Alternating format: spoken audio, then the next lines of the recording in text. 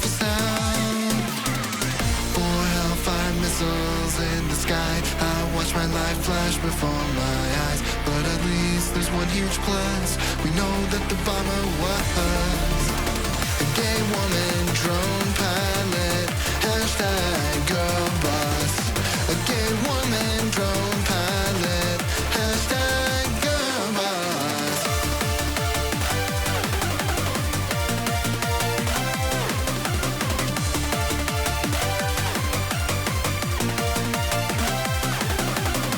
I'm here to get my kid from school.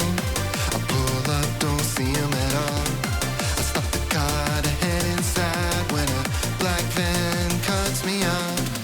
An armed agent steps out of the van. Next thing I know, I'm in an ICE camp, and I won't see my son again.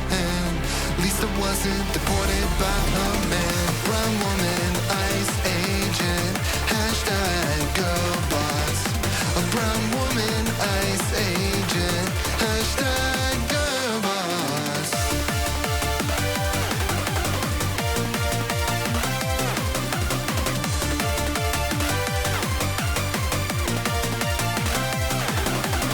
I got laid off by a woman CEO. Oh yeah, it was hashtag woke. Israel destroyed my olive farm to build a settlement.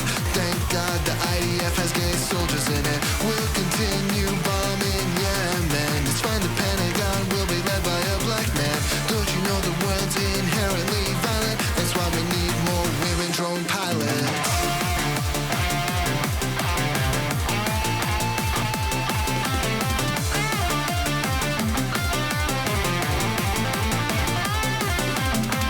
Someone murdered a white family in the year 1983. Multiple witnesses saw the crime that night. They all agreed the killers were white. The police had a different idea in mind. They found a black man to malign. They framed and sentenced him to death. His appeal rejected by Harris. Black South Asian prosecutor, hashtag girl boss. Black South Asian prosecutor, hashtag girl boss. Black South Asian vice president, hashtag girl boss. Black South What's going on, everybody? president, I hope everyone's having a fantastic evening, afternoon, pre-noon, no matter where you are in the world. I'm Hasan Piker, and this is the HasanAbi broadcast coming to you live from sunny California, Los Angeles, folks. We're live and alive, and I hope all the boys, girls, and MBs are having a fantastic one because today's a beautiful day. Today's a wonderful day. Today is Monday. It's Monday News Day, ladies and gentlemen. That's right. It is Monday, August 4th, 2025, 12:08 p.m. I'm late by not only 24 hours, but I guess technically 25 hours, so it might as well be. I took a day off yesterday, as you guys know, and obviously this is the part of the broadcast where I tell you about my personal news, about what's going on in the world of HasanAbi Piker in between the time period where I press the stop streaming button and press the start streaming button. So help me God, that's what I'm going to do. So yeah, this is where I will tell you why I was not around yesterday, folks. Ended the broadcast on Saturday night and took a whole day off. It's crazy. At this point, it's like, that's a full day, you know? It's no longer quiet quitting on the half day side. It's basically full quitting on a full day. But there's a good reason for it, of course. It's because I was doing a photo shoot for a magazine. I was doing a photo shoot for a magazine yesterday in my house, as a matter of fact. So very cool, very exciting opportunity. And that is the reason why I couldn't stream. It went long. But did I do some relaxing? No. Fuck no. I actually have a very embarrassing story for you guys. Did you crash Cutie's dinner? I did not. I was crashing boards, though, while that was happening. Now, let me tell you something. Okay? Let me tell you. So yesterday, I woke up early, as always. I went to play a little bit of basketball for this photo shoot, right? Because I needed to get Kaya to run around and get her energy out. And I needed to also get my energy out. And, you know, I ran a full court game, something nice, something slight, not a big deal, right? Whatever. Then I did the photo shoot for like a couple hours, like 4 or 5 hours. Okay. Another $20K down the drain. Yeah, I know. I'm paying so much. I'm paying so much for this. So thank you for funding the Piker Broadcasting Service. your contributions go directly to my my PR initiative, which is, of course, 20 grand a pop. As you guys know, Piker Broadcasting Service, PBS, is sponsored by you, the viewers, for you, the viewers. $6 a month subscription or a free one in the form of a Twitch Prime allows you to support my expensive PR initiatives. Anyway, all jokes aside, so I did the photo shoot, and the reason why I'm late this morning is because I did an interview that accompanies the photo shoot as well. But after the photo shoot was done, I had a little chicken wrap as well. As always, as you guys know, I'm on my chicken wrap shit, eating the really going hard on the California Chicken Cafe chicken wraps. Okay. Did it cost $20K extra to do the, yeah. Yeah, it cost $20K for the interview, $20K for the photo shoot. That's how it is. And another $20K to make me look sexy in the photo shoot.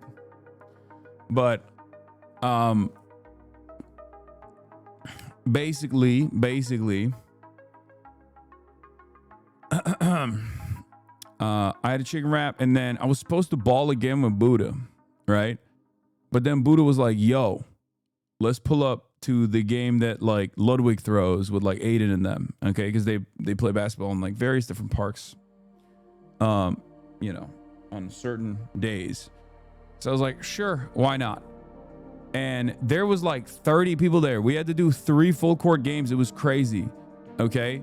And let me tell you, this is where the story goes south, okay? First off, let me explain to you something, okay? Let me explain to you something. I went out there, okay, with Buddha. And I started playing. But as basketball players know, you go to different outdoor courts, everyone's got a different seasoning to it, okay? Some outdoor courts are double rim. Most outdoor courts are double rim, but like some of them are jankier, some of them are shorter, some of them have like a tilt. You know, there's the good rim versus the bad rim. Always when you're playing full court, these are important. Where the sun is shining, that's important. So like it takes a while to get used to the court that you're a part of. It takes a while to get used to and to get comfortable with the courts, okay? Because sometimes you're just fucking shooting and nothing is hitting, okay? Nothing is hitting. You're watching the ball roll and then boop, out of nowhere, flick off the rim. Like the other team's got voodoo magic on their side. Like the other team's got God on their side. No aura, okay? No aura whatsoever. Terrible business. And I'll be honest, that's what happened to me the first like 2 games. Okay, I tried to lock in and I just kept losing over and over again. My teams kept losing. Some players were good, some players were bad, but we just kept losing. Now it's a fucking team sport, you know? Basketball is a team sport, but I will admit I was not contributing. Okay, I was not contributing until I had to understand it now, lethal shooter style. Okay. First 2 games we lose. Third game, I'm really tired, but I'm finally starting to get a feel of the rims. Okay. And third game we lose again, but at least this time I locked in and we were like, the games were at 25, 2s and 3s, full court. And I think we were like losing by 15 or something. And I brought it all the way back up to like 19, but we lost 19-25. Okay. Then, as the best loser out of all the brackets, we played the worst winner. A team that won their match, but not by a lot, versus a team that lost their match, but not by a lot.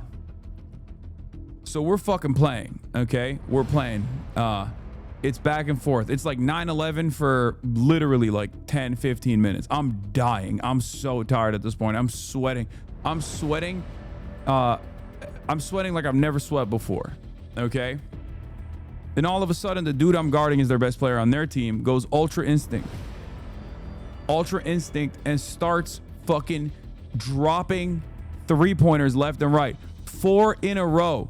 And these are deep. Like, I'm talking Jokic threes, okay? We're talking logo threes. Like, crazy. You're like, you wouldn't ever on a double rim. You're not going to guard a guy at, who's doing a fucking half-court shot, basically. Okay? He didn't do 4 threes in a row, but he went on a tear. All of a sudden, the score is like 11-24. Okay, 11-24. He got 1 half point remaining. This team has 1 half point remaining. And I fucking went Ultra Instinct back. I locked in. I said, I'm not leaving. I'm not leaving the goddamn courts on another L, okay? 4 L's is a bridge too far. I'm going the fuck in. Are you PG? I played point guard, shooting guard, I played power forward, and I played center. I played all the roles. Chat, believe me when I tell you this, we won that game. We went from 11-24 to a game to 25 to 25-24, and we won. I dropped 22 points. 22 points. I went crazy. If you don't believe me, ask Buddha. He was there. He was on my team. Or Elam. He was also on my team. I went crazy mode. No, they're not 62-year-olds, man. They're all like fucking content creators and shit. Like, they're younger than me. All of them were younger than me. Kuroko no Basket ass plotline? Yeah, no, it was crazy.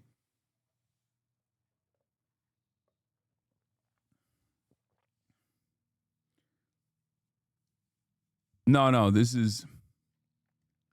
I ulted. I freaking ulted. It was crazy. But the story doesn't end there. Now we're done. Okay? Wilt Chamberlain 100-point game type shit. Okay? It's not on camera. This is off camera. So stop saying, oh, Pixar didn't happen. It's not. Okay, don't believe me if you don't want to.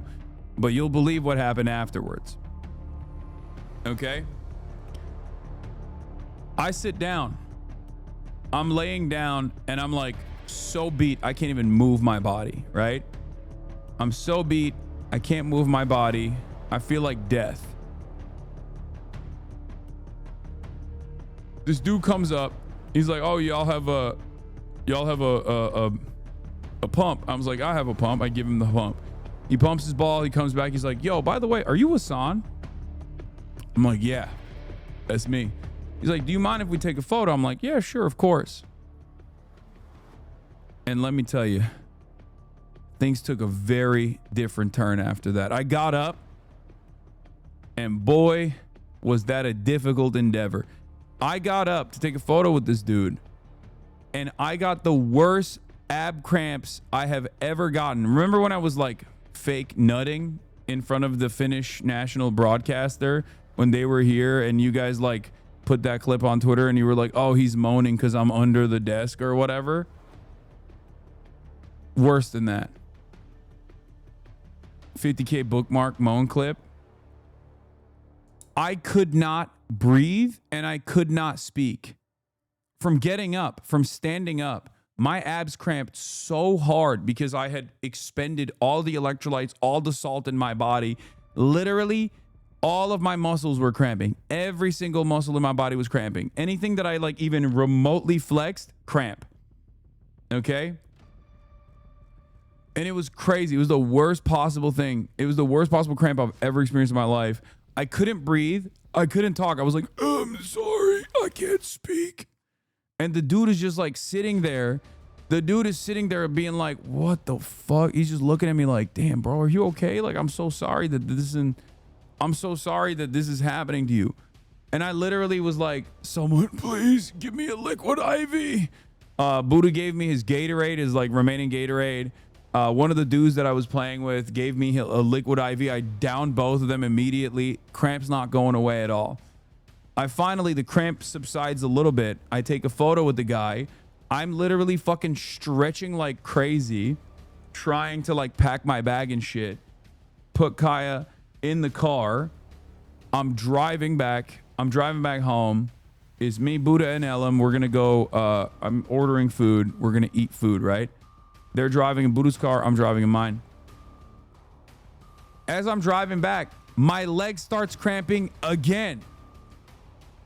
Everything is cramping. I can't even move my leg without. I can't even fucking move my leg without other shit cramping. And it's like, I'm like, oh my God, this is a danger. I'm a danger on the road. I pull to the side. I pull to the first gas station I could find. Immediately go in and get one of those like Pedialyte Gatorades. Like it's like a super refresher Gatorade and another thing of water.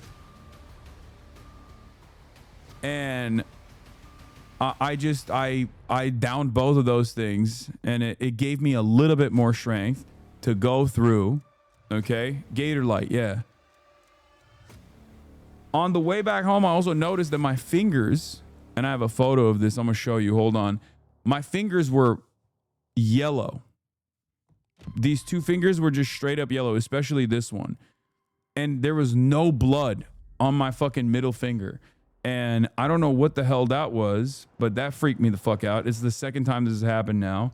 And it was so freaky, like it looked dead. Hold on. I'll show you. Can you tell from here over here? Probably not, because there's a light shining on it, but you can maybe tell like this.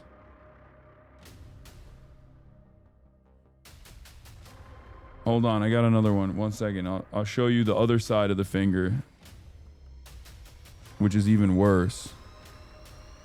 You see that? It was like straight up yellow.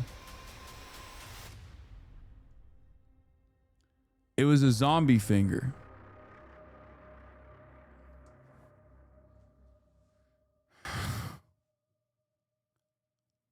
Yeah, Raynaud's, you might have it. I looked it up. It's fine. It's nothing. I don't have it. Anyway, Raynaud's syndrome or whatever it's called, right? Yeah. It's not like debilitating. It's fine. It's not the end of the world, because you just like move your finger around and there's blood circulation getting back into it eventually. But basically the reason why I'm telling you all this is because I'm 34. Okay? And it's not good. Being 34, not good. 2-a-days is dangerous now. Can't do 2-a-days no more. Dangerous prospect. Came back home, down 2 honey packs, honey stringer packs that like long distance runners use, that has like potassium and sugar and electrolytes and everything you need in it. Down 2 of them. Had my dinner. I'm finally good. Sounds like you dehydrated yourself to organ failure. I think so, almost. I feel great though. I mean, it was awesome, and I'm glad I got that. I'm glad I got that victory at the end. It's not supposed to be that consequential, but it is to me, you know.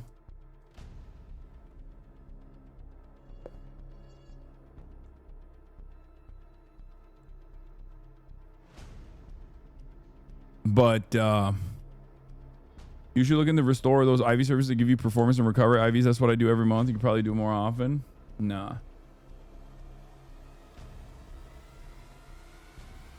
Rhabdomyolysis is no. Oh, you mean, what is it? Oh, rhabdo. Isn't it is it rhabdomyolysis or rhabdomythiosis? I thought it was called, or whatever it fucking called. I know you. No, I didn't get rhabdo, dude. Calm down. I would be dead. Yeah. For those of you who don't know, if you can literally kill yourself by exercising too hard. That's not even a joke. Like, if your body is not used to that level of activity, which mine is. Mine was just dehydration, extreme dehydration. That's all it is. Because I was sweating so much under the sun, and I just I didn't have enough electrolytes. I thought like the Gatorade and all this stuff would have helped. It didn't. It wasn't enough.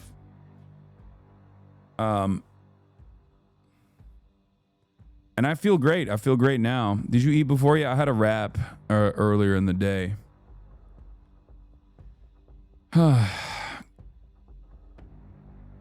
Rhabdomyolysis. Rhabdomyolysis. Yeah, I know. The Pit episode 1 triathlon guy, I know. You're gonna peep these gifteds or what? I'm trying to set something up, Poppy Chulo. Kevin Cruz 65. Thank you for the 10 gifted. I peeped the gifteds.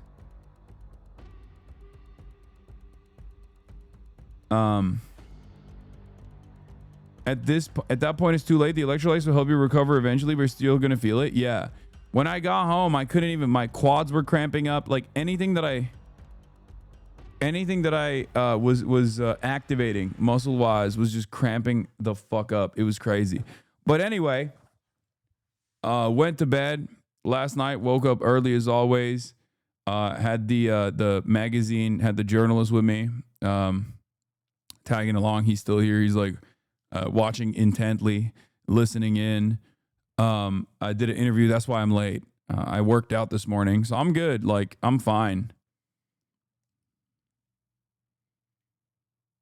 You know, but I do realize I recognize now. I recognize now that at my age, and not just at my age, but like I just need to be more careful. I need to be more careful with like. I need to be more careful with hydration, especially, you know, because I try to be as careful as possible with like my like I try to limit the injuries that I could potentially get, and I've done a decent job with that. You know, I do like the proper activations and stuff like that when I'm working out, but obviously playing is because you drank over the weekend. No, I didn't. I did not drink. What are you talking about? And LeBron is 40. Yeah, but LeBron literally does not play outdoors. He has said before that like playing outdoors is playing outdoor basketball is the worst possible thing you can do to your body. And he's right. But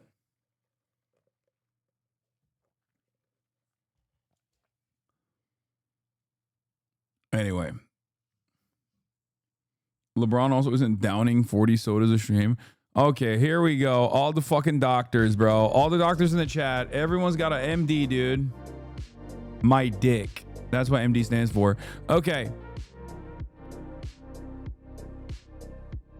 LeBron famously cramped one time in the finals when the AC broke. Yeah, well, it happens to the best of us. But yeah, I had a great time with Buddha and Ilham. Okay, so let's blast off because we got a lot going on. We got a lot happening in the world, and we got to talk about all of those things as always. Okay.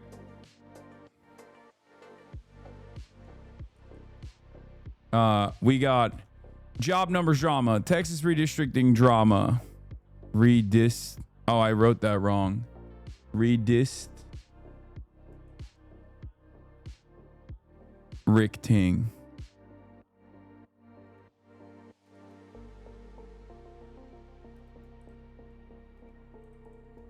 Disaster relief is anti-Semitic. Gaza updates. Tariffs are coming. At some time, you will recognize you are wrong. About what? I am 43 years old and I can do a triathlon better than most 25-year-olds. Fix your diet. Don't use age excuses. My diet's great.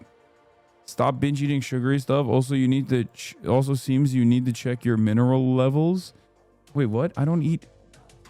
Bro. I'm memeing when I say it's my age, dude. What are you talking about? Why'd you take that so personally? And also, secondly, why did you just like make up what I eat? You don't know me. Anyway.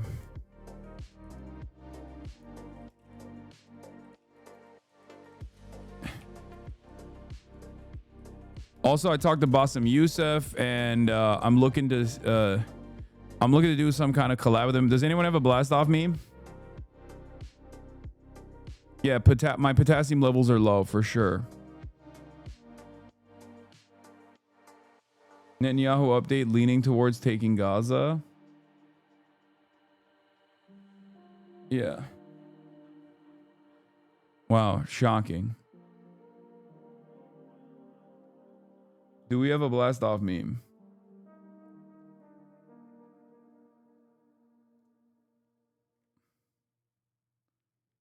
Black Boy Max funny?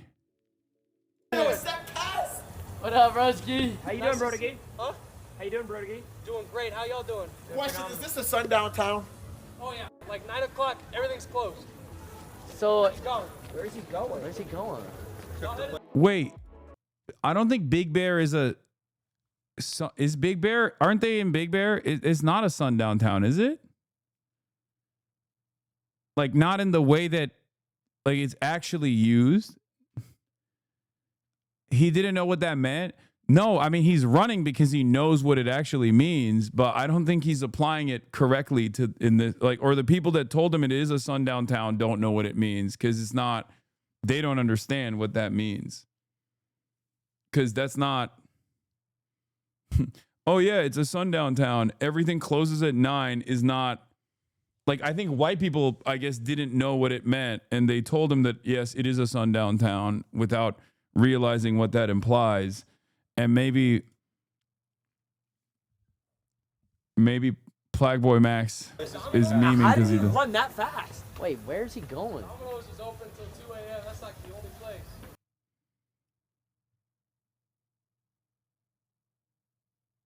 I remember going to Alabama as a teen. Everything was closed at 8 p.m. on a Friday. I was freaking out. I need to walk around Meisure at 1 a.m. aimlessly. Is it? I don't know. It's not, right? Big Bear is not, like, for those of you who don't know what a sundown town is, like, a sundown town is, oh, dude, I already like this one. Dude, I love this. Aristotle explains how liberation only comes from revolution. No, a sundown town originally means, OG means, like, you know, certain fucking towns in the southern states where after, if you're black, it's not safe. Okay? That's just what it means. It's like they'll lynch you. And not just in the southern states either. It's just like it's all over. Places, towns that are just fucking racist, and they will lynch you if you're like a black person, you know, in like a small group or by yourself. That's literally what it means. Yeah, and not just in the southern states.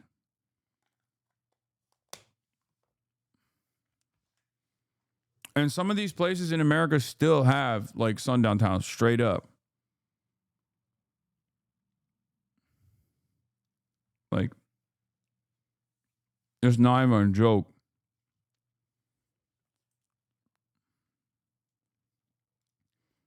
So there is, do you guys not know what the Green Book is? Like, I literally have one right here. Like, originally there was an entire like traveler's guide for black people to figure out like where they could go and where they couldn't go. Look.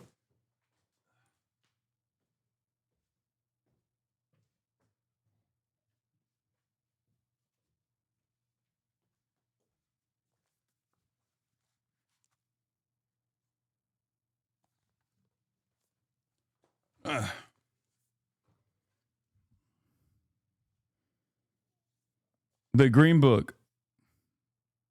The Guide to Travel and Vacations. Travel Wise People Travel by the Green Book. For 16 years, the guide is used by experienced travelers. These are from, this is the 1959 edition. Guide for Travel and Vacations. The Green Book. Hotels, motels, restaurants, tourist homes, vacation resorts. Carry your Green Book with you. You may need it. And it just like tells you whichever state you're in, what hotels you can stay in and stuff like that. Literally. This is the type of shit black people had to do in this goddamn country, bro. It's fucking insane. This is the 1940 edition. Okay.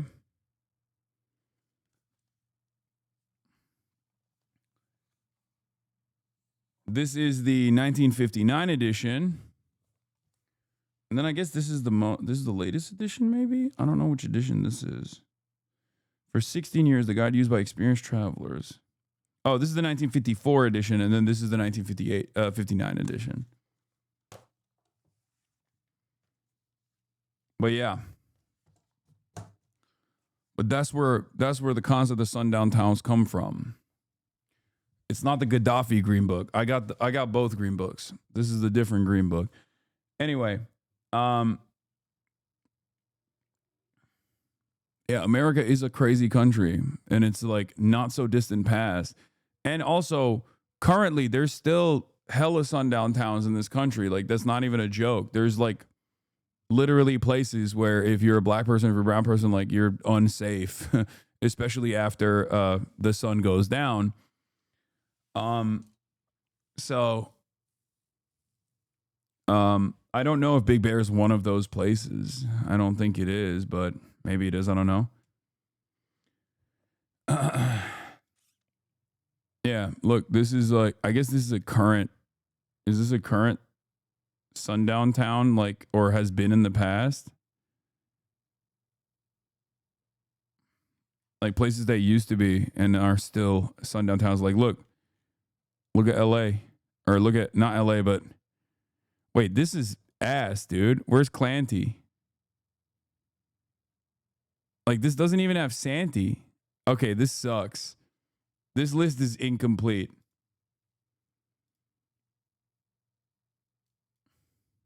What the fuck is Clanty? Is Santee, also known as Clanty.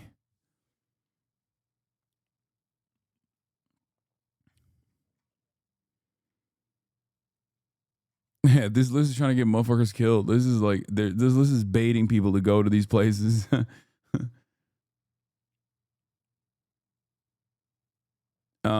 Yeah, San Diego mentioned.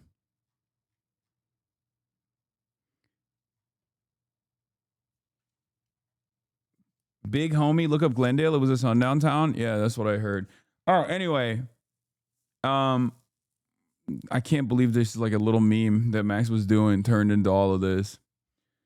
But do we have a blast off meme chat? Because I still haven't blasted off. Santee is more diverse now. Lakeside is the new Clanty. Yes, I know.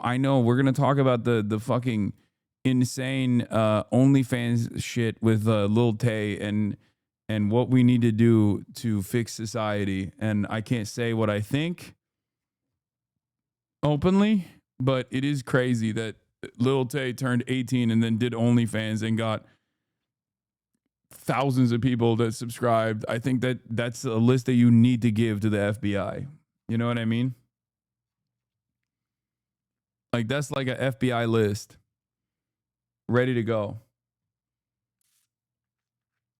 I live 2 minutes away from Clanty. Dude wore a hood inside of Vaughn's. Yeah, I think OnlyFans is responsible for it too, for sure. Okay. Is Jover. Yeah, I saw Jube did a piece with Uncle Chunk Weigert. I saw that. I'm going to talk about that briefly. I don't know if it was like productive discourse or not. But yeah, here it is. We're blasting off, ladies and gentlemen.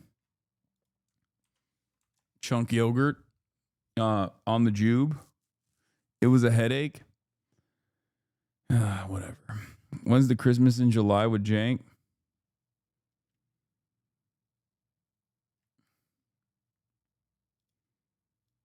GOP comms director throwing a Roman. Wait, that is the GOP comms director? This lady is a, oh my God, she's literally the Omaha Young Republicans chair, comms director for Nebraska GOP. What? Bro, dude, I saw this. Why is this the new meta for white ladies on Twitter? I've seen like 5 different white women that look exactly the same throwing up the Roman salute on the timeline this past weekend. It's like, I guess this is the new thing now. This is just what's happening. Is that what's going on? Like, people are just heiling Hitler casually? What the fuck? Bro, okay. I go back and forth on this, but do we bring back cancel culture? Is that what we're supposed to be doing nowadays? Is that what it is? Like, what the fuck is this? I saw this one. And then I saw this one. And now this. What is happening?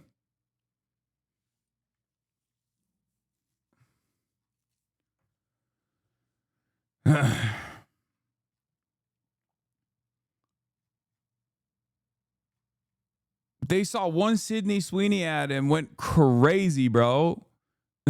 They saw one American Eagle ad and they were like, oh, the eagle stands for the Nazi eagle, actually.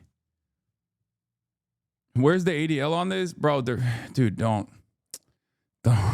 They're too busy. They're too busy clip farming so they can find something to get mad about that I did the other day or some shit. You know what I mean? Because I said Israel's apartheid state doing a genocide. The peak of real anti-Semitism.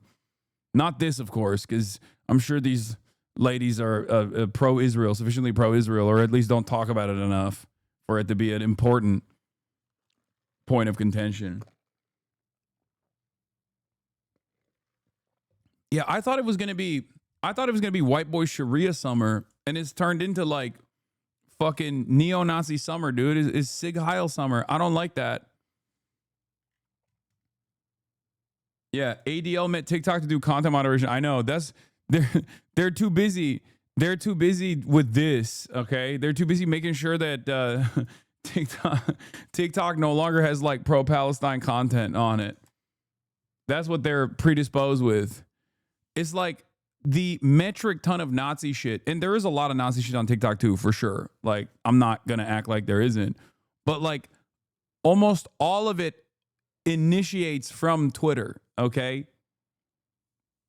like it's not like the dude from Singapore who owns TikTok is going up and like fucking Sig Heiling on the main stage at Trump's inauguration and actively collaborating with like neo-Nazis on TikTok and responding or reposting neo-Nazi TikToks and being like, you have said the absolute truth, when someone is like, Jews are doing great replacement theories. Like, that's Elon. Elon is the one doing it. Yeah, Show is the CEO of TikTok, doesn't own it. I know, I'm just using an example, okay?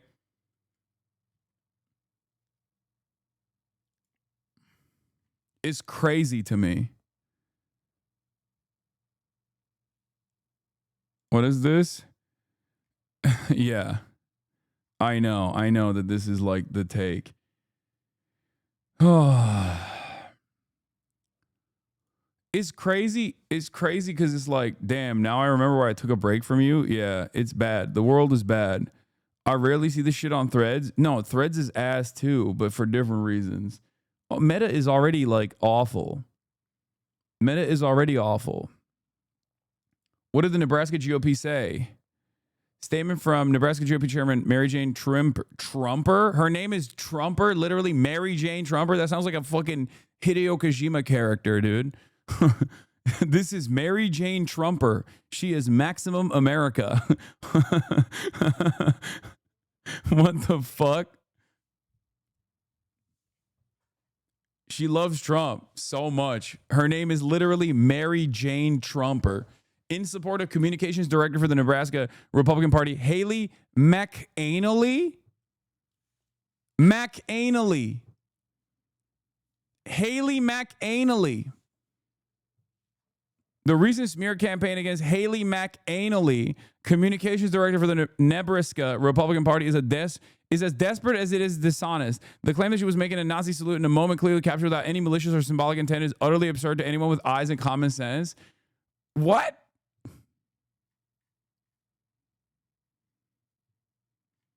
Are we...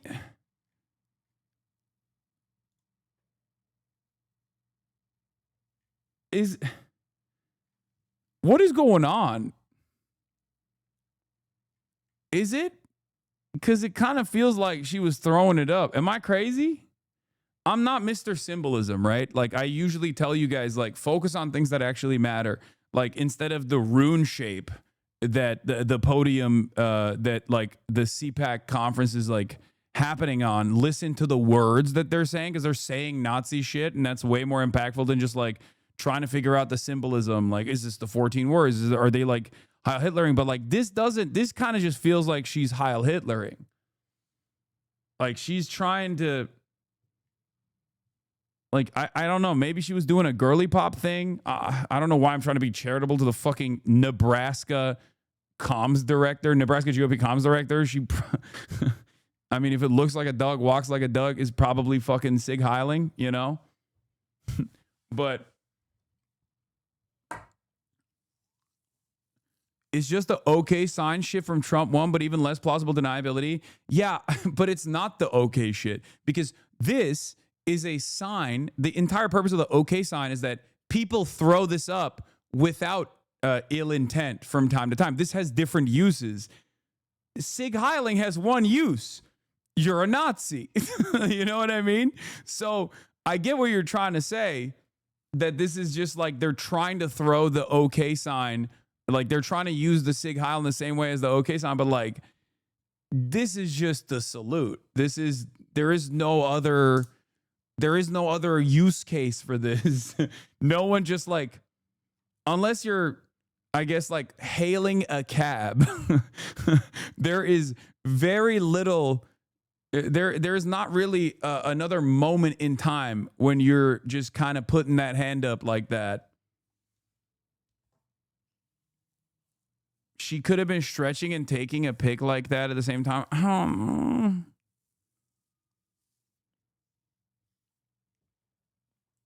Yeah, maybe she's just neurodivergent, right? That's what we were saying. That's what people were saying about Elon. Like, oh, he's just quirked up.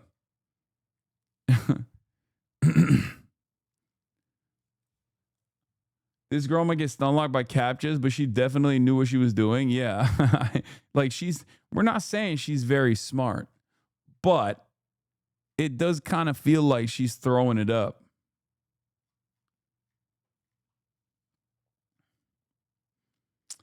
But yeah, and the reason why this is like, this came as a sequence of events this weekend. First, it was this lady that looks like Eve Fartlow. This is like this is the Nazi version of Eve Fartlow, not the pro-Israel Nazi version of Eve Fartlow that is just Eve Fartlow, but this is the anti-Semitic Nazi anti-Israel, I guess. I don't know actually if this person's anti-Israel or not, but like this is just Eve Fartlow. She looks exactly like Eve Fartlow. It's crazy. And it was crazy because like she said like all the pretty girls, and what's really funny about it is that when white girls do this shit, I sometimes will see their responses, and like most of the online neo-Nazi movement just overwhelmingly hate women, right? They just fucking hate women so much. So like all the replies were shitting on her. They were like, huh, of course a woman would use the wrong hand. And I think she was actually not doing the left arm. She was doing the right arm, but she used the front-facing camera. Like they were dunking on her. They were literally dunking on her. They were shitting on her. They're like, where are your children? Why don't you have children already? Stop posting photos. You know, go save the white race. You're so ugly. Like all this stuff. And obviously misogyny is a no-no. Okay. We don't participate in that. We don't partake in that. But like, it's a bit of a situation where you're just like, let them fight. You know what I mean? Let them fight amongst themselves. If you're I'm not going to defend her. You know what I mean? I'm not gonna go out of my way to be like, hey, prominent neo-Nazis on the internet, don't tell this neo-Nazi woman that she ain't shit because she's a woman. I'm not gonna do that. I'm just gonna watch from the sidelines. You know, it's like Lauren Southern writing articles about how like the alt-right movement was so mean to her. Oh wow, shocking.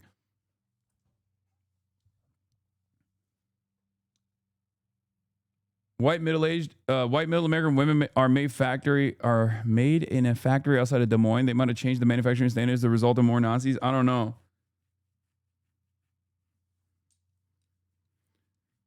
Yeah, inside trade, right-wing misogyny is A-okay. I mean, misogyny is never okay. But if the Nazis are doing misogyny to other Nazis that happen to be women, I'm not going to fucking be like, you know.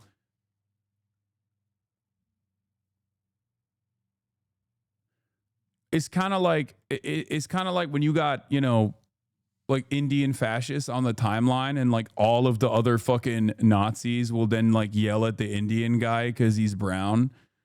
You know, it's unacceptable, but it's not my battle. You know what I mean? Under different circumstances, I'm there with you. This is the one instance where I'm just like, okay, well, you kind of made your bed, didn't you? You know? You made your bed.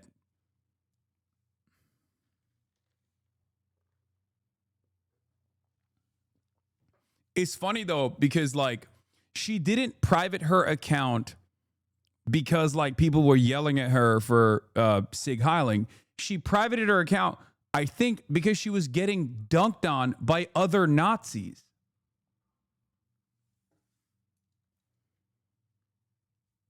This is PvP and they ain't on our team. Yeah, like I'll third party this. You know what I mean? I'll just like push some buttons. I'll third party both sides. You know what I'm saying? But I'm not touching it. Like you just sit back. Sometimes not everything needs a reaction. Okay. Sometimes you just sit back and enjoy the show. This is one of those moments. Okay. No, the enemy of my enemy is not my friend. The enemy of my enemy is still my enemy in this instance. But they can fight amongst themselves all day, every day, and I'll just fucking, I'm not gonna step in. Okay.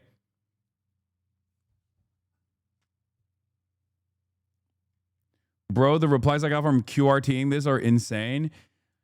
It's so fucked, dude. It is so fucked. It's crazy that we just never talk about Twitter. Like, all of this back and forth discourse on like TikTok is so anti-Semitic. This platform is anti-Semitic. That platform, like, it's Twitter, man. It's Twitter. That's where it's coming from. All of the metric ton of evil is coming directly from Twitter.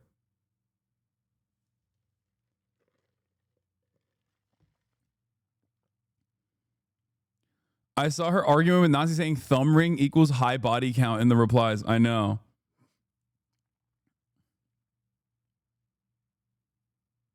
What is this? Not to post grinder on main? I don't know if I can show this then. What is this? Yes, you are fighting for the people in Gaza, for starving for food. But you forgot about me, the need that I have for a cock in my mouth.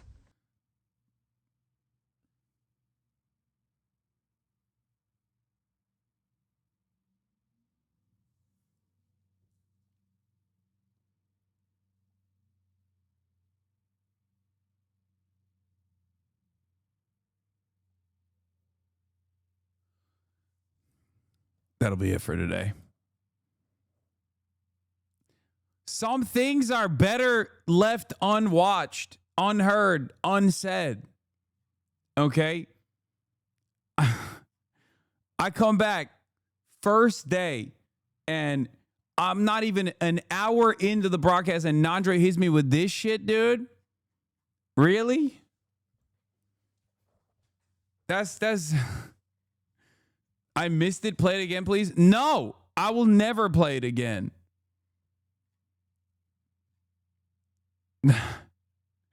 Vibes ruined. Yeah, almost died yesterday.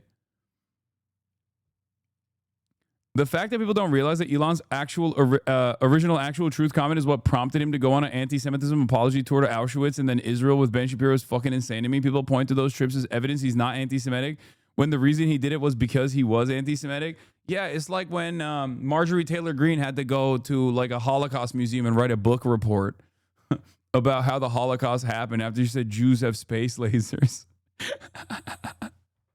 Like, you just... That's like that's ADL shit. Like, that's what they used to do. You know what I mean? Back in the day, they'd be like, you've said something insanely anti-Semitic. Now you have to write a book report. Okay. Now they've just kind of given up on that. They just literally will be like, oh, well, you said something insanely anti-Semitic. Now you have to defend Israel extra hard. Anyway, this was... People want to do the Nazi salute publicly until it starts having social consequences. And then this lady came out and also was doing it. Like this lady saw the other lady do the salute and was like, oh, it's me time. It's time for me. Remember when the owner of this site said Nazis would have the freedom of speech and not freedom of reach, and then blasted a Nazi salute on national television, and content like this goes viral regularly? Like, this has 20K likes, man. Bro. Back in the day, okay, white ladies that did not have like any sort of decipherable, discernible, interesting personality quirks would just be like a regular run-of-the-mill Republican. Now they just hit the Sig Heil. What is going on? You used to lose your job because of this? Yeah, it's over. It's fucking crazy. Be honest, is this a good thing? No. No, it's not. No, I think that there should be some social stigma associated with one of the most violent historic movements of all time.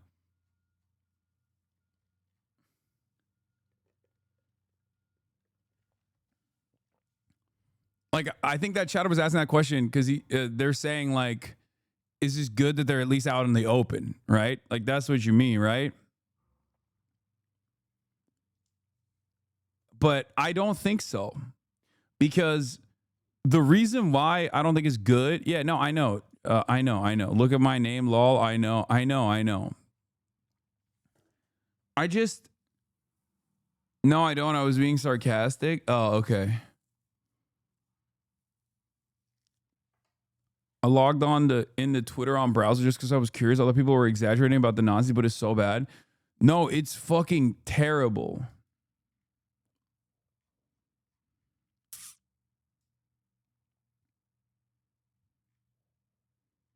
Yeah.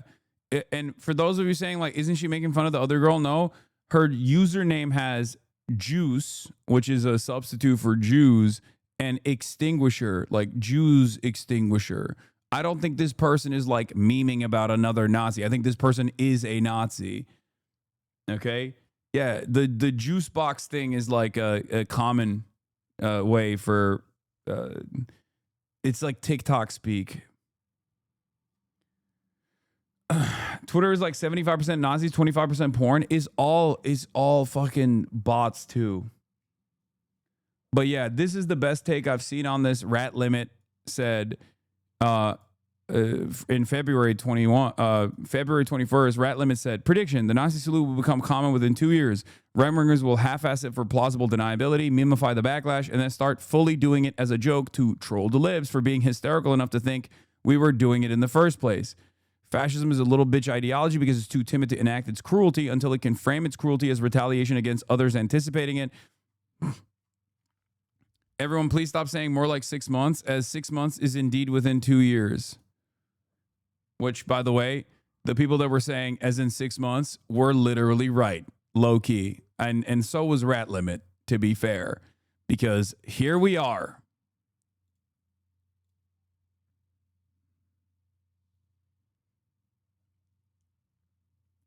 And it's like, here's the thing, okay? It's not good that people think that people think that this is like something that you can just do without any repercussions whatsoever. That's number one, okay?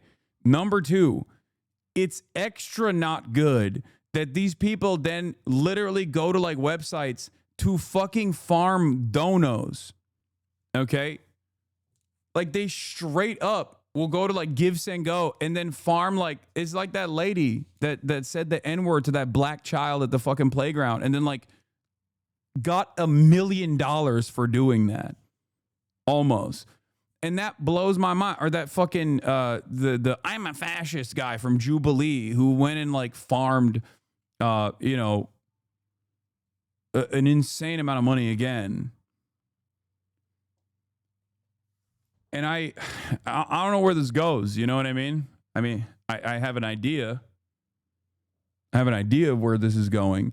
But this shit ain't a meme, you know? It's not. It's just, it's not like, oh, I trolled you. I own the libs. This person was invited to the White House. Yeah, I mean, exactly. There's also this, like the libs of TikTok being like, did you know the average IQ in Somalia is 68? Dude. Chaya Reichik, you are an Orthodox Jewish woman. Why are you doing race IQ conspiracies? What the fuck is going on? Like, the people that did that historically did the Holocaust. What are you? Yeah, World War II is just a meme. Yeah, it's just like, what is going on, man? Yeah, this is Omar Fateh, who's running for mayor.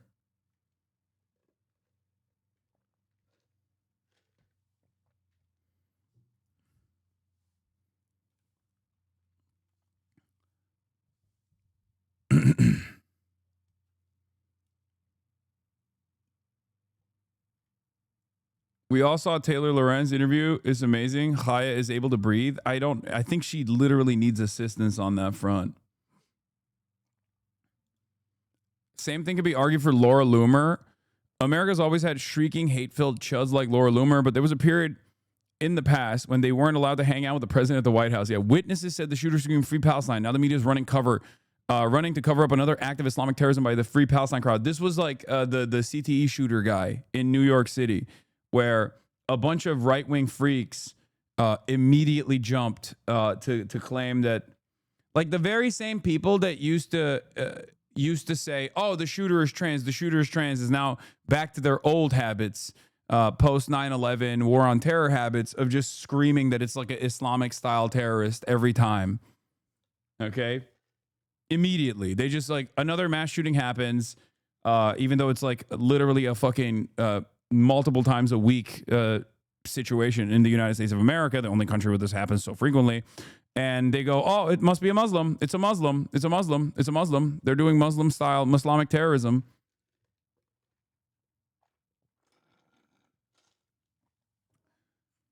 Great stuff, man. We are so fucking cooked. Yeah, Charlie Kirk posting great replacement theory shit. Muhammad is the #1 boys' name in the UK for the second straight year, and for every year going forward, it's not going to be close. The great replacement is not a conspiracy theory, it's government policy.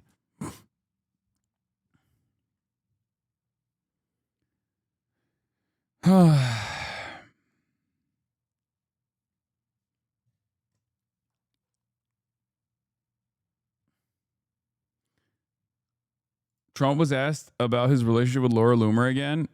Oh, God. She's a free spirit. She's a free spirit. Bring back cancel culture and exiling people from normal public life. I mean, cancel culture sucks, okay? It's heavy-handed, it sucks, and everybody hates it. But I don't know. I mean, I feel like it's... even that might be better than whatever the fuck is going on now, you know? With no... like, we need to have shame. We need to at least have, like, shame and social stigma. Does that make sense? Like, we need education, and as far as, like, social pressure goes, like, it's important for people to speak out and create an environment that tries to claw back the social permission away from out and about neo-Nazis and just, like, freaks of different varieties. Because, like, it's not even just Nazis and fascists. There's also, like, a permission structure developing for pedophiles. You know what I mean? It's like every bad thing that you can do, including the worst things that you can do, right? Like, people wear that shit as a marker of pride nowadays. You know what I mean? They vice signal. They vice signal and they get clout off of it. Like, I don't know what to do anymore.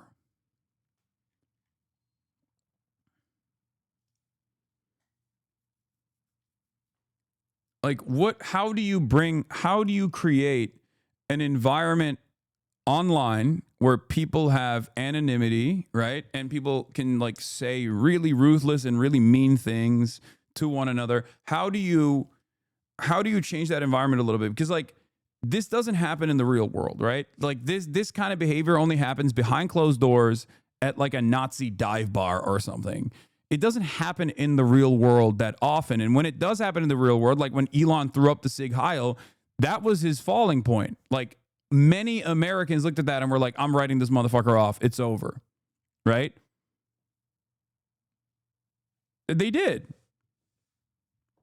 And there is no such, like, real back and forth when the person doing it is doing it online. Like, you don't see them, You don't see them in person. There is no like immediate reaction from normal people around them. Because like that is a profoundly important part of like interpersonal communication. Okay. That is the reason why the stuff that you say online behind the internet, behind a keyboard is very different than what you would say in person. Okay. And I don't know how you like make the online rage bait, vice signaling culture resemble the real world in some ways, where there has to be like some kind of social stigma or repercussions.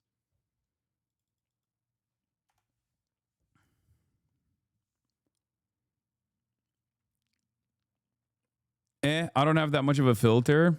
Yeah, you're throwing up the Sig Heil in public? No, you're not doing that. You get your fucking ass beat. You're saying slurs in public? I don't think so. Like the only thing I will say is that in the real world, like the one thing I will say is that like in the real world is like the R word, right? People don't give a shit about that, but people do give a shit about it online, at least in like in some communities. That's it. With that exception, every other type of slur that you would say in public would immediately cause people to snap at you. Okay? Yeah, the R word's super common in you know, the meat space, but outside of that, any other kind of like Nazi imagery or any other kind of like genuine fucking slur, your F slur, the N word, anything like that is going to cause people around you to immediately react and be like, what the fuck? Whoa, dude, chill. That's gross, right?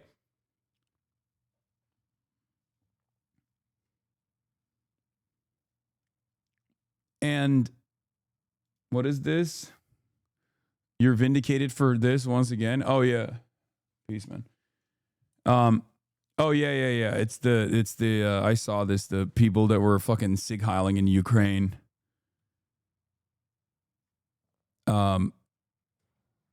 Anyway. We'll get to that in a second too, but I mean, this is just a fucking sad state of affairs now, man. It's a real sad state of affairs. My coworker Nazi saluted twice at me at work after finding out I was a socialist. He got fired pretty much instantly. Yeah, that's what I mean. That's what I mean. You can't do that. You cannot do that shit. In the real world, you cannot do that shit. Would you be able to say this in your place of business? No. Would you be able to say this in public? No. There are immediate repercussions for stuff like that.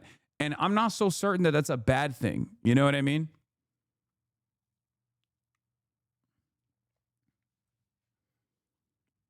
If we can't do like repercussions for this, like what can we do repercussions for? You know?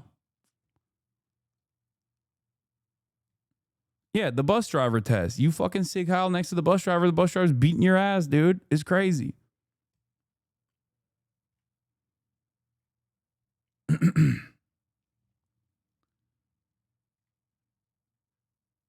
Please look at this, man. What is this? What? What the fuck are you showing? Okay, I don't know about that. Hold on.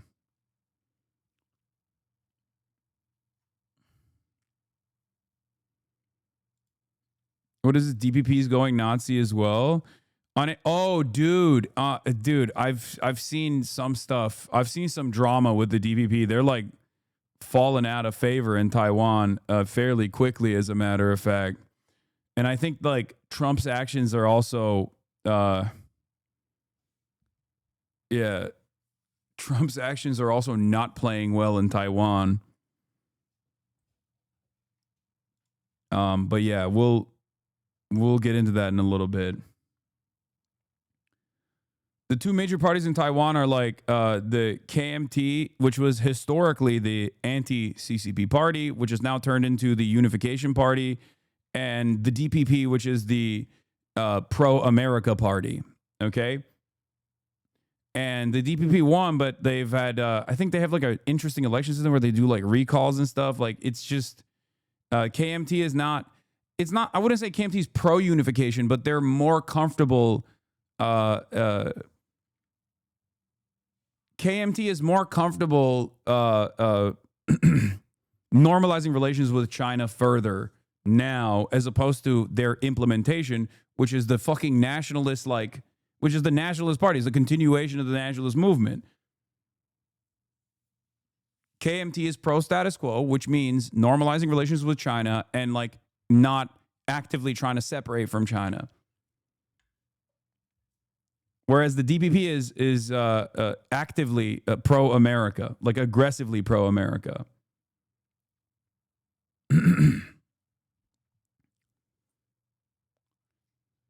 DPP is also pro-status quo? Yes, because the pro-status quo position is the most overwhelmingly popular position in Taiwan, something that all the China ball knowers know but refuse to fucking talk about. This is the number one most popular position in Taiwan is pro-status quo.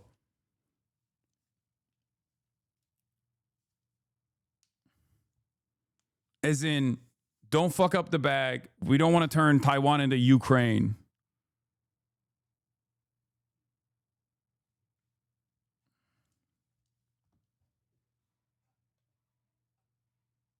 They tried to recall KMT legislators, but literally every one of those failed. Yeah. But KMT is at this stage. KMT at this stage is more aligned with like having a better relationship with mainland China than DPP is. DPP is like actively pro-America. Anyway, we'll get into it. We'll potentially talk about that in a little bit, but let's move on from all these fucking freaks and weirdos sig heiling. But I guess like the Nebraska GOP Nebraska GOP Chairman Mary Jane Trumper supported the comms director for sig heiling, said it's bullshit. The Nebraska Republican Party and the Haley McAnal strongly disavow and condemn any form of anti-Semitism and Nazis, and we believe it's critical to preserve the historical and moral seriousness of these events and not dilute them through reckless political attacks. And I probably stand with Haley McAnally, and I encourage every Nebraskan to reject this noise and stay focused on the issues that matter. So great. So yeah, they're on board with this shit. So that's cool. Yeah, speaking of sig heiling, nothing to see here, just some Nazi salutes to today's football match in Rivne, Ukraine. Video by Azov Sergeant Dmitry Yusishenko, who fought in Mariupol and returned from Russian captivity in 2022. I remember when you get called a fucking Nazi for having the gall to point out that the money and war material we were sending was helping Ukraine or proxy form itself into a neo-Nazi state with Azov as its main power center. Oh well, I'm sure there will be no blowback. As many of you said in 2022, it was a really bad idea for the neoliberal consensus to get involved with the proxy conflict in the sole intention of weakening Russia because you'd been driven insane by Russiagate. This is not a justification for anything Russia has done. Their invasion was illegal, and this war is their fault. However, it is also America's fault for treating Ukraine as a proxy to be bled to harm Russia for knowingly arming neo-Nazi groups in the country. I think it's still Russia that is like primarily responsible for this, as well as, Russia is still more responsible for this than anyone else. Before the Russian invasion, you could point to America's involvement and America's intervention as being a primary party that was responsible, because they were, right? So much so that they had to write legislation to be like, oops, we're not going to give weapons to neo-Nazis anymore. I remember that because I covered it at the time. This was before the Trump administration. This is under the Obama administration. So that was a big point of contention, even among American legislators, where they were like, maybe we shouldn't be giving the fucking neo-Nazi Azov battalion weapons. This is, again, before the Russian invasion of Ukraine. So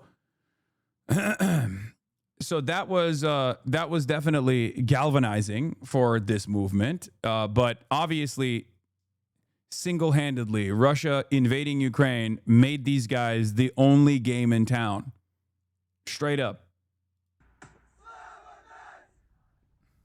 Straight up. You know?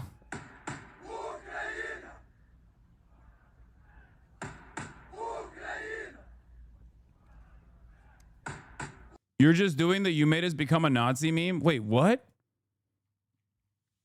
Oh, bullshit, Haas. The Nazi problem in Ukraine began way before the war. No, I just said that. I said that.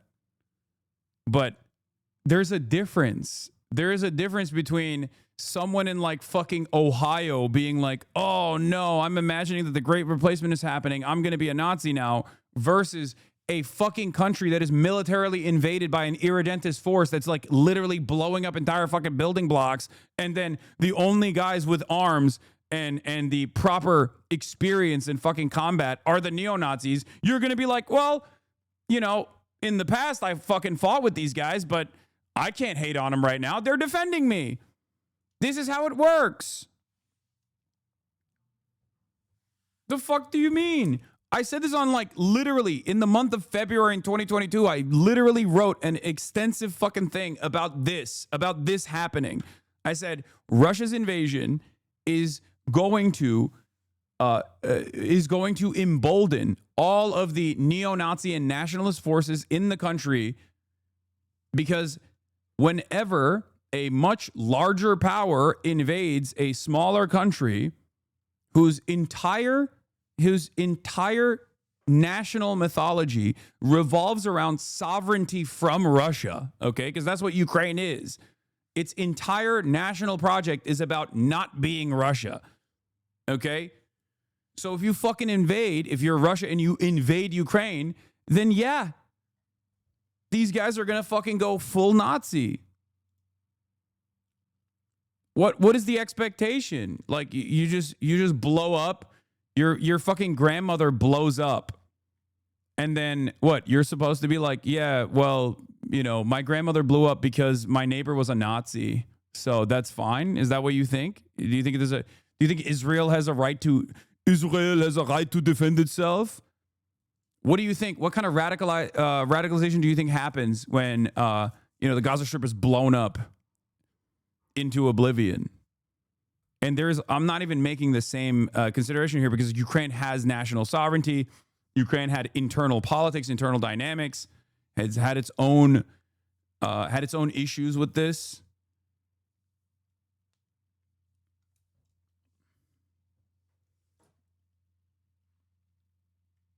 They're not Nazis, law. These guys are not. What do you think they're doing here? I mean, if we can't say these guys are Nazis, who can we say is a Nazi, dude? What are you talking about?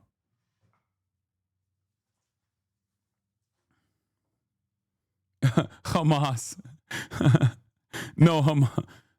Oh, you were saying Hamas are not Nazis. Yeah. No, of course. I'm not saying that they are. I'm not saying that they are at all.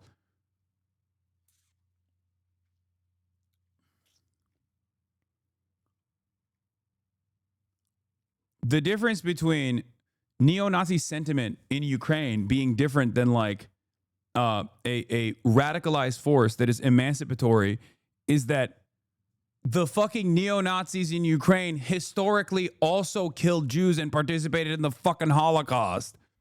But you know what? Ukraine also had a much larger participating force in the Red Army in liberating the fucking camps. So it went both ways, but obviously in the aftermath of the dissolution of the USSR, when you fucking come back and like invade the country, they're gonna go full Nazi. How is it helpful to paint Ukrainians as Nazis when the country is literally being invaded and colonized? Did I do that? Azov is just Hamas? No, Azov is not just Hamas. Hamas is not getting fucking weapons from America and training from America. Shut the fuck up. How do you cover this shit but not apartment buildings getting blown up by Russians? I literally just said those words. Oh my God. God damn. I just said that. This is entirely Russia's fucking fault. That was my point. They're likely Banderists, which are Nazi collaborators and Holocaust perpetrators, but Ukraine insists they're different because later on they fought the Nazis too. Unfortunately for them, you can't really ignore the stain of doing the literal Holocaust. Exactly. Some chatters don't listen or they're just bad faith. Yeah, I assume that chatter was just being bad faith. I don't know.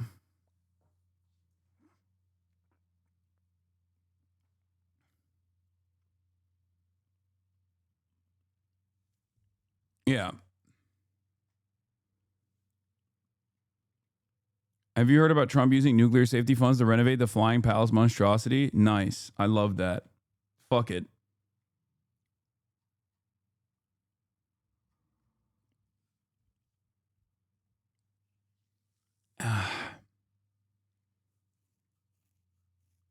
What? Can you please answer? Why wouldn't they turn into full communists? A lot of former Eastern Bloc countries are insanely anti-communist due to mismanagement from the USSR, a steady flow of propaganda, but mostly like material conditions worsening over time.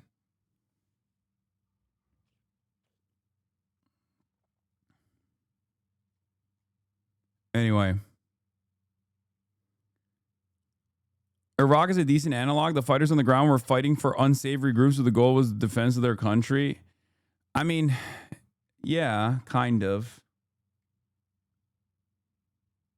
Nazism is becoming increasingly popular. A well-known political influencer in Taiwan was just exposed for having private chat logs where they advised supporters of the ruling party to learn anti-communist and anti-opposition tactics from the Nazis. Yeah.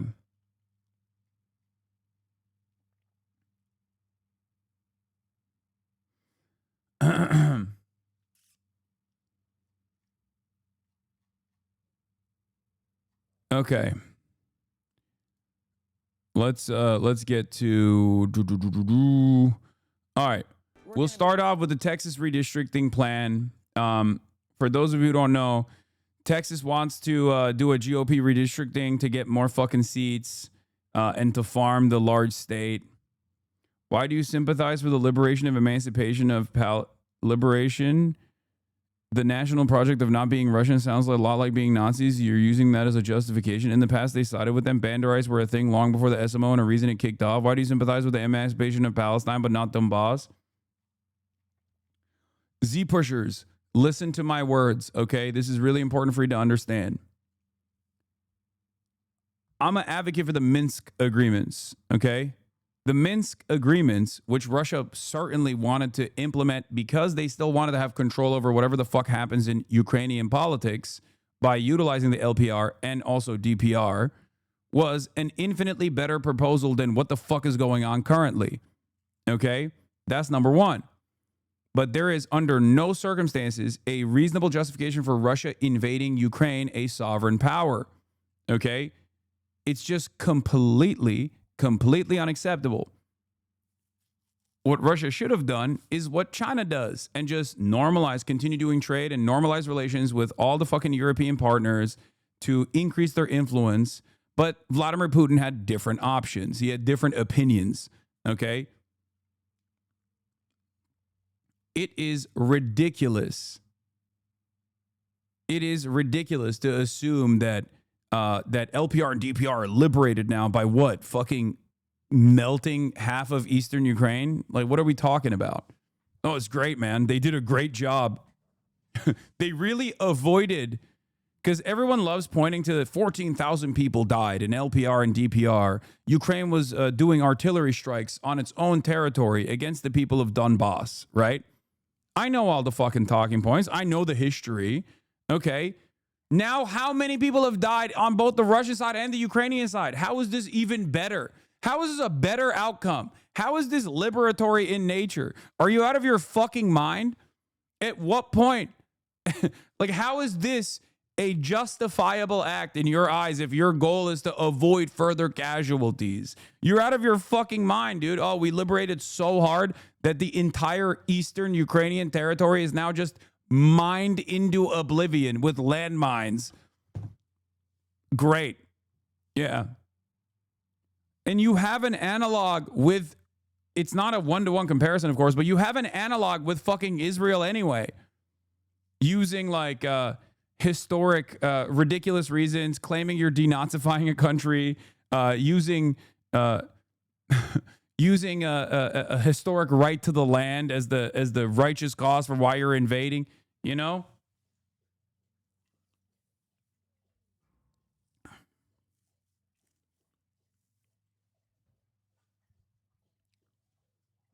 It's crazy.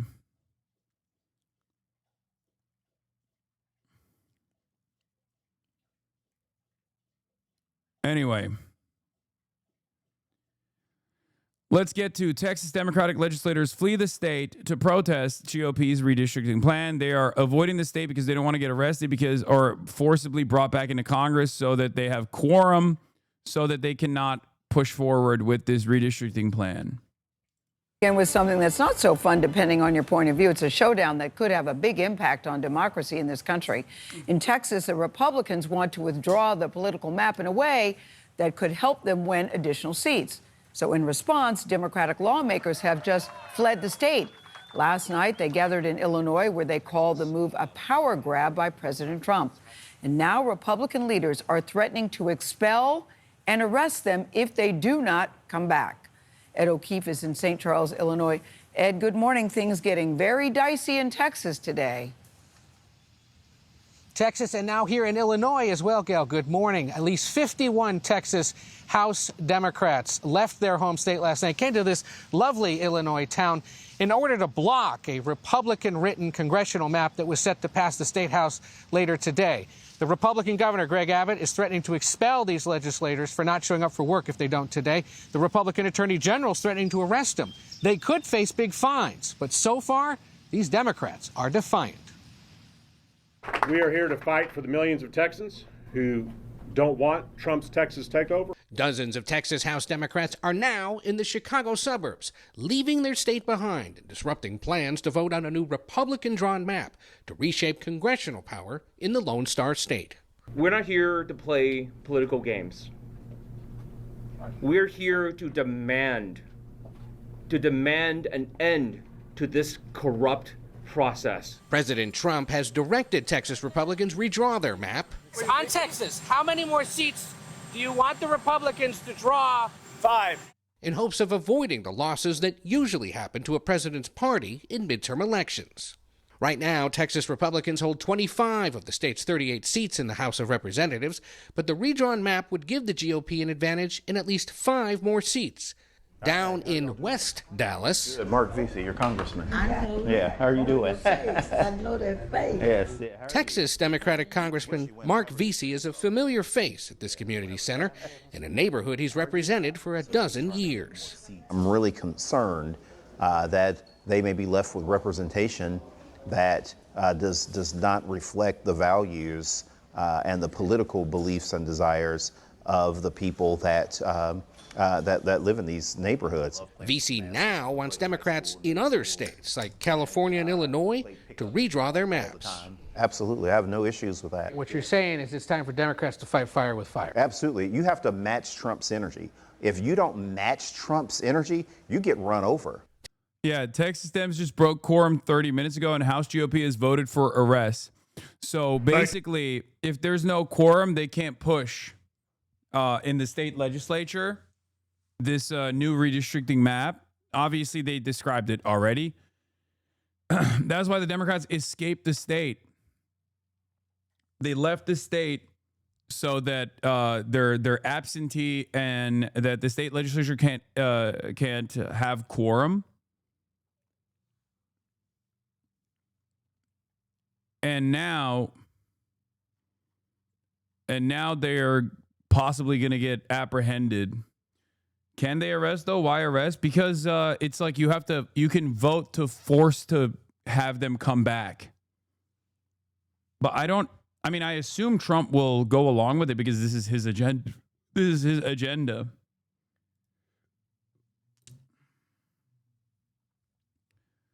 It's ironic because like what Trump is doing and the Texas Republicans are doing to begin with is like completely fraudulent.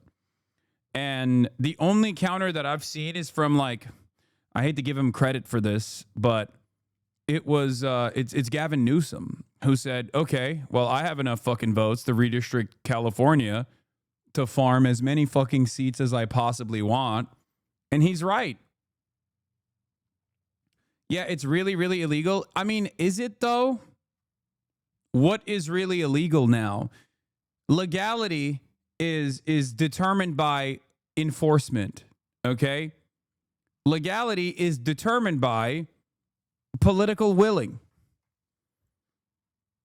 Illegal and legal is a meaningless term at this point. Under the second Trump administration, what's legal is whatever the fuck Trump wants, and what's illegal is whatever the fuck Trump doesn't want.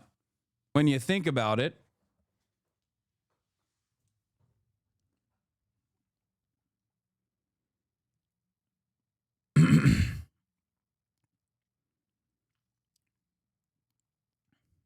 Legality is fluid now. So woke. Yeah.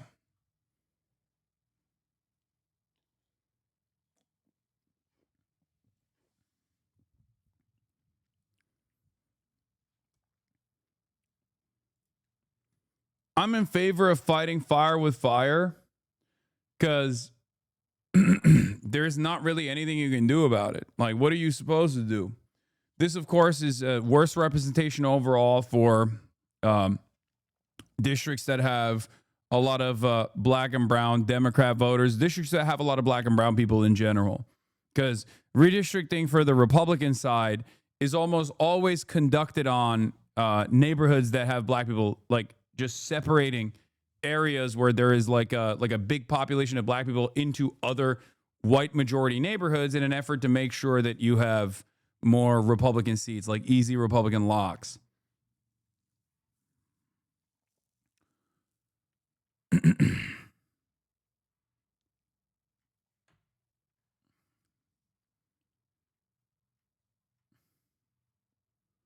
And Texas already has a shit ton of redistricting, by the way. There's not a single, I mean, a lot of Democrats do it too, is the counter usually. Like, oh, well, Democrats do redistricting as well. But it's like, it's nothing in comparison to the amount of gerrymandering that the Republican Party has done all around the country. There are states in this nation where Democrats can win the majority vote. It's like a little, it's basically like a little electoral college in each individual state. Okay? There are states where Democrats win the majority by like a big margin, and then Republicans still maintain majority, like in Wisconsin. Democrats win the majority vote, but because of the way that the fucking district lines are drawn in the state of Wisconsin, they still fucking have majority in the House and the Senate, like state legislature. It's crazy.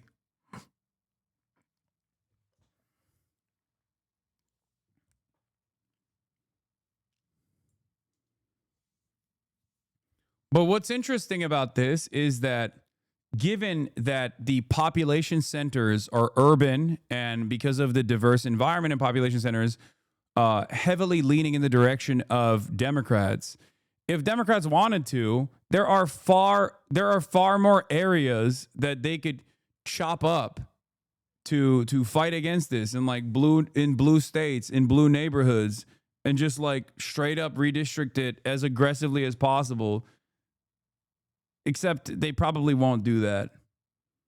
32K for a pretty face speaking nonsense is crazy. We are doomed. Why is this guy famous?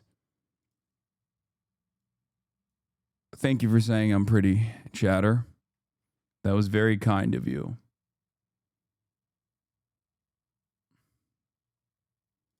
Gavin Newsom is a fake demon. He really is. He really is. Even in a bad year for CA Dems, you can create a 52D0R map with no seat being less than Harris plus 10. Would probably eliminate 9 Republicans. If you're willing to create 1-2 GOP vote sinks, you can create a map with no seat less than Harris plus 14. It's true.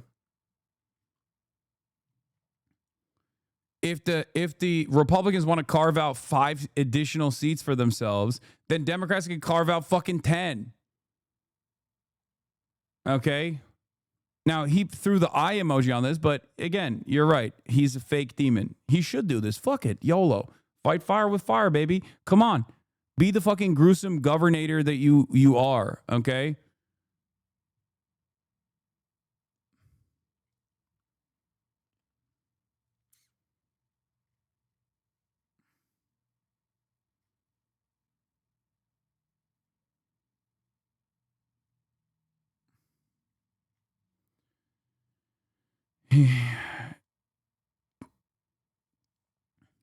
Political HQ says breaking. California's proposed congressional maps are almost ready and were discussed during a Zoom call last night with state and federal legislators.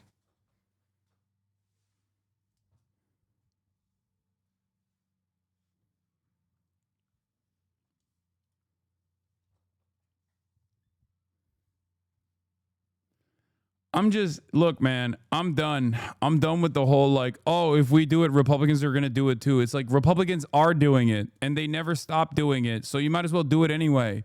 That's why I was a big advocate for packing the fucking courts when Joe Brandon was in charge and abolishing the 9-person Supreme Court, or at least like adding additional courts to the Supreme Court, adding additional justices to the Supreme Court. Fuck it. Oh, well, Republicans will then add more. Okay, have 1 million Supreme Court justices. I don't care. Just win and also enact an agenda. That's what the Republicans do. They don't care. They fuck up the board every time. They say, fuck the rules. I'm just going to get my...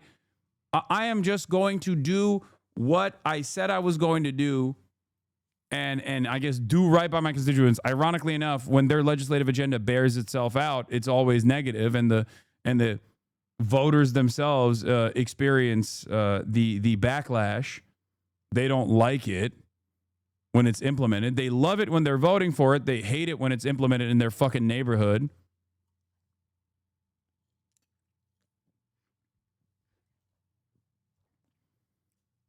But like, for me, I just don't care if they're breaking the rules all the time anyway, in the direction of change for their own legislative agenda, for their own policies. Then Democrats should do the same fucking shit. It's so dumb. Because the inverse of that is the Democrats don't do anything, and then the Republicans literally just rewrite the rules every fucking day. It's trickier in California because they can't pass them with the state legislature like in Texas. It needs to be approved by an independent commission. Newsom's threat seems a bit empty. He said he could get it via referendum, but I don't know if that will work out. I think it would. I think it would actually give him great fucking popularity among as a national Democratic figure too. Gavin Newsom's major problem in California is public transit and the housing market. If Gavin Newsom solved the housing market issue, that is literally like 90% of all the enmity directed towards him, all the animosity directed towards him, for good reason, by the way. Hasan silently wanting Newsom to be prez? No, I fucking despise him. I think he's a demon. He sucks. Okay? For what I just described to you. Gavin Newsom is decent when it comes to like rehabilitative, sticking his neck out for rehabilitative approaches to criminal justice, even though California still has a very long way to go. But Gavin Newsom is dog shit when it comes to offering healthcare, zero-cost healthcare to Californians.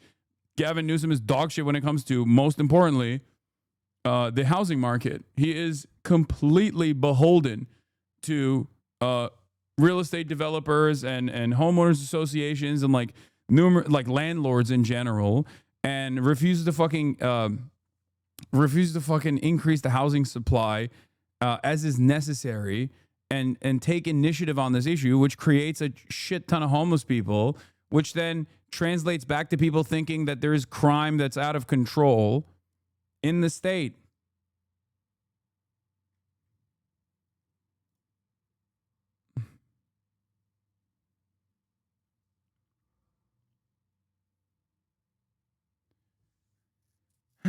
Yeah, bro cleared a homeless encampment by hand with a smile on his face. I know.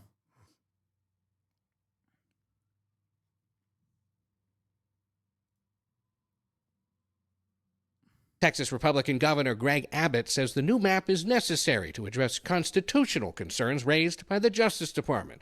But critics across the state call it a power grab. Thousands showed up at field hearings across the state in recent days, some driving hours to be heard. You drove how many hours? 4 hours. To come and speak tonight? Yes. That's how much this bothers you? Yes. That's an average drive in Texas, though, low key. Like I'm proud of that man's accomplishments, but like that's just Texas, you know. That's like going to the nearest Walmart or the nearest hospital. Says the LA guy, bro.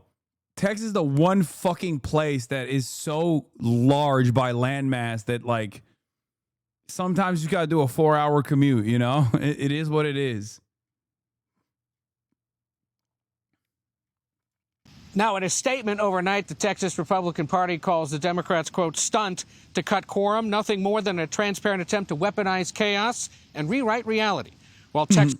Yeah, but what you guys are doing, which is a transparent attempt to change, to go against the democratic process and to just basically openly, at the direction of Trump, an unpopular president, try to create more seats for Donald Trump, knowing full well that you're going to get fucking clobbered potentially. They might not even get clobbered in the midterms. And try to use what remains of your power to basically to redraw district lines so you can just farm out more seats for your party. That's not chaotic. That's not illegal. It's illegal when the Democrats are like using the only option in the state, using the only option they have to try and delay this process. Republicans are working to ensure fair and lawful redistricting that reflects the will of Texans, the Republicans say. Democrats are choosing obstruction over representation. Hasan, you are delusional if you think Californian crime isn't out of control. Hasan, the #1 terrorist glazer. Do you live here? Bismarck II.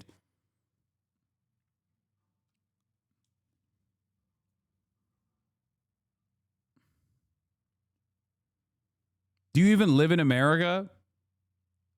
It's so funny because motherfuckers living in Idaho will be like, bro, you don't understand. Your backyard, people are getting shot every day.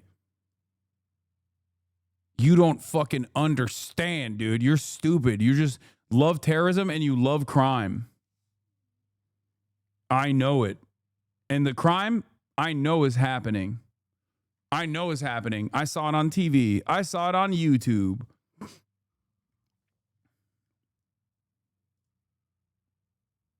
Lol, you do? Yes, I live here. You don't. But I'm actually enjoying all the crime happening all around me. Thank you.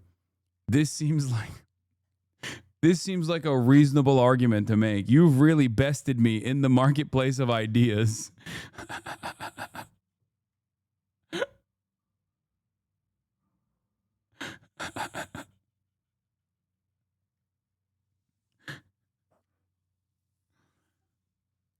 Like, what do you say to a guy like that? He's like, listen, I live in Idaho and I know.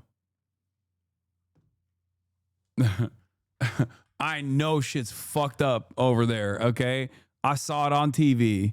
I know shit's fucked up over there. You understand me? Denying voters their voice to score political headlines. Nate, this has kicked up something down in Texas we've never quite seen before. No doubt. Everything's bigger in Texas and even the drama. Ed, thank you. All right, dozens of Texas Democrats leaving the state, making a last-ditch effort to block Republican plans to redraw the state's election map. New York Governor Kathy Hochul, flanked by Texas House Democrats, said this just moments ago. This is not breaking the law. This is a legitimate process that has been used before. By breaking quorum and being here today, these legislators are getting into what John Lewis might call good trouble. Good trouble is the best kind of trouble. They've drawn racist lines to disenfranchise millions of Texans. And Texas Governor Greg Abbott joins us now. Thank you so much. Can you tell us from your perspective, what is the issue? Why did they leave? So they're leaving and they've left because they're very un-Texan. Texans don't run from a fight. And there's a fight going on in the legislature right now about redistricting as well as other things. But I'll make two quick points, Dana, about this. For one, to run to states like New York and Illinois to protest redistricting is kind of like running to Wisconsin to protest cheese. It's just kind of outrageous. Those are New York and Illinois are two hallmark states that have already done redistricting to eliminate Republicans. But the second thing is far more serious, and that is what these Democrats have done. Yeah, Greg Abbott can't run from a fight. He has to wheel away. Just a small fraction of them were needed to break a quorum, and that small fraction is holding hostage legislation in the state of Texas where we will be able to provide assistance and reform for all of the victims of that horrific flooding that we've had in the state of Texas. Our fellow Texans are being let down and not getting the flood relief they need because these Democrats have absconded from the responsibility, and I believe they have forfeited their seats in the state legislature because they're not doing the job they were elected. Yeah. Be like our beautiful congresspersons. Run away when there's a natural disaster taking place. Why are you deliberately escaping the state so we can't arrest you and apprehend you and force you back to sit there and implement quorum so we can draw redistricting lines? Why don't you just flee the state like our good old boys, Ted Theodore Edward Raphael Cruz? Whenever there's a natural disaster happening, okay? That's what you're supposed to do. That's the Texan way. To do. Governor, let me show everybody here what you were talking about. I think we have this map of Illinois and the districts as they've been drawn. And as you point out, it's been over and over again. They make these small little squiggly lines to make sure that they can figure out the best way to get Democrats there. So that's an example of what you were talking about. I want to play for you this sound from State Representative Gene Wu. He's a Democrat from Texas. Here's what he said. The tool they're using is a racist, gerrymandered map. A map that seeks to use racial lines to divide hard-working communities. And Governor Abbott is doing this in submission to Donald Trump. So that Donald Trump could steal these communities. As an example, Dallas County has itself 3 out of its 6 congressional districts represented by GOP, despite Dallas County voting 60% and above for Democrat POTUS nominee and overwhelming voting Democrat for other offices. I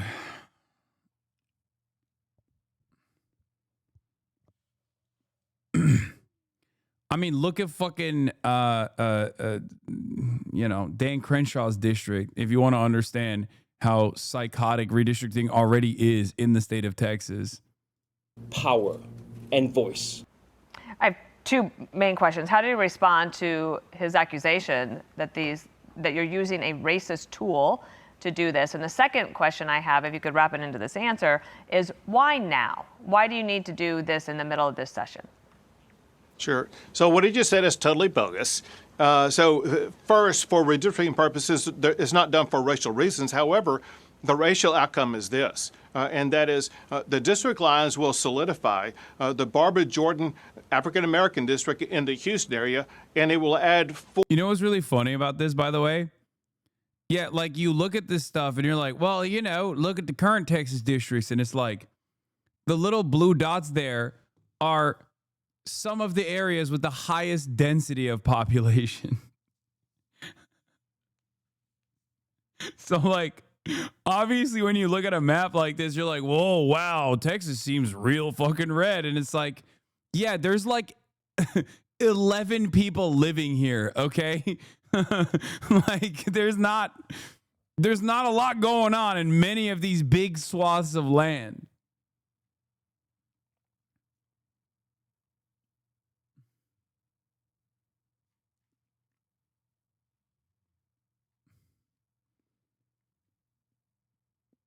Four new Hispanic districts. And so there's actually going to be more racial minority districts in the state of Texas.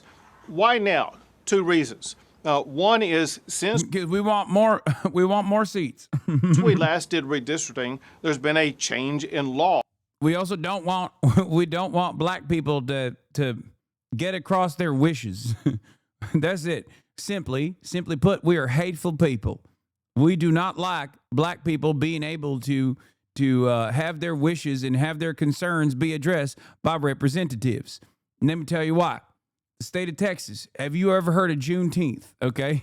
We have a proud tradition of refusing to allow black people to be free.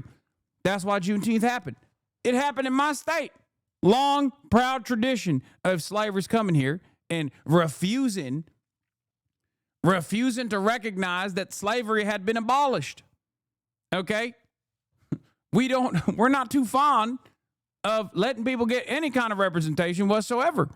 A court decision affecting Texas came out and said that coalition districts are no longer required, and it's perfectly legal to dismantle coalition districts. The second is gerrymandering can be done, or drawing lines can be done, on the basis of political makeup. Oh, great. As in Republican versus Democrat, and there's nothing illegal about that. And then when you look at the outcome of the most recent president, why is he trying to even defend this? I mean, honestly, you're not wrong for asking that question. Like, who is this for? Is the real question. Like, you're on Fox News, bro. They know why you're doing it, and they like it. You know what I mean? But I guess they are admitting it, kind of. Yeah, he's just openly saying they're fucking, you know, gerrymandering and trying to make sure for political purposes we want more power. Who doesn't like power? What power specifically? Okay? The kind of power I'm talking about. Presidential election, all these districts that are being added are... Well, Dana, it's because we're racist. That's why. We don't want any sort of proportional representation to take place in this goddamn state. And we don't like demon rats. Okay? They're bad. They want to make sure that, you know, they want homosexuality. They want abortion. They want abortions galore. They want free health care. That's communism. And worst of all, some of these demon rats, let me tell you, and I hate to say this as a Texan man who obviously puts America first, some of them want to do away with the loyalty pledges to the state of Israel. Have you heard?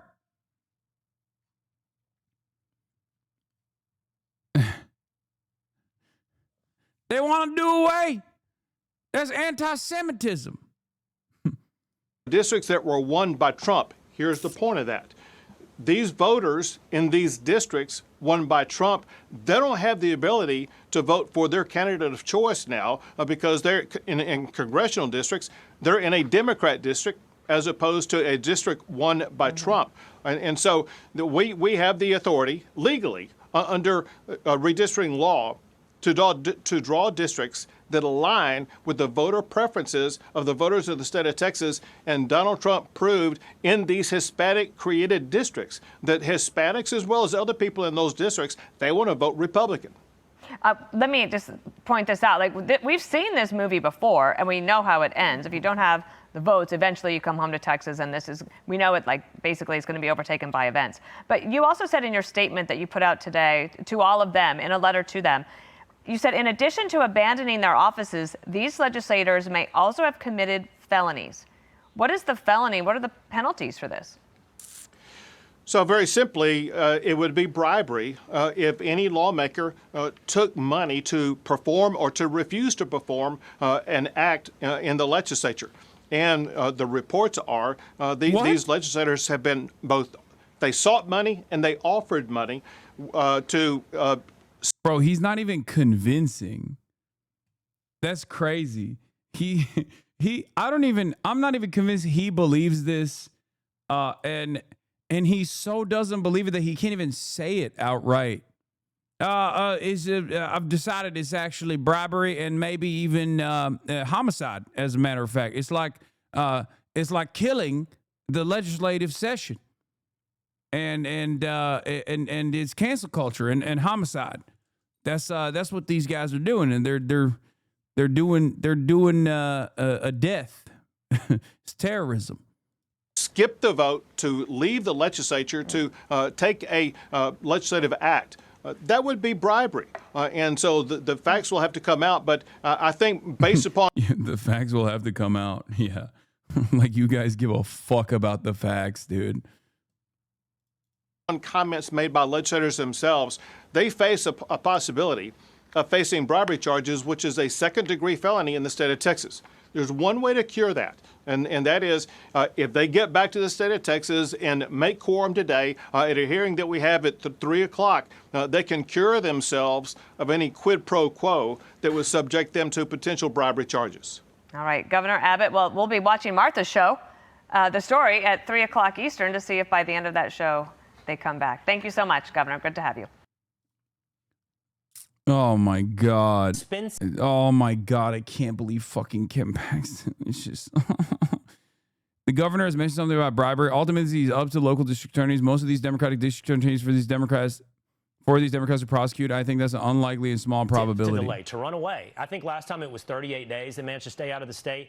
I believe it's a $500 a day penalty for doing this. So that's a lot of money that they're racking up in fines, not to mention the jets that they took, the private jets that they took. The governor has mentioned something about bribery. What do you make of who's funding this entire, AWOL leisure time for Democrats? Well, there's a couple ways to find out. I don't know who's funding it, but there's a couple ways. Ultimately, Ken Paxton talking about bribery is like asking Charles Manson about murder, okay? I guess he's like, I guess it takes one to know one, He is an expert. That is the expert opinion that you can get. they're going to have to report. They're going to have a special session report that will be due very shortly after special session. So, we'll know in the next, say, month and a half who funded it. And then ultimately it's up to local district attorneys. Most of these are Democratic district attorneys, by the way, and for these Democrats to prosecute. So that's, I think, an unlikely, a small probability. If I had the authority to go do it, if the legislature would give me the authority, which we don't have in Texas, we could handle this. But right now, it's up to a bunch of Democratic DAs.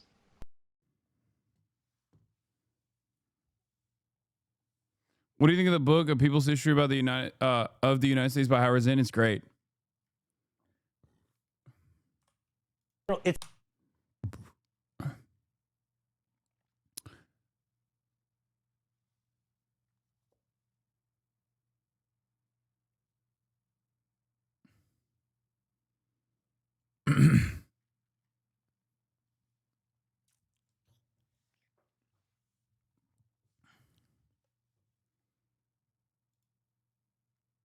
This is what they're fighting.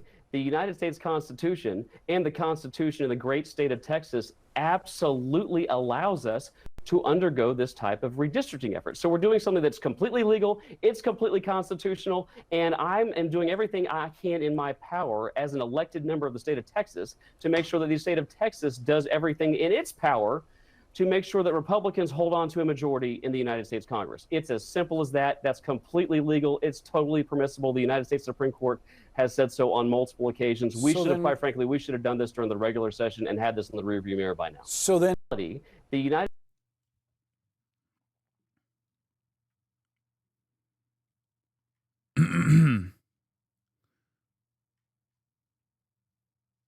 Oh, God, it's just so... Everything is so shitty. I don't know what else to say other than everything sucks. What happens in Texas could have a huge sweeping impact on the balance of power here in Washington. The GOP proposed maps could eliminate 5 Democratic seats in Texas alone, and in doing so, provide Republicans with a wider margin to pass President Donald Trump's agenda following next year's midterm election. The most hardcore version of anti-DEI, literally stealing congressional seats. Yeah, but remember, that's not considered DEI because it's at the behest of white supremacy. So that's not like it doesn't track with the average person. Even like normies don't understand it as DEI, I don't think. They just think like DEI equals black and brown people.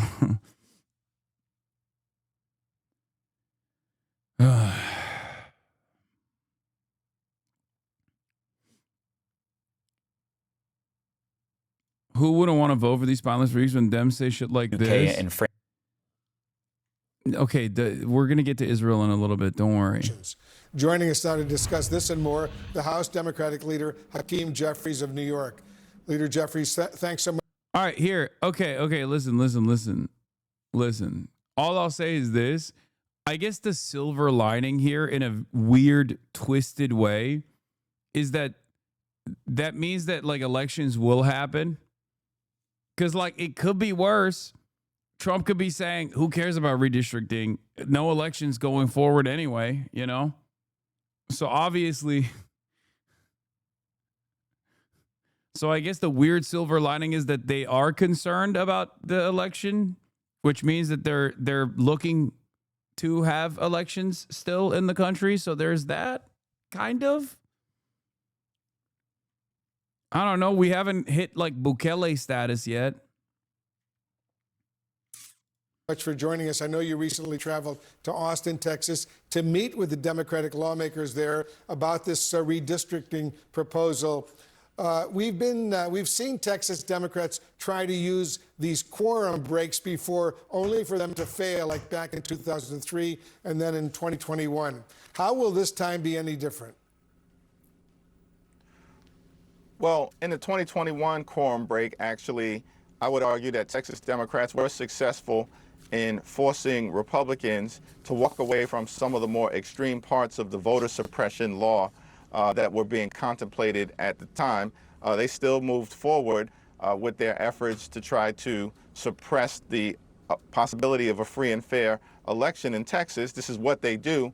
But the Texas Democrats were successful in reducing the extreme nature of what was being proposed. But this moment does require an extraordinary response, because this is an extraordinary act that Republicans have been ordered to undertake to try to gerrymander the Texas congressional map as part of an effort to rig the midterm elections. Wolf, that's what this is all about, because Donald Trump, House Republicans, and the Texas Republican Party, they're all running scared because they have failed the American people. The Texas governor, as you know, Leader Jeffries, we're talking about Greg Abbott. He's threatened to remove Texas House Democrats who actually left the state from their positions because it, quote, amounts to an abandonment, he says, or forfeiture of elected state office. Governor Abbott also says Texas Democrats may have violated what he calls bribery laws. How do you respond to all of this? The Republican governor of Texas is out of his mind. There is no basis to charge these House Texas Democrats who have refused righteously to, at the moment, vote on an extraordinary map that would hurt their constituents that they are privileged and sworn to represent right now. Governor Abbott is making idle threats. He is all hat, no cattle. As you know, Leader Jeffries, these Texas Democrats who've traveled, they've traveled to several Democratic-controlled states, including your state of New York. That's where Governor Kathy Hochul only moments ago said she's exploring, quote, and I'm quoting her now, every option to redraw our state congressional lines as soon as possible. And listen to what she exactly said. Listen to this. I'm tired of fighting this fight with my hand tied behind my back. With all due respect to the good government groups, politics is a political process. And to think that we're going to do this with a purity test, but I cannot ignore that the playing field has changed dramatically. And shame on us if we ignore that fact and cling tight to the vestiges of the past. That era is over. Donald Trump eliminated that forever. And as you know, Leader Jeffries, more Republican states are now looking at potentially engaging in this redistricting as well. Do you worry this could be a never-ending cycle of redistricting across the entire country? First of all, Wolf, we appreciate the strong leadership being shown by Governor Kathy Hochul, Governor Gavin Newsom, Governor J.B. Pritzker, and governors all across the country, because this is an unprecedented moment that America and the world find ourselves in at this particular period of time. Donald Trump and the Republican Party have launched an all-out, unprecedented assault on the economy, on health care, on veterans, on farmers, on everyday Americans, on the rule of law, on law-abiding immigrant families, and of course on democracy itself. It's an all-hands-on-deck moment for us. That means House Democrats, Senate Democrats, Democratic governors, Democratic members of the state legislature, Democratic attorney generals, but most importantly, the American people. All of us need to show up and stand up and speak up for an America actually that is enlightened and inclusive and lifts people up, as opposed to the America that we're in right now. I'm lifted up. Whenever I see the Sex Panther Hakeem Jeffries on camera, I'm fucking lifted. You know what I mean? I'm standing up right now.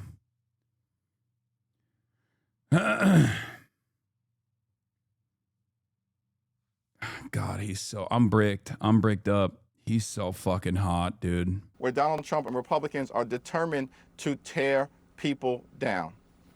When you were in Austin, Texas, Leader Jeffries, last week, you argued that Texas Republicans, in your words, at the urging of President Donald Trump, were trying to rig elections by allowing politicians to choose their own voters through this redistricting proposal.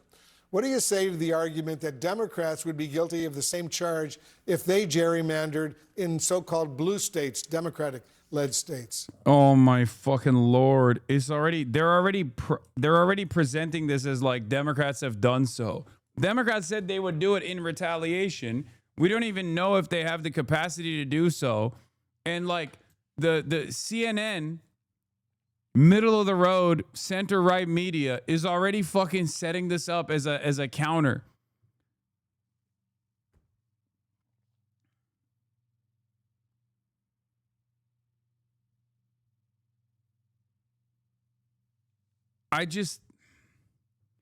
What do you say to this, man? It's just like it feels like all of mainstream media, the entirety of the Republican Party, and even like a decent chunk of the Democratic Party is seemingly against the overall population of America, like this majority of working class folks in this country.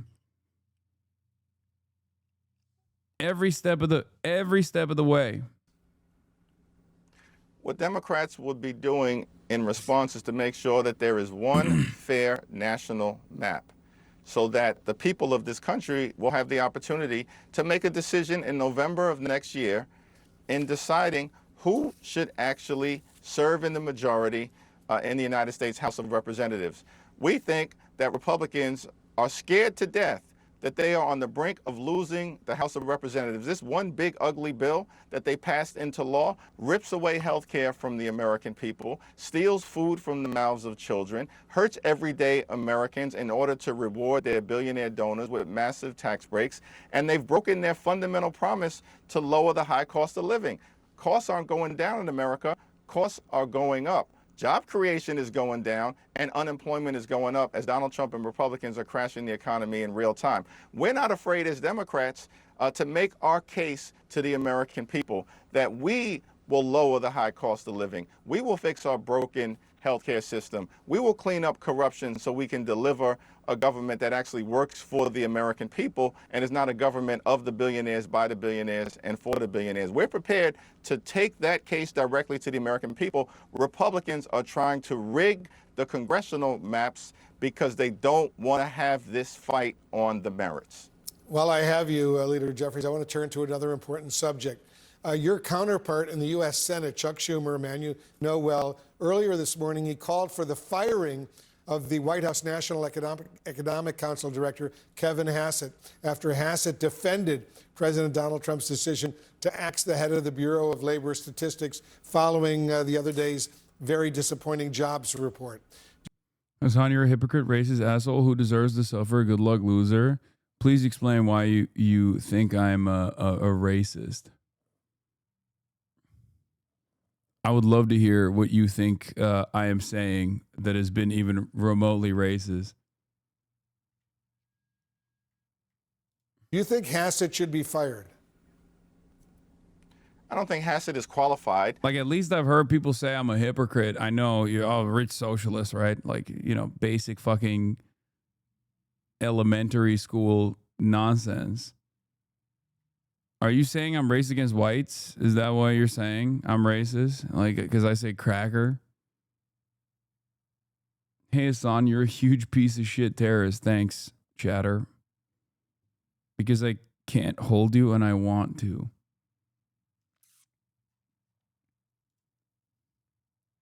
to be part of this administration. But that, in fact, is the case as it relates to so many members of the Trump administration. This is the most unqualified administration in American history, which is why the whole thing is a disaster. They failed to make life better for the American people. In fact, they're making life worse, making life more expensive. These Trump tariffs, these Republican-backed tariffs, are increasing costs on everyday Americans by thousands of dollars per year.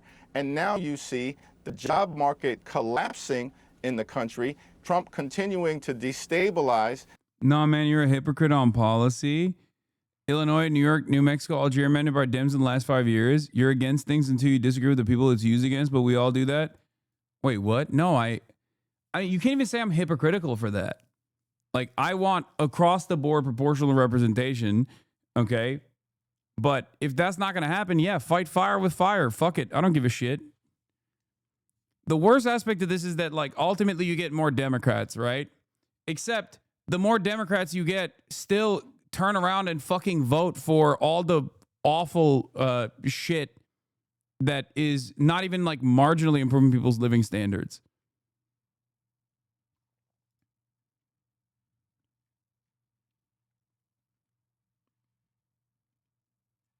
Like, I don't have a...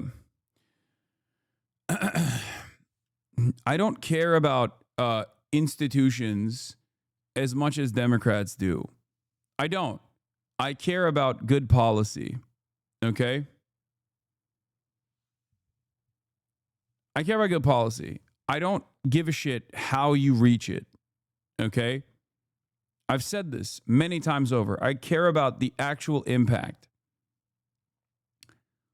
And that's precisely the reason why when Democrats are not in power, I urge them to use the machinations of the existing institutions to try and put hurdles in the way of the Republicans. And when they are in charge, they should do away with such institutional hurdles in the way that the Republicans do to get their fucking agenda across. Because ultimately, I want, in the simplest terms, I want good things for the American workers, okay? That's what I want. And I don't want bad things to happen to them. It's that simple. That's it. However you get that, I'm on board with. I'm good. I'm happy with that. You are an idiot. I'm like, I want people to get Medicare for all. I want people to get health care. I want people to get free health care. I want people to get free college education. I want better public transit. I want walkable cities. I want more housing. I want public housing. And this guy's like, you're a fucking idiot, dude. How dare you want those things, you fucking idiot. Thank you, chatter. You did it. You destroyed me in the marketplace of ideas.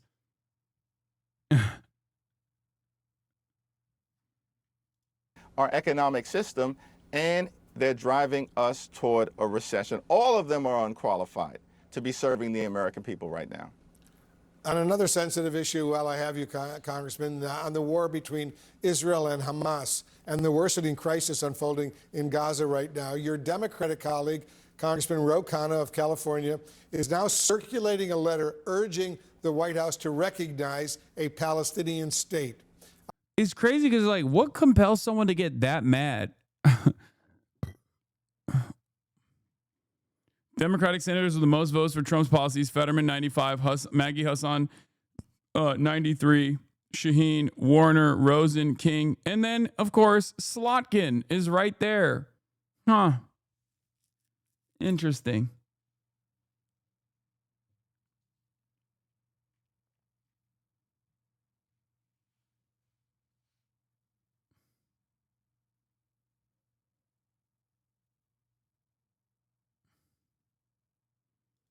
What is this? If this ogre isn't primary next year, he's going to be a massive problem for the next Democratic president. Yeah, 100%.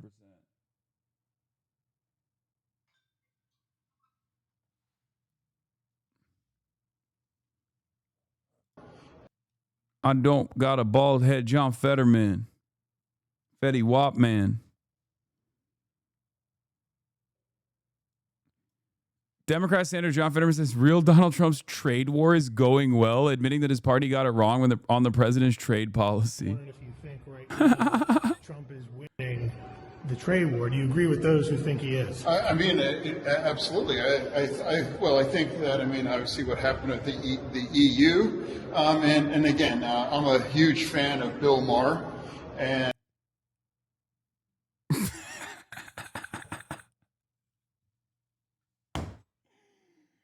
What is going on? I'm a huge fan of Bill Maher. Oh, me like.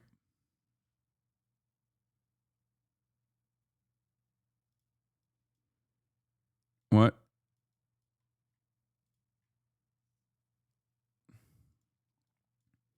Fetterman is so embarrassing. What is this?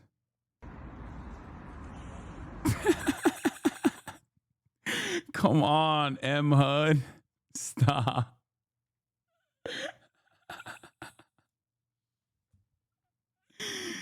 Dude, ain't no way. That's real, bro. That's real.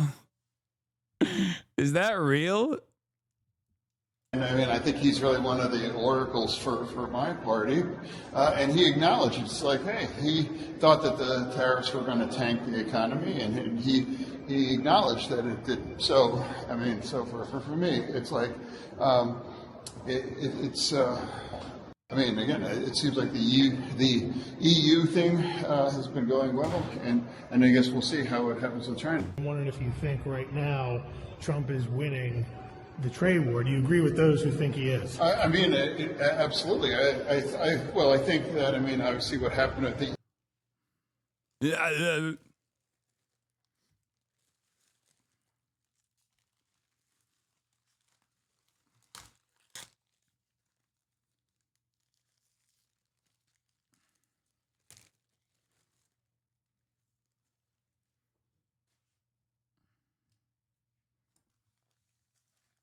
I love Fox interviewing him so much. Yeah, you know who else loves it? John Fetterman, because his dad loves him now, apparently, because of this. Okay, yeah, I'm going to play this for a second. We have to.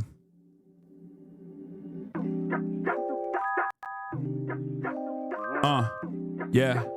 Okay.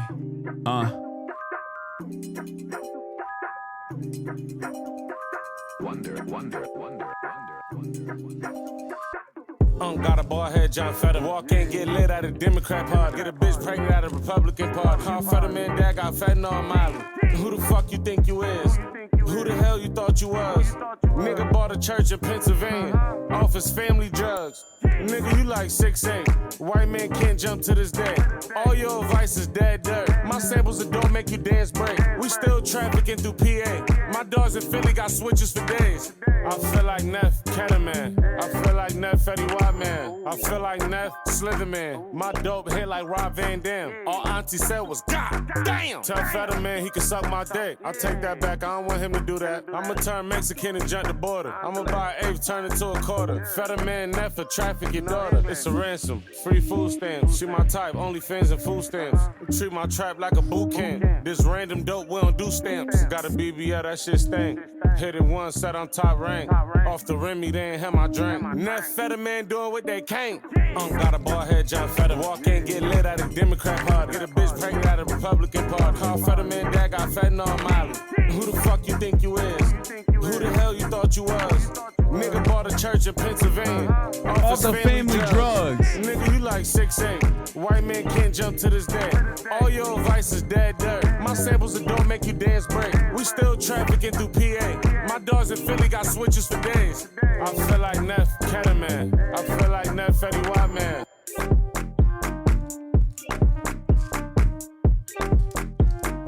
Bars. Okay. Are you open to signing on to that? I haven't seen the letter or talked to Roe, but here's what I'll say about the situation. The humanitarian crisis right now is unconscionable, and we've got to surge humanitarian aid and food in. It's so funny. Former AIPAC spokesperson Wolf Blitzer is interviewing current AIPAC funded politician.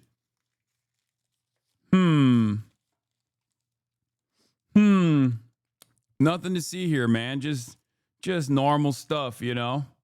Yeah, we got to surge. We got to surge the aid in. Someone's got to do something about this. I mean, come on. Yeah, I'm on the chicken wrap tip again.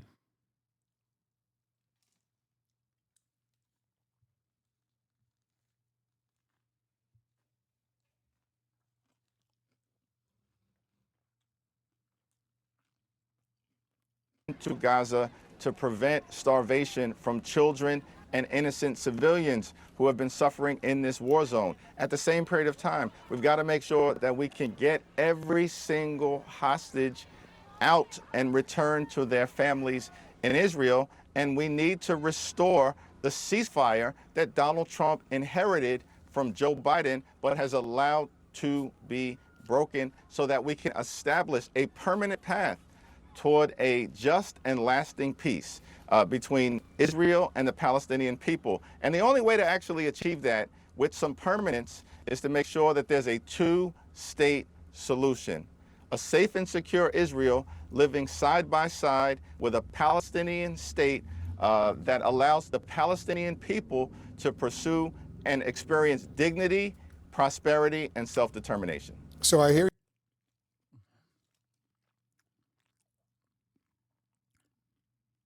Anti-Semitism. This is literally the Kamala bar for bar. Yeah, two-state. Totally on the table, dude.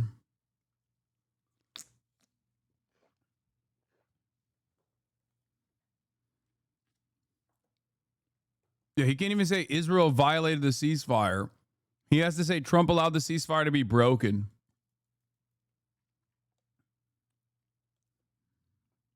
you're saying basically, correct me if I'm wrong, Leader Jeffries, that you would support a U.S. decision to support a new independent Palestinian state.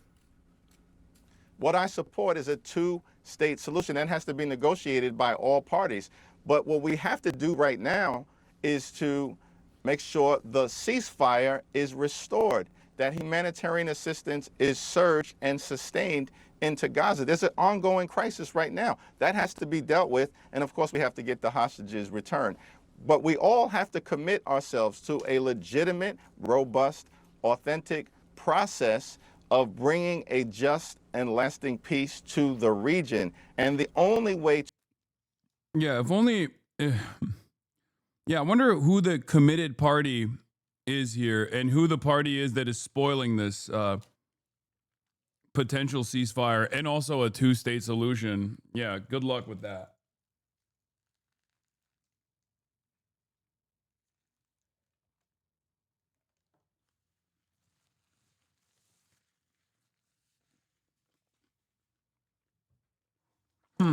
To achieve that, in my view, is a two-state solution.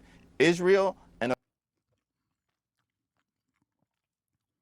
I had some words to say about this over the weekend, because like Israel was talking about, all the Israel Hasbara agents were constantly chirping about like starvation, but this time of the Israeli prisoner of war. And I was reminded of Abu Ubaida's words in early October 2023, after October 7, where he said that the Israeli hostages and the prisoners of war would experience the same things that all Palestinians in Gaza are experiencing since they're now in the Strip. Since then, Israel has bombed hostages, Israel shot hostages as they waved white flags, and is now starving them all the same. If you don't let food into the Gaza Strip, then obviously you're literally starving. If you bomb the Gaza Strip, you're bombing the Israeli hostages as well. If you're starving Gaza Strip, you're starving the Israeli hostages as well. Of course you are. And since then, since that statement, Hamas has brought forward more than 40 different proposals, relitigated hundreds of times for a prisoner exchange and a permanent ceasefire. Israel's refused every single one of them to continue the genocide. Hamas has put forth disbanding, and Israel has refused. Hamas is the reasonable party here. Israel is the unreasonable party here. But you would never hear that if you get your news from mainstream news. You would never recognize that reality. This is not me being biased, okay? I know that the people immediately go, oh, you're biased because you love terrorism or whatever. No, I'm biased because I know the truth. That's the difference. You don't know, and you don't want to know. That's it. And if the media did its job, if the media actually did its job, you would know as well. It would make it much harder for you to be fucking deluded.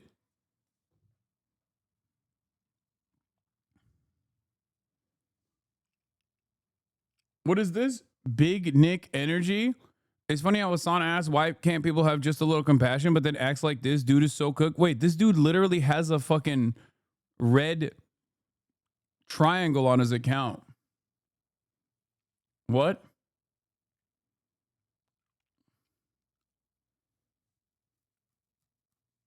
People are asking you, say, why you say hostages, not POWs? Because civilians are hostages. Military, people who were fucking taken as prisoners of war from military bases are prisoners of war. Soldiers are not hostages. It's that simple. And all that is left now in Hamas hands are soldiers.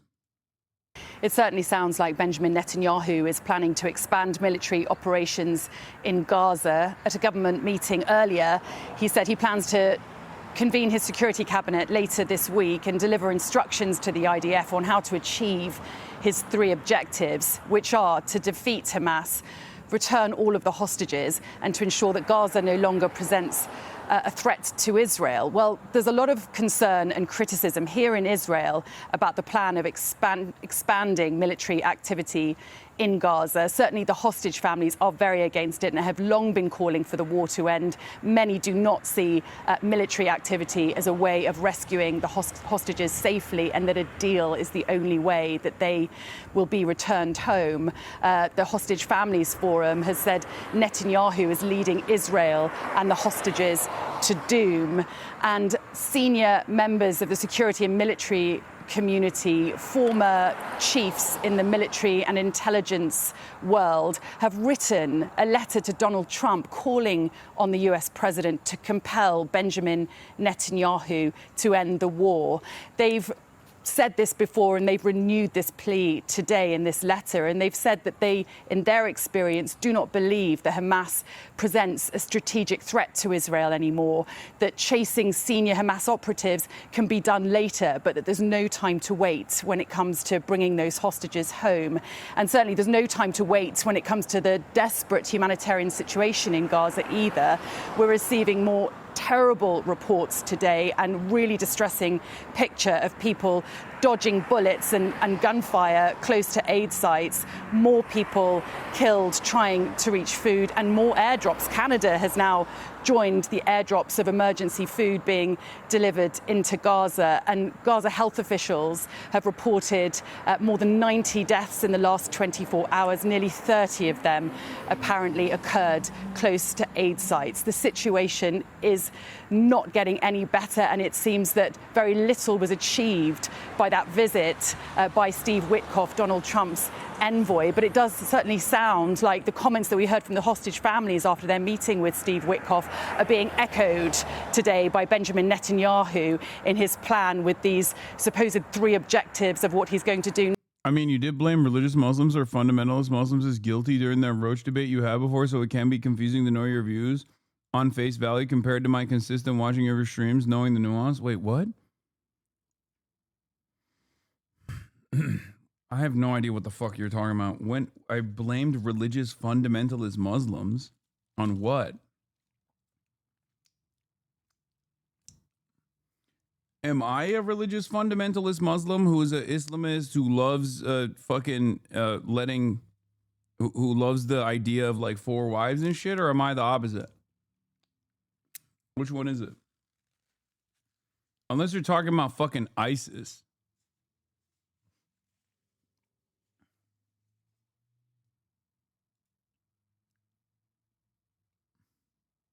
next in Gaza, but there's very little confidence that it's going to improve the humanitarian situation there, that it's only going to make it worse, and that it won't bring the hostages home.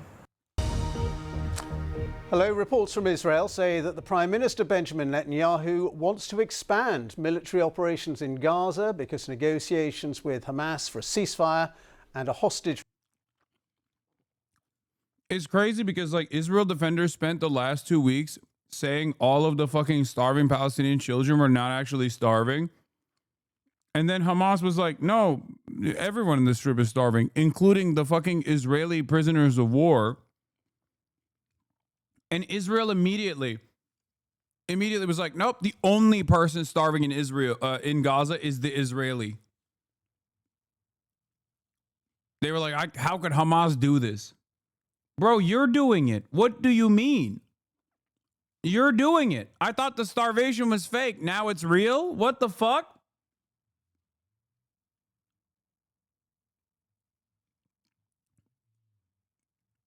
Yeah. Also, senior Israeli official on Channel 12 said, it's over. The decision has been made. We're going to occupy the Gaza Strip immediately, which is, oh, wow, so surprising. Netanyahu's war goals have long contradicted each other. Now he seems to have officially chosen one over the other. After failing to get Hamas to concede, he will choose to expand the genocide, even if it means killing the hostages.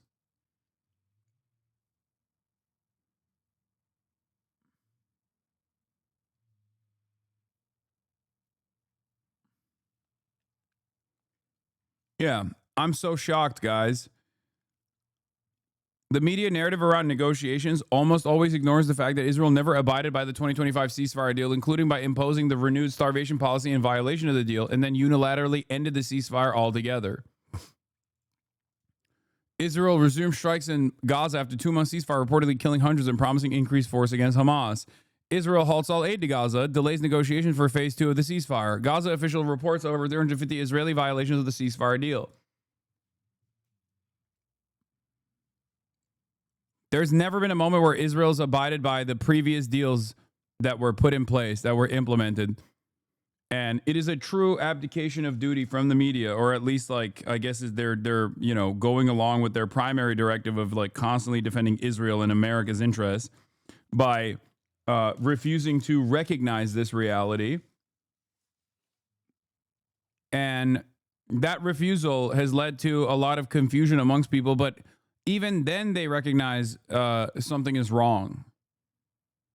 Like, think about it. Think about how crazy things must be for your parents who only watch like mainstream news that don't give them exactly what's going on. And they still go, yeah, this is fucked up. What Israel's doing is fucked up. It's that bad. Release deal are deadlocked. Well, it comes as hundreds of retired Israeli security officials have written to US President Donald Trump, urging him to put pressure on their own government to end the war. In an open letter, the signatories include former heads of the Mossad and Shin Bet security services, and also 3 former Israeli military chiefs of staff. Now, in their letter, they say Hamas no longer poses a strategic threat to Israel. Meanwhile, in Gaza itself, the Hamas-run health ministry says that 5 more people have died from malnutrition in the last 24 hours, bringing the total number of deaths from lack of food since the start of the war to 180, including 93 children. Hospital officials say at least another 27 Palestinians were killed seeking aid when Israeli troops opened fire at 2 different locations near aid distribution points in Gaza on Sunday. Well, like other international news organisations, Israel does not allow the BBC to report independently from inside Gaza. So our international editor, Jeremy Bowen, reports now from Jerusalem. Just to warn you, his report does contain images of severely malnourished children. In Gaza, getting food or trying to can get you killed. It's kids, it's children. The Israeli military is firing live bullets. Stay there. Crowd control. You can hear the voices of the UN team who filmed this from inside their vehicle. They're waiting for a UN convoy crossing into southern Gaza. Don't do this, don't do this. No. Then they saw the lorries and rushed them anyway. Check your doors locked, check your doors locked, manual lock as well, safety lock as well. In Gaza City, the dead from another desperate crowd in the north of the Strip were buried. Their families said they were shot by the Israelis as they tried to get food. Abu Rami al-Masri said his son Wael was killed when the Israelis fired a tank shell. He's saying he went to get food, flour, or anything, as we haven't got food. His brother was killed before that a while ago, trying to do the same thing. Children with existing medical problems are among the most vulnerable. Samar Mata is desperate for food for her sons, Amir 4 and Yusuf 6. Both boys have cerebral palsy. Now they're suffering from malnutrition. Before the war, their health was excellent. They were provided with special meals, fruits, vegetables, and dairy products. I used to keep chicken soup in the freezer for them, as well as biscuits and cakes. Now, all these things are unavailable. Musab al-Dibs was 14 and healthy until a serious head wound in an Israeli airstrike in May left him paralyzed and semi-conscious. Now he's severely malnourished. His mother, Shanaz, tries to comfort him. You will get better. I promise. Okay? Someone will make us lentils. This is the Holocaust. That's it. I've been saying it, and I think everyone should be saying it. This is the Holocaust. Israel is a Nazi country. The Israeli occupying force is the Nazi military, and their actions against the Palestinians is the Holocaust. The major difference between the original Holocaust and Israel's Holocaust right now is that the internet is around. And also we have prior knowledge of the Holocaust. And therefore, we have set societal standards against ever letting something like that happen again, right?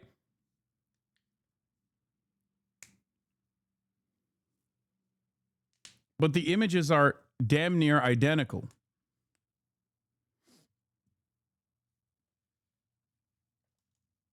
And we get to see it every fucking day.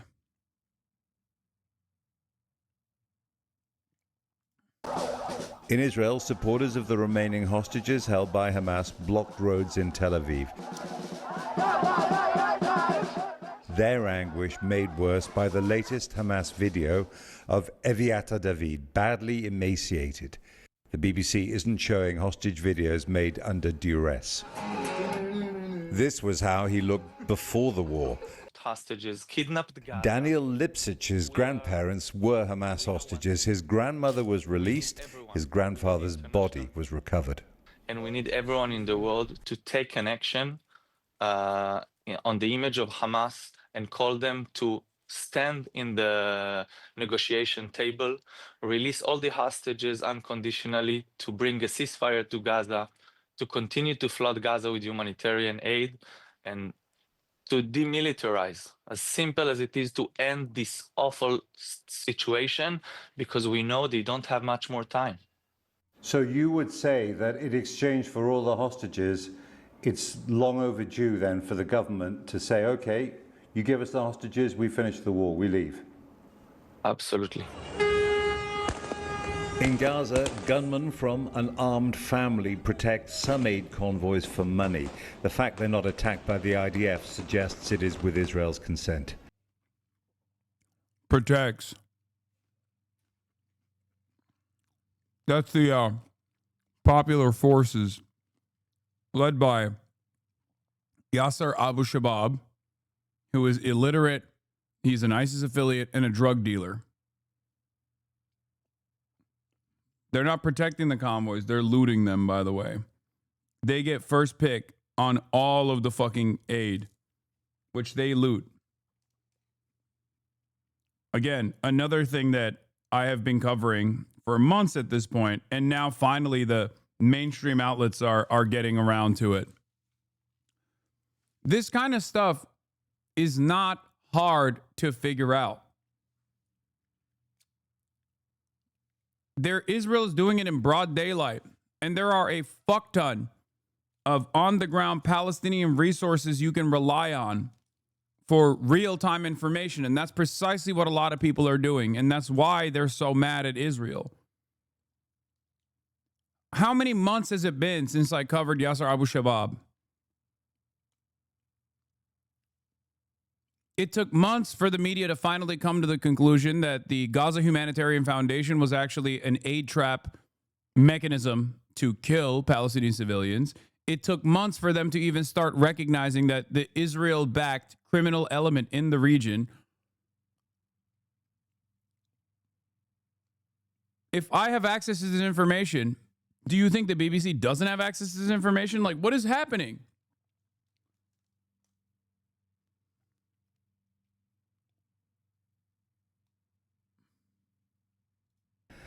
Gaza's social structure is disintegrating. It's become a place of hunger, chaos, and death. Jeremy Bowen, BBC News, Jerusalem. Well, we can speak now to Yonah Jeremy Bob, who's the Jerusalem Post's senior military correspondent and joins us live now. Thank you so much for being with us. Can I ask you first of all about this letter from about 600 former Israeli security officials, retired heads of Mossad and Shin Bet, 3 former military chiefs of staff, all saying to Benjamin Netanyahu they want an end to the war. Yeah, you've got former Mossad chief Tamir Pardo, you've got former Shin Bet chief Ami Ayalon, several other Israeli military chiefs, and as you said, 600 officials. There's no question that the broad consensus of the Israeli military is, the former Israeli military is to bring an end to the war. Within the current Israeli military, there's a debate about can a little bit more military pressure finally get Hamas to give the hostages back a little bit more on Israeli terms, but there's definitely within the former military community, they want to end the war, even if it doesn't mean that Israel gets all of the terms that the Israeli government would like.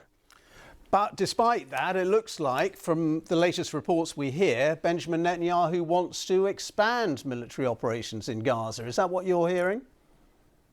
So Netanyahu has not decided what he wants to do. He's at a very difficult point, right? There was a policy since March until about now to invade more of Gaza, take over 75% of the territory. For part of the time, to block increased food aid. There was an inventory of food aid, but block increased food aid to start the GHF, the Gaza Humanitarian Foundation, as an alternative to the UN. Why Israel said that that broke Hamas's control of receiving the food aid. All of these things, basically, other than the GHF, have basically fallen apart. The GHF is controversial, but it's still operating.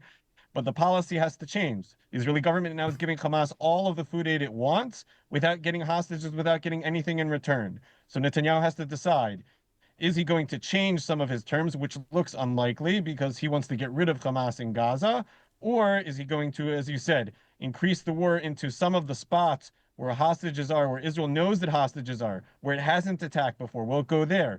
Or will it annex the security perimeter? That's an 1,000-meter perimeter going all around Gaza, which Israel probably was going to hold on anyway in order to make it harder for there to be another October 7th style invasion from Hamas.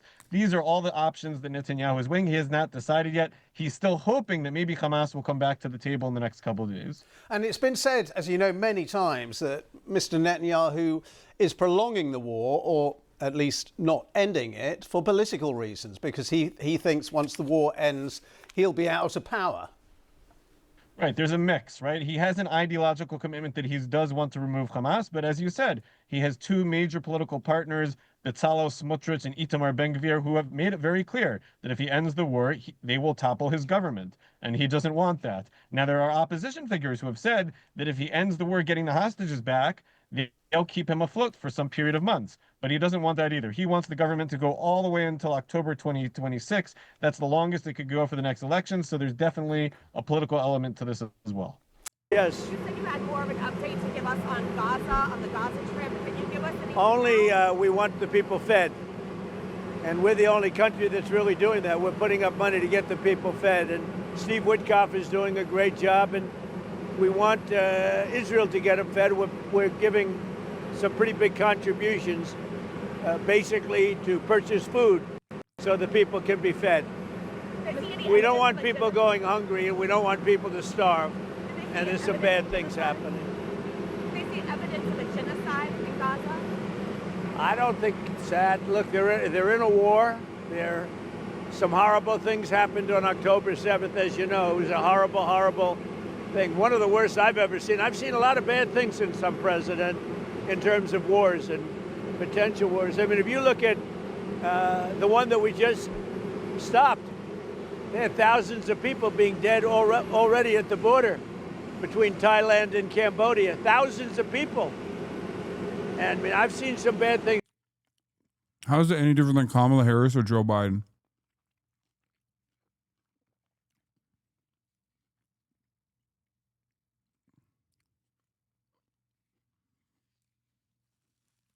It's the same. Well, I can't call it a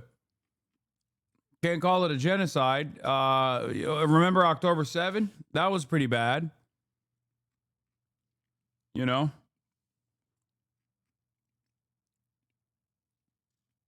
Every president that eventually gets to that point runs the same fucking route, it seems.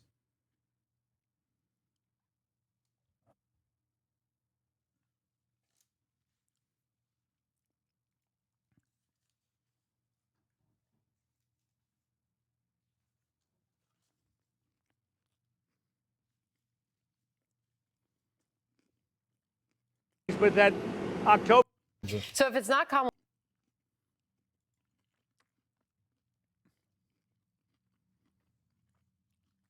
For the record,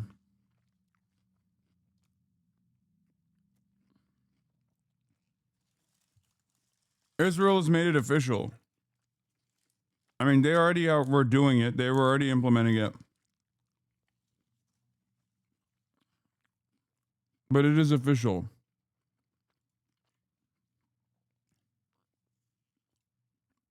Netanyahu has decided a full-on occupation of the Gaza Strip.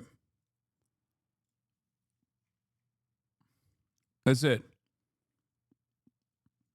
After Witkoff's short visit to Israel, it is clear that Trump and his people are falling into the same traps Netanyahu had previously set for Biden. It's not even a trap. What is the trap, dude? They're not falling into the trap. They're diving into the pool head first. There is no, oh my God, they fell for it.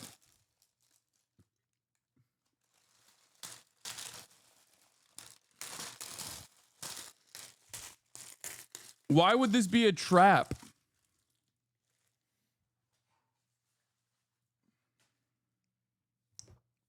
America, at any point under the Biden administration and certainly under the Trump administration, could literally just fucking pull the plug on this.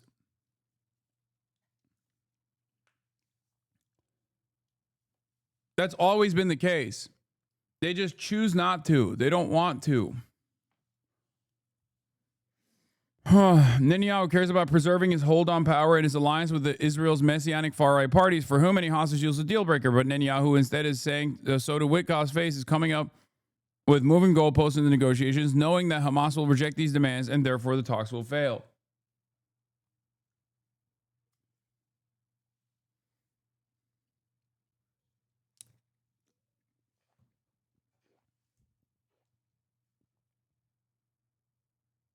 IDF objects to what IDF is doing? What?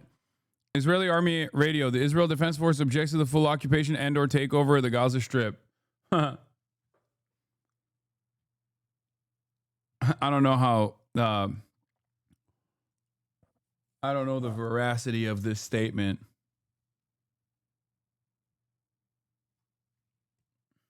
Coming from OSINT Defender. I hate this rationalizing of Netanyahu and his actions. He's just a bloodthirsty Nazi. I mean, it's not even a rationalization of Netanyahu and his actions.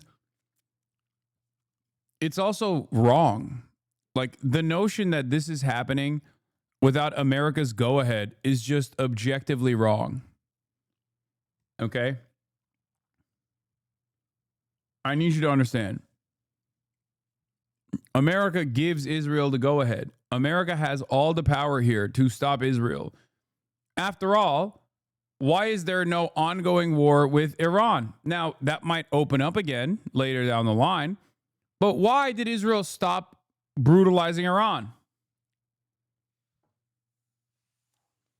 Two reasons. One, Iran has counter-ballistic capabilities that Hamas clearly doesn't have and can punish the broader Israeli society and cripple the Israeli economy actively. Much more limited version of this is what the Ansar Allah is doing in Yemen, right? But ultimately, they really wanted to do regime change in Iran. They really wanted to destabilize the Iranian government. Why did they stop? Because Trump told them to. The U.S. will. Yeah, he said the U.S. will take over the Gaza Strip on February 4th. And we will do a job with it, too. Yeah, that was crazy when he fucking revealed that. Anyway, at least Jon Stewart is finally speaking out on this now that the permission structure is shifted. He has spoken out on this as well in the past, to be fair to John. But for months and months, he's been like noticeably absent from the conversation. Or not Jon Stewart, sorry, John Oliver. I apologize for saying Jon Stewart. John Oliver has done extensive reporting on Israel. He has throughout his career. He's been decent. But I will say that he was noticeably absent from the conversation and would focus on like a lot of other stuff even before his break. Even before his break.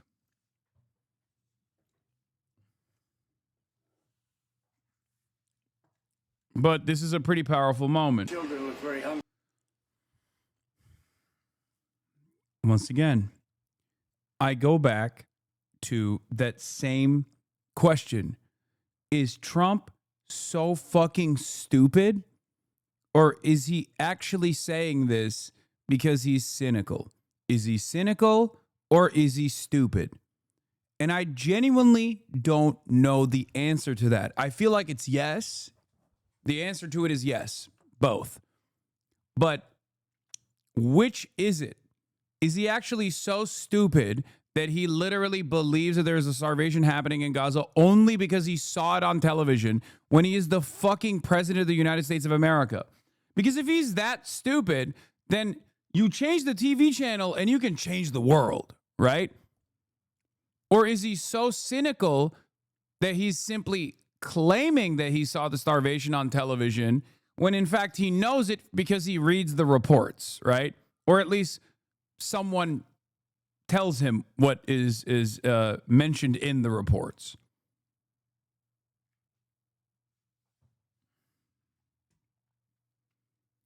Considering that there are, like, I always have landed on the side of it's cynical.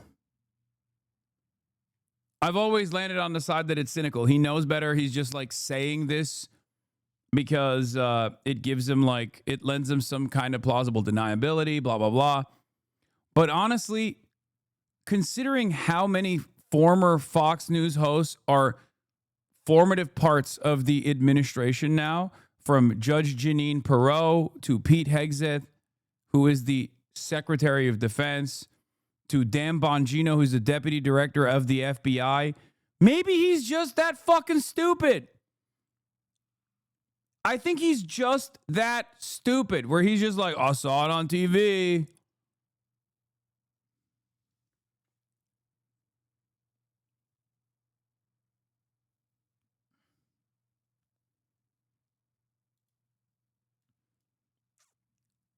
I've been to Gaza several times. The starvation occurs due to Hamas, not because of Israel. You bunch of tools. You're so full of shit. It's sad. Nah, mate, I'm from Israel and I've served in the military and I've been to Gaza protecting my country. You are literally a terrorist, brother. You are straightforwardly a fucking terrorist. Following since 2022, 06/17.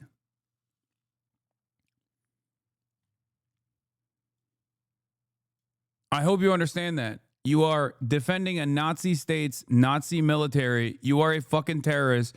And I hope that justice is served where you fly on a tourism thing. You go to a tourist destination and people actually see your passport. They look through your fucking profile to see you served in the IDF. And they ask you some questions about what kind of war crimes you may have actually committed.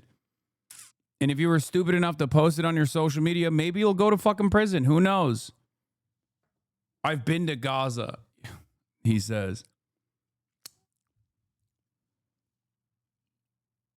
What do you mean don't get banned? I'm not saying anything. You don't know what a Nazi stands for? Debate me?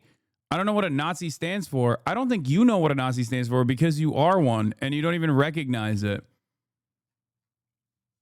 Brother, what do you think a Nazi is? Is Nazi ideology simply defined by hatred of Jews? Is that what you think it is?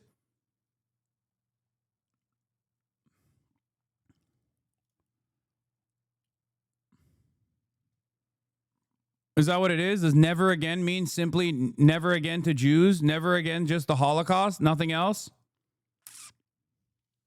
When he says he's been to Gaza, he means like he's fucking gone into Gaza as a military. Why are you calling him brother? Oh, shut up. I know what a Nazi stands for because my family has lived through the Holocaust and no, it's not defined by hatred of Jews alone. Okay, let's walk through these steps.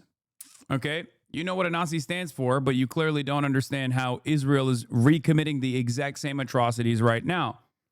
And you yourself have played a role in these atrocities. Okay? Zionism is a fascist ideology. It is an ethno-supremacist, is an ethno-religious supremacist ideology. What the Nazis thought of the Aryan race or the Übermensch, Israel thinks of for the Jews. And it is, just like the Nazi ideology, exterminationist in its policies against Palestinians and Arabs and non-Jews alike. He's trolling you? What do you mean? Nazi stands for National Socialism. This means, in a nutshell, being a socialist that loves his country and stands behind its state. Wait, what?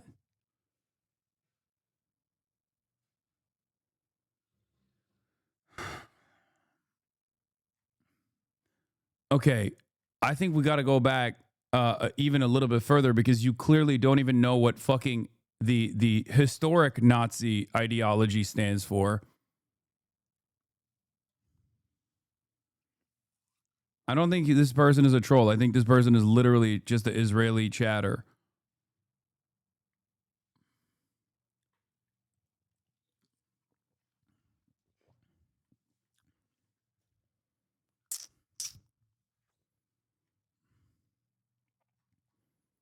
Nazi just stands for socialism. Nazi does not stand for National Socialism. Democratic People's Republic of Korea stands for the Democratic People's Republic. Is there a democratic process in Korea? Who gives a fuck what certain terms are used? What are you talking about?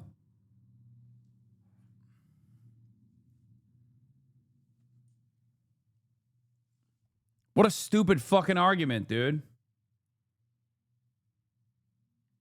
Also, yeah, ironically, Israel was originally founded as a national socialist state under Ben Gurion, so there's that too.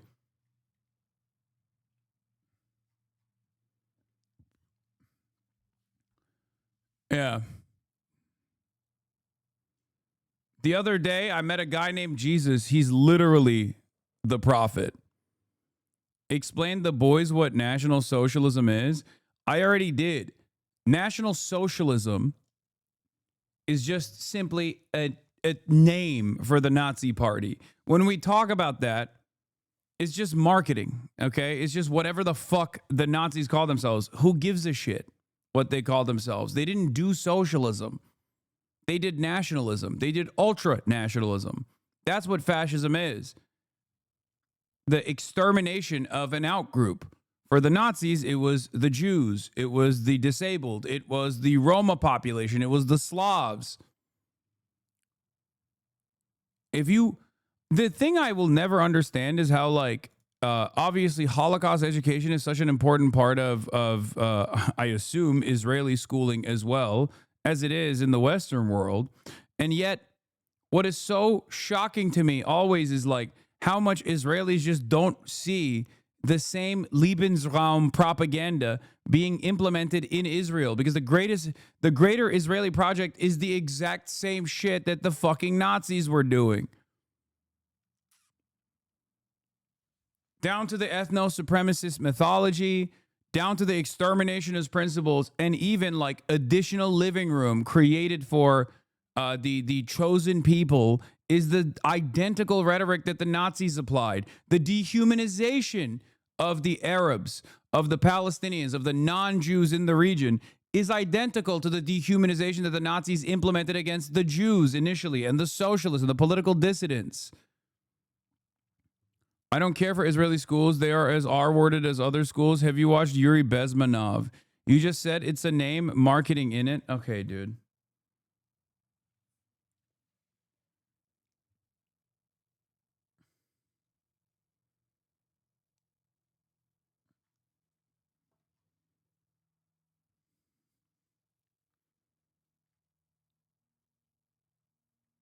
What are you? Are you British Israeli? Is that what it is? In it.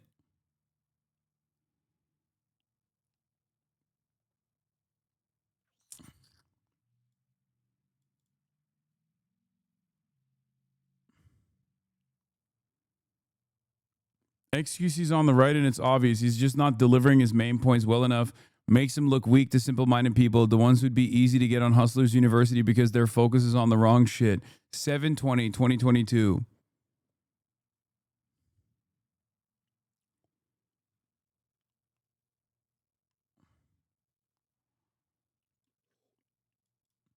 I don't mind you calling me a Nazi because de facto it's not wrong, but that's just a word in it. Wait, what? I didn't even read that part.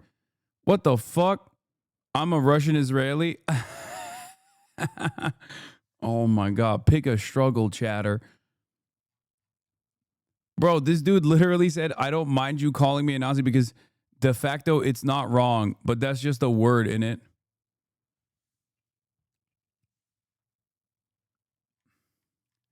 Hey, at least you're honest.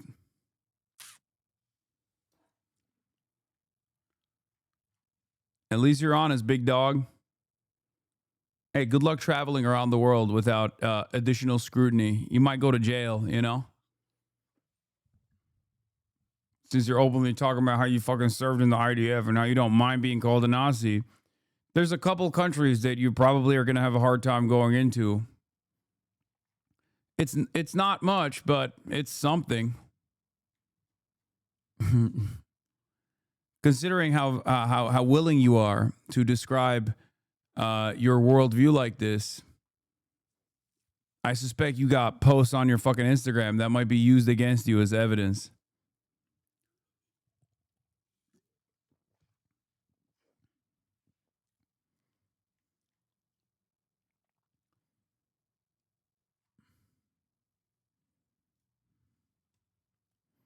Yeah, traveling is not easy, but it is what it is. I stand behind the truth. The truth is Gaza suffers because of Hamas, not because of the IDF. We do add to their suffering, sure, but we're not the source. Dog, you are literally the source. The IDF is literally participating in the starvation and the direct murder of Palestinian children. Okay? You have, if you toured in Gaza, have participated as a war criminal in the death and destruction of Palestinian lives. Hamas only exists because you exist. Hamas only exists because you kill Palestinian children. Hamas is but a name only. Okay? Hamas is simply the newest formation of Palestinian resistance. As long as Israel continues its occupation, continues its apartheid, continues its domination, its genocide, its cruelty over the Palestinian population, of course the Palestinians are going to retaliate violently. Because what else are people supposed to do? Okay? Think about how angry you were after October 7. Think about how much you hold on to that anger to justify the genocide that you're doing. Now imagine living in October 7 conditions once every 3 to 4 years with an overwhelmingly powerful nuclear superpower that is backed by the largest military force on the planet, the United States of America. The fuck do you mean? Israel's been doing October 7s to the Palestinians for fucking 75 years before October 7. If you get mad at the Palestinians at that point, you should understand how the fuck October 7 even took place to begin with.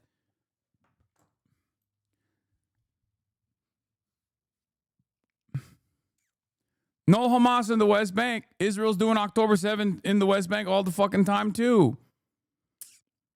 What would you do instead of Israel, where hundreds of people were kidnapped from a festival, raped and tortured? Arabs too, by the way. What do you mean? Abolish the fucking apartheid. That's it. That's it. I don't give a fuck. I don't care about like the vengeance that people felt. Okay, what are Palestinians supposed to do after 75 years and the past couple of decades of a so-called peace process that Israel fucked over, just like Israel hasn't stopped fucking over this current iteration of the ceasefire negotiations over and over again in the exact same ways. End the apartheid. End the occupation. I don't care about your feelings of vengeance, okay? That's ridiculous. That is fucking ridiculous.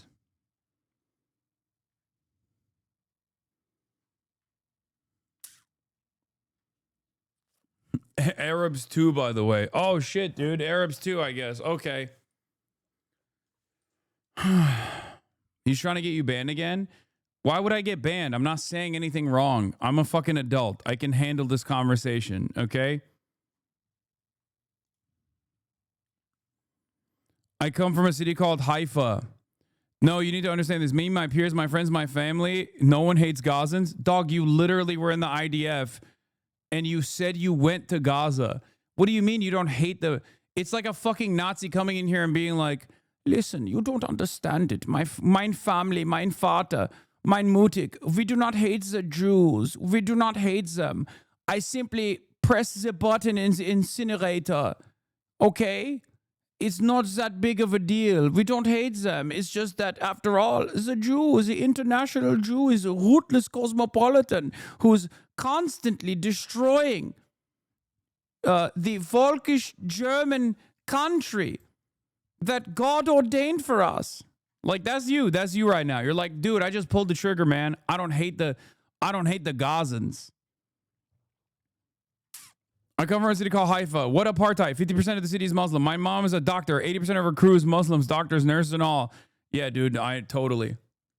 That was a really good retaliation from you, by the way. Wow, I can't believe you guys have fucking still some former Palestinians that Israel gave citizenship to that still treats them as second-class citizens.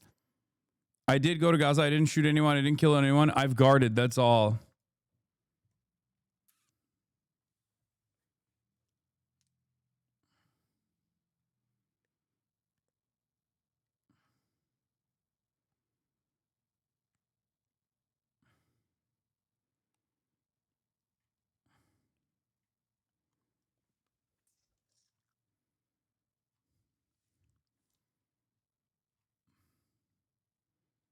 Yeah, I'm just a guard, man. I'm just a camp guard. Were you just following orders, dude? The question is, when the walls are closing in, it's fucking literally $0 for you to just like be quiet. And if you're gonna be loud, speak out against the current administration. Speak out against Zionism. There are plenty of Israeli Jews in this chat that do the same and have been doing the same since October 7. Why can't you be on the right side? Why do you still have to maintain this fucking weird notion that you're in the right here? Who are you speaking to? No one here believes you. We all see the truth. We all have recognized the reality. And the reality is, the Western world and the Western populations were the only groups on the planet that were duped by this kind of messaging for the longest time, and it's over. And the reason why it's over is because Israel is so fucking cruel and so shameless, and its defenders are so fucking arrogant on national television that they demand absolute loyalty. and nothing short of it. And anything short of absolute loyalty is, you are Hamas, you are Hamas, you are terrorist. Antisemitism. So it's done. It's done. It's over. And it's crazy that you're just like still trying to argue against a dead position.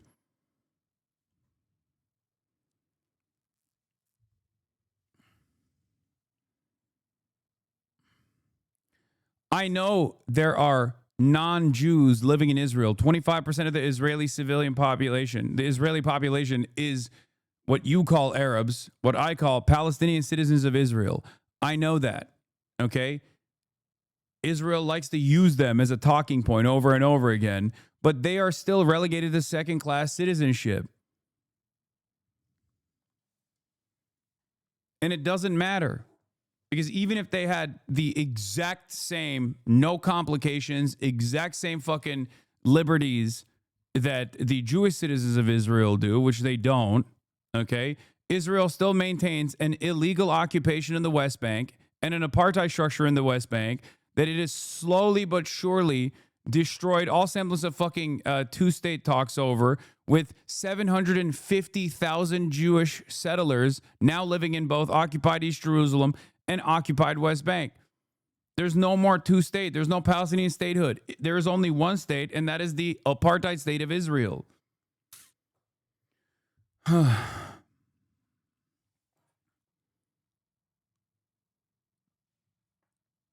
A total of 5 million Palestinians. Now, those numbers are smaller, of course, because of Israel's genocide. 2.5 million in Gaza, 2.5 million in the West Bank. In the West Bank, it is apartheid. Okay, it is a slower version of ethnic cleansing. And in Gaza, it's genocide. That's it. But the reason why you're talking to me like this, I think, is because instead of immediately going, you are terrorist, you are Hamas, is because you must have some questions about this. The reason why you're coming in here to have this conversation is not because you love debate, because I think most Israel defenders don't do that anymore. Okay? There's got to be some fucking doubt in your heart.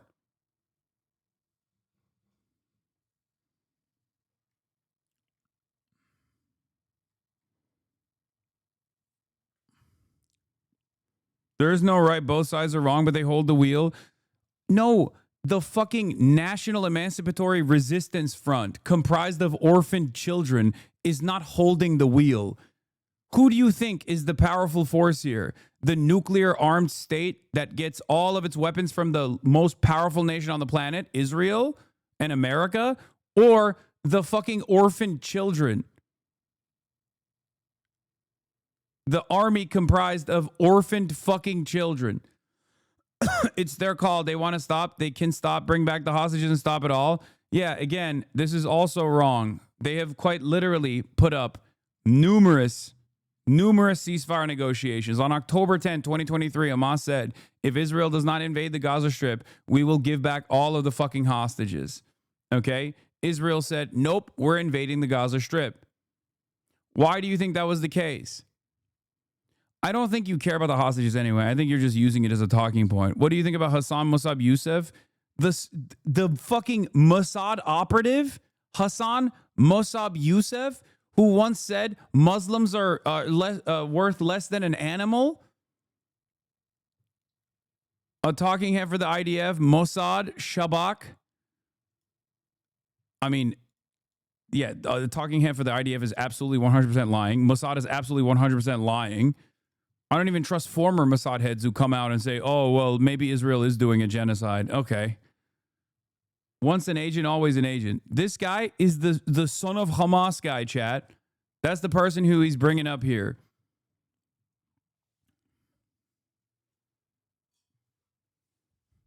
You know about the Holocaust. Hasan Mossab Youssef is worse than a fucking capo.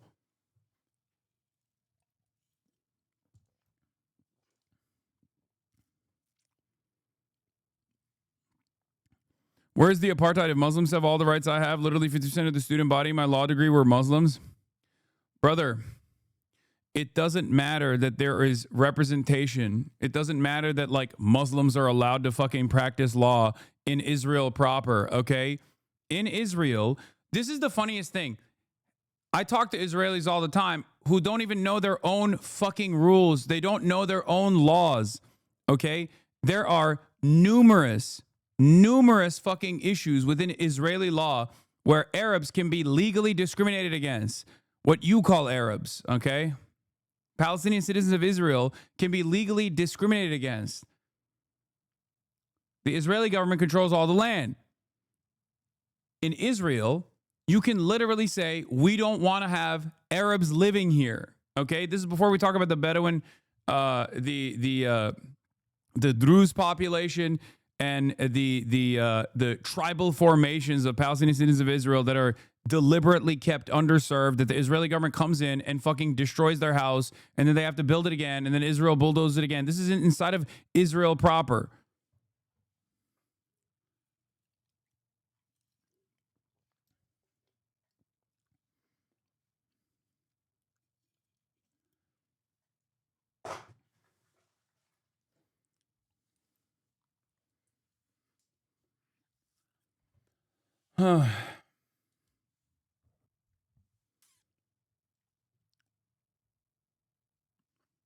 Palestinian citizens of Israel, when Iran was fucking striking back against Israel, Palestinian citizens of Israel will be denied entry into fucking bomb shelters. You act as though there's no fucking racism against Palestinian citizens of Israel in Israeli society. It's so stupid.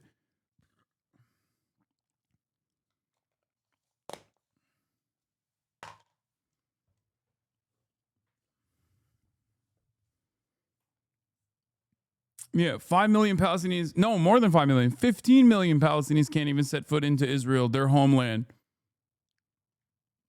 Yeah, no interfaith mixing. Yeah, you can't even get fucking interfaith married. And this guy's like, no, you don't understand. Even Israeli Jews can only downgrade in their fucking status. If an Israeli Jew in Israel proper falls in love with a Palestinian living in the fucking West Bank, that Palestinian in the West Bank can't come into Israel. And you're over here being like, there's not an apartheid. Meanwhile, your bitch ass and your fucking family came from Russia to Israel. How is that appropriate? The fucking Palestinian has been living there for generations. Your ass came from Russia. And you're like, there's no apartheid. How is this anything but Nazi fucking ideology? It's just pure fascism. Plain and simple. It's just Jewish supremacist attitude. He's like, no apartheid, dude. No apartheid. Can't get interfaith married, but no apartheid.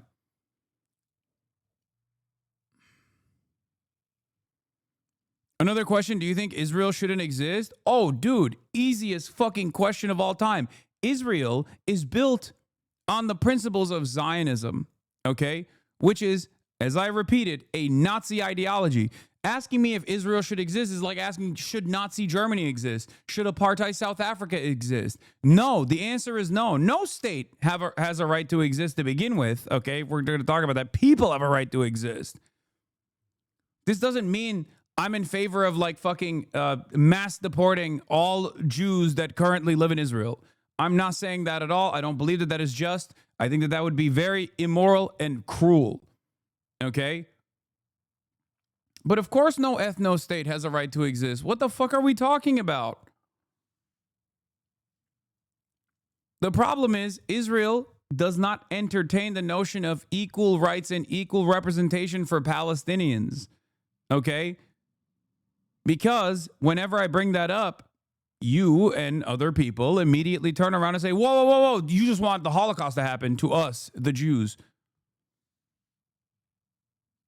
It's ridiculous.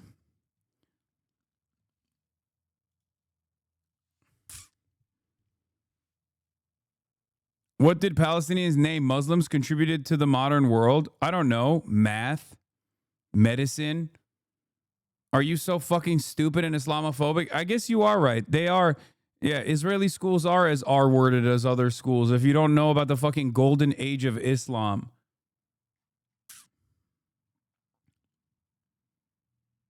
What the fuck?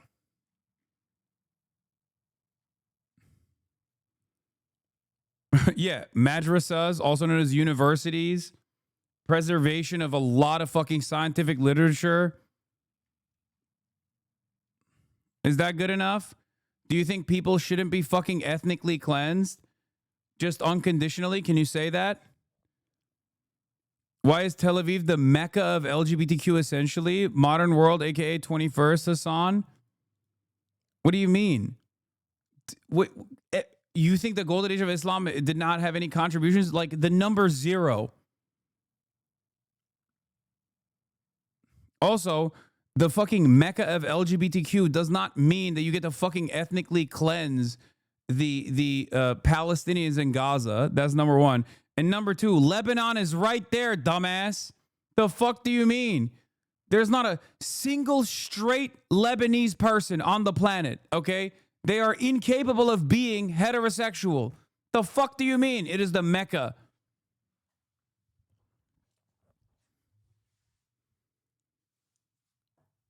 Yeah, it's awfully weird how all of your LGBT friends have to go to Cyprus and then they get married. Wonder why. LGBTQ Mecca. Like, I don't, like, I give a shit. I don't give a fuck. You're hitting all the Hasbara lines. You're getting increasingly more defensive. None of this will work here. You will never be able to come up with a fucking statement that I have not heard a million times over and have not addressed a million times over. We're just going through. We're just going through the lines, okay? Oh, gay people get married and fucking gay people are allowed to exist in Israel or get married in Israel? I guess they should fucking murder every Palestinian then. My bad. Shit, I didn't realize that was what allowed people to do genocide. Like if Nazi Germany allowed gay marriage to happen, then it would have been fine to do the Holocaust. Is that your argument?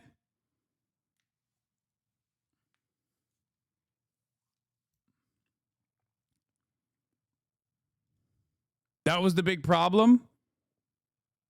Gay people are allowed to get married in Gaza? Great question. Does gay marriage allow you to do genocide or not? Answer my question. There's no gay marriage.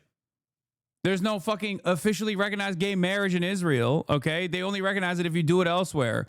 Should we nuke Tel Aviv? I don't think so. But even if they were, even if it was the gayest person on the fucking planet, it was the gayest place on the fucking planet, why do you think that this gives them the right to fucking ethnically cleanse Gaza? And also, the only fucking anti-LGBTQ provisions like the anti-sodomy laws that exist in Gaza are holdovers from British Mandate Palestine. And I believe the West Bank has been, the West Bank has never had any sort of homosexuality. Homosexuality was decriminalized in the 18th century when Palestine was under Ottoman rulership, for the record. In the Tanzimat era, the Ottoman Empire, which Palestine was a part of, okay, had decriminalized homosexuality. When the British came over after World War I and took it over, they actually criminalized homosexuality. The Gaza Strip still has that colonial remnant in its rules. Not that it fucking matters, by the way. None of this matters.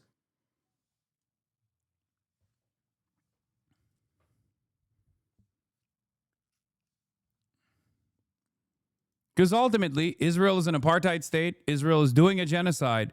And that is a bigger crime than homophobia. I hope you understand that. Because when you're doing a genocide, you're killing gay Palestinians too. Your bombs and your bullets don't actually avoid gay Palestinians and only kill the straight ones or only kill the homophobic ones. It's so fucking stupid. We are not committing any genocide. If we were, how do you explain that the Gazan population increased in the past year, including during the war?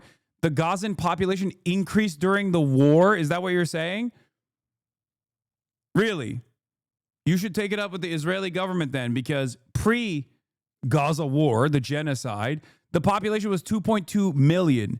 Now the population of the Gaza Strip is 1.5 million, according to Israeli estimates. How did that happen? How did that happen? I don't know. Maybe the past 2 years of not genocide, according to you.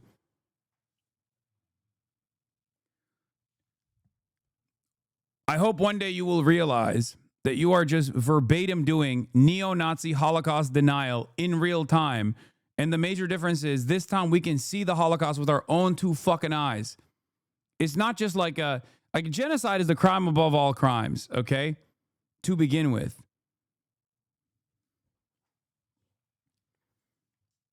But this is straightforwardly the Holocaust happening again.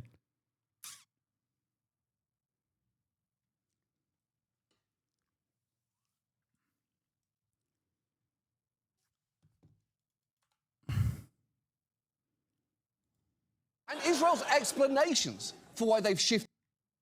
World Food Programme has said of Gaza, nearly 500,000 people are facing famine-like conditions, including Amnesty International. We've seen this part. On the mistake that delays our victory. And his finance minister has said... Oh, yeah, we saw the last part. She even qualifies her statement instead of, I think. Yeah.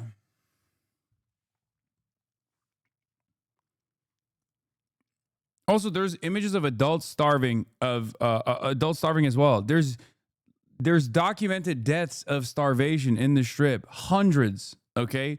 Hundreds of documented deaths of starvation in the Gaza Strip. Anyone who fucking denies this is a Holocaust denier. It doesn't matter that at this stage it kind of feels like there's more of a permission structure to deny this Holocaust. It's bullshit.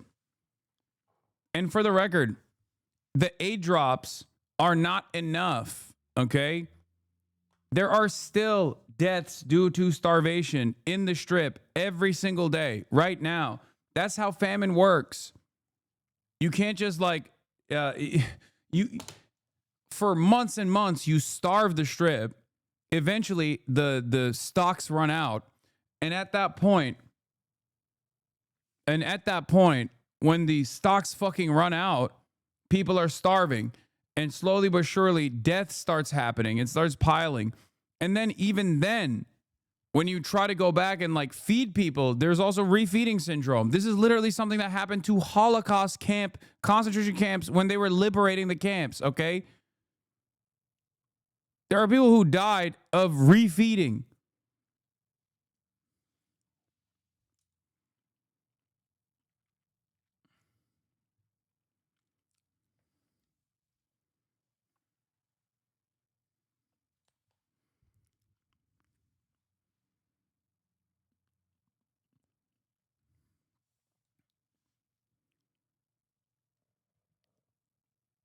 Anyway,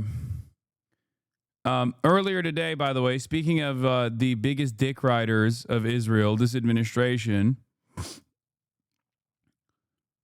Netanyahu also moved to fire the attorney general prosecuting him for corruption. And also, Netanyahu has decided on full occupation of the Gaza Strip, according to reports coming out of Israel. But make no mistake, the administration is working tirelessly to do what, you might ask? Oh, that's right. Make the situation fucking worse. Earlier today, the Trump administration said that they're doing an anti-BDS clause on fucking FEMA. Okay? If you want aid relief, you cannot protest Israel. 4 hours ago from Axios. States that boycott Israeli companies will lose disaster relief funds, DHS says. The Trump administration said states and cities that boycott Israeli companies would be ineligible for disaster relief funds. President Trump is, by the way, this already exists in the state of Texas, just so you know. The woke America First red state of Texas. In the woke America First free speech defending red state of Texas, you have to sign a loyalty pledge if you want to work in the fucking public school system, for example. You have to sign a loyalty pledge, not to America, but to the state of Israel. Okay? Also, in the big, beautiful, bold America First red state of Texas, towns and localities that want to reappropriate funds back to themselves as opposed to sending them to Israel have been threatened by Governor Greg Abbott with shutting off the money faucet from the actual state government. They've been called anti-Semitic for demanding that millions of dollars that they send to Israel yearly go back to their own infrastructure. Okay?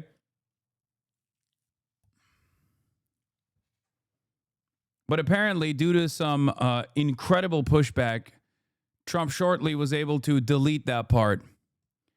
There's no FEMA requirement tied to Israel in any current NOFO. No states have lost funding and no new conditions have been imposed. FEMA grants remain governed by existing law and policy and not political litmus tests. DHS will also enforce all anti-discrimination laws and policies, including as it relates to the BDS movement, which is expressly grounded in anti-Semitism. Those who engage in racial discrimination should not receive a single dollar of federal funding.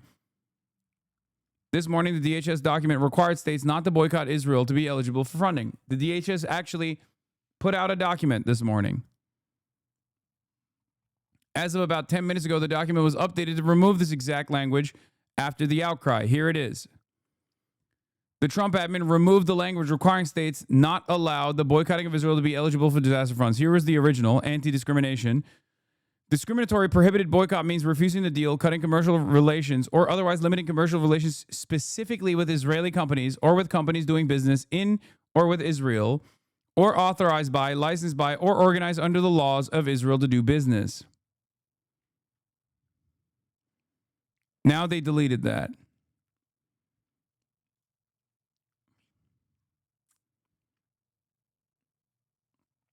But they actually didn't delete it, for the record. Make no mistake.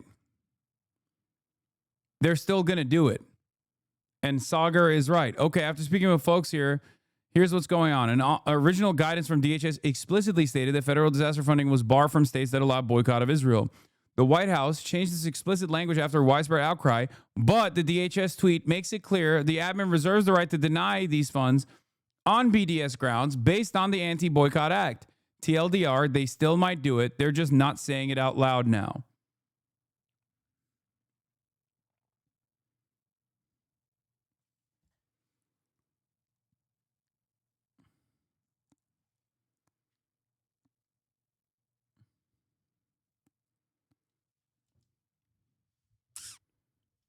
We're going to get burned to a crisp in the LA wildfires because I refuse to eat boo-boo ass Sabra hummus. Yeah, you have to. You have to eat Sabra hummus. If you want FEMA to give you disaster relief funds, you have to eat Sabra hummus. You have to say Sabra hummus is the best kind of hummus.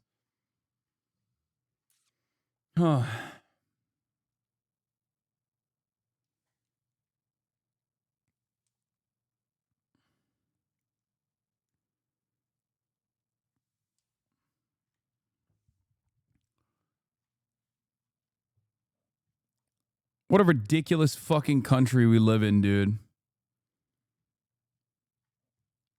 America first, by the way.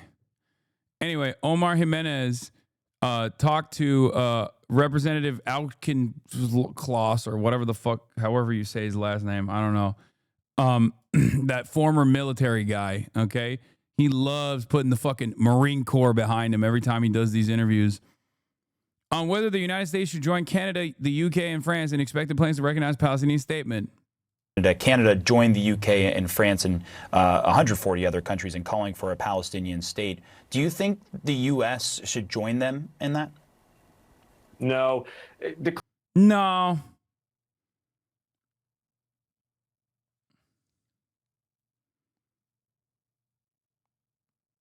No. Oh, thanks, man. Well, fuck you then. Declaring Palestinian statehood just turns October Yeah, by the way, this guy's a Democrat, a liberal, by the way.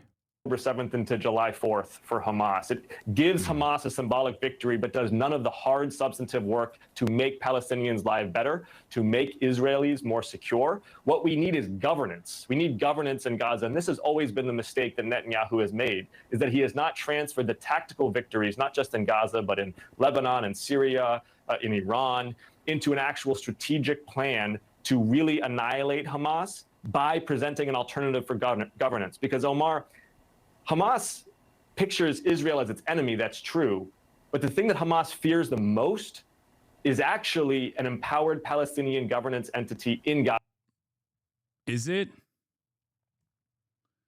Because I'm pretty sure they've demanded that, and Israel is the party that's saying no to that exact part of the negotiations.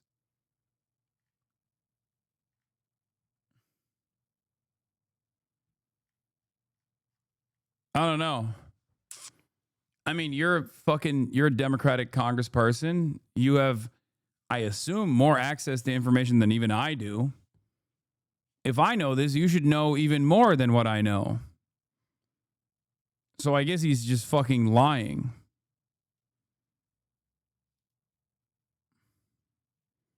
Yeah, it isn't raised enough that even Hamas's position is currently less extreme than the Israeli government's, which refused to entertain Palestinian statehood and so coexistence in any form. This should be a major issue, a major focus to counter the popular Western view that Israel is the moderate party here. Okay, this is from History Speaks. In the current negotiations, Hamas has made it abundantly clear that they'd be willing to relinquish power and disarm in exchange for a Palestinian state on the 1967 borders. This is consistent with their long-term stated policy.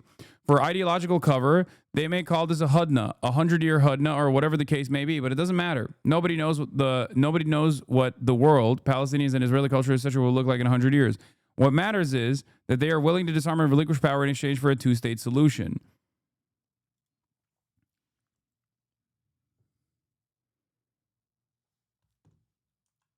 The current position, for the record, because this isn't their current position, the current position is no. Obviously, disarmament is a non-starter for understandable reasons because there is a fucking genocide going on.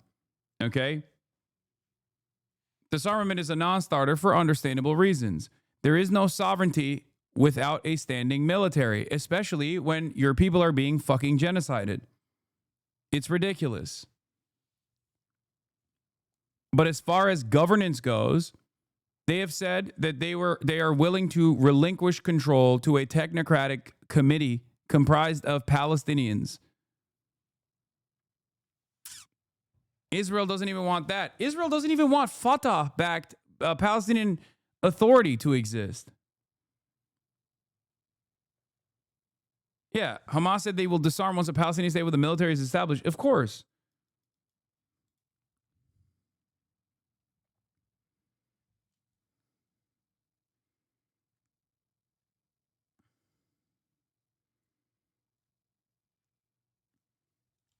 Israel does not want a two-state solution. Israel just wants Israel, greater Israel. That's the only thing they want. Okay? That's it. Israel just wants greater Israel. That is their project. They're not even hiding it. They're openly stating that that is their fucking project.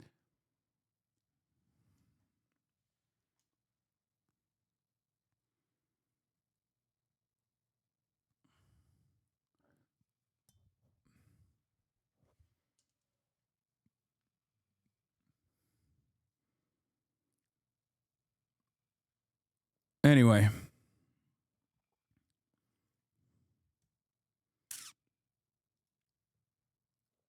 Now, let's get to the fucking dumbest person in America, Bill Maher, and what his takes are. That was an anti-Semitic thing to say 2 years ago.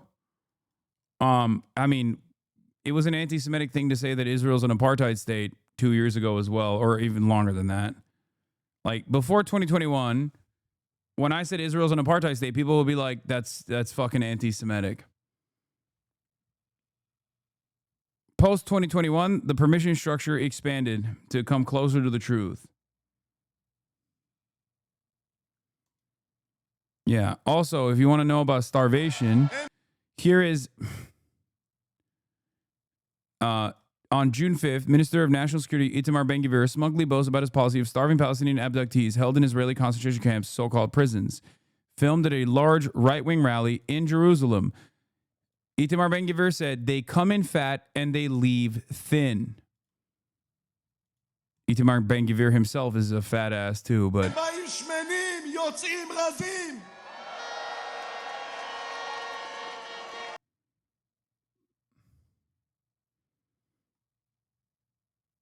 Remember, we let this fucking war criminal, terrorist, monster piece of shit roam freely on American soil.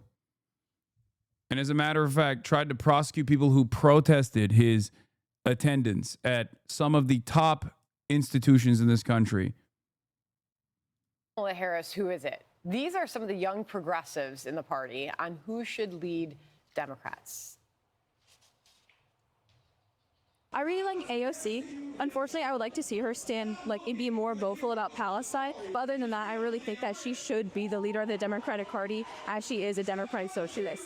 Being also a young person, a young voter, a college student, seeing people like Zohran Mamdani, AOC just gaining so much more footing and so much more recognition in the policy field is very empowering. I think candidates like Zohran Mamdani and AOC are really inspiring to see. They, someone like Mamdani, a Muslim like me, and Zainab here, it's so inspiring to see. And so I think that someone like that By the way, they're showing these kids to be like, look at how scary and brown the Democrats are. 2028 can carry a lot of momentum. I think people are so excited. So it goes back, Lawrence, to our point earlier about nothing's changed, no lessons learned. Right. It's resist Donald Trump, and move as far left as possible in the Democrat Party. AOC and others seem to be still getting the attention. Yeah, and that's where all of the energy is for them. Look, losing stinks. It's the worst. And when you lose, everybody's a loser.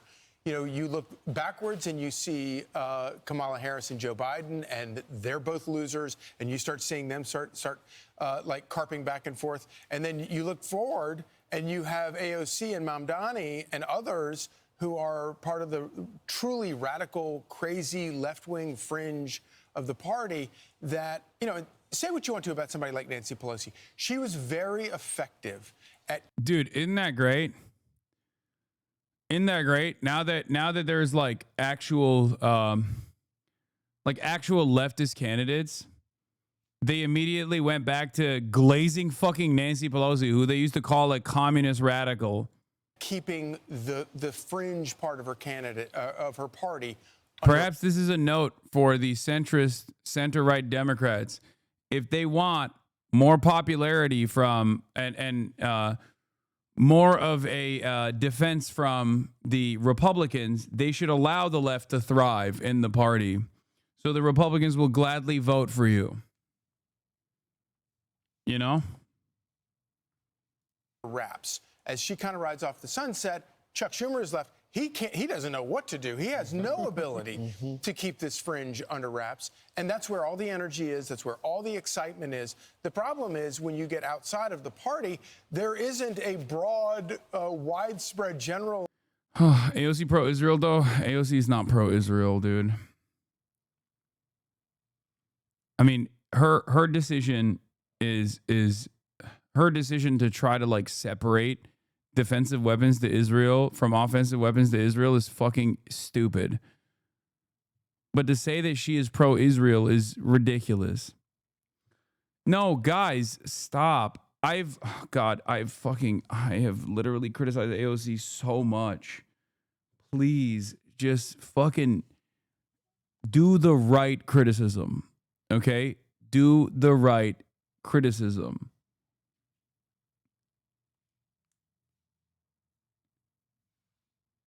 Either she doesn't believe that Israel is doing a genocide, and that's the reason why she wants them to have defensive weapons capabilities, or she thinks Israel is doing a genocide, which I have no reason to believe that she doesn't believe that, because she said it on the fucking floor of Congress at a time when it was an unimaginably costly thing to say as a national candidate. Okay? It's the truth, but that should not, make no mistake. It's the truth, and every politician should say it. You're crying because you're scared of chat. I'm so scared of chat that I spend hours upon hours yelling at my chat every single fucking day.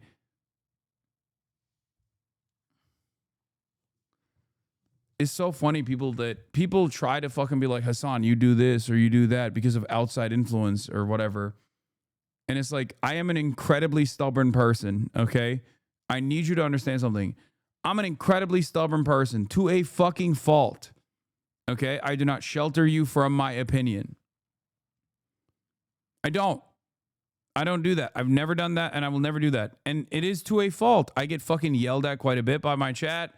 I get yelled at quite a bit from former chatters who now hate me. I get yelled quite a bit by people who fucking despise me and have always despised me because they think my worldview is scary. Okay?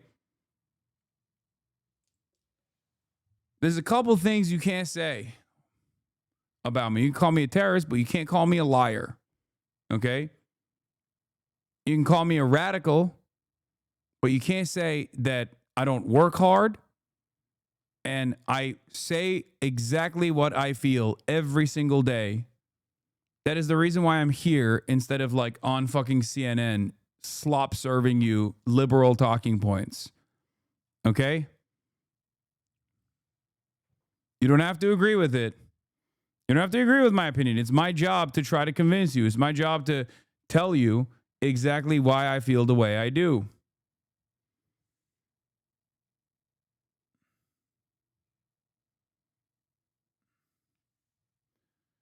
Cut out AOC, dog. There's no accidental voting in a genocide. I'm not saying that this is not worthy of fucking yelling at AOC over. I'm just not in the AOCIA camp. Okay? You have to, no matter what, you have to judge politicians on a curve. You have to grade them on a curve. Mamdani is a way better Dem progressive representative. I agree. But we haven't seen what Mamdani is going to look like yet. So far, you're right. 100%. AOC is just Pelosi.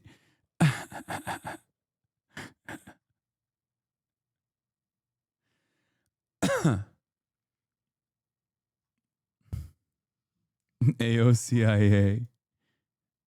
Don't fawn over politicians. Don't develop parasocial relationships with politicians. Use them. Okay? They're there for you to use them. They're there to be your servants.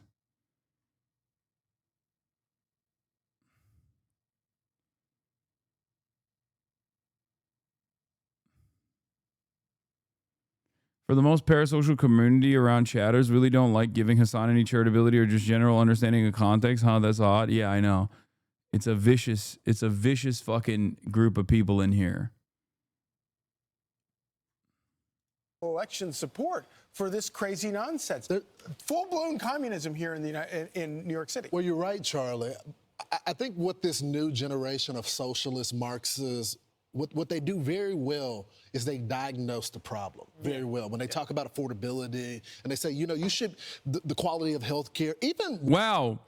A socialist is good at diagnosing the problems of capitalism? Shocking. I for one am shocked. That's crazy. You don't say, wow. Wow. How'd that happen? AOC getting outflanked by right-wingers and embarrassment? Abso-fucking-lutely. AOC should be the one putting the fucking provisions to be like, no weapons, defensive, offensive. Israel's doing a genocide. Not fucking Marjorie Taylor Greene. It is an embarrassment that there is not a fucking singular Democratic leader that is out there. I mean, there's actually, that's not true. There are exceptions to this. Obviously, you have Ilhan Omar. You have Rashida Tlaib. You even have fucking Al Green.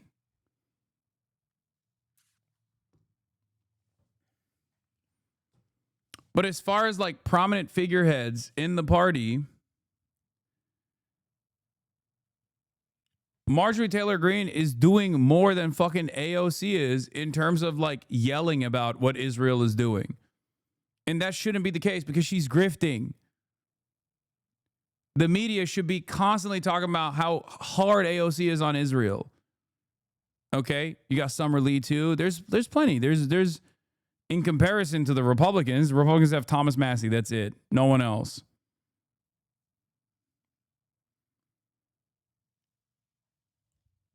If AOC was this like clever, conniving, cynical politician that many present her as, she would be actively banging the drums, and she should be regardless.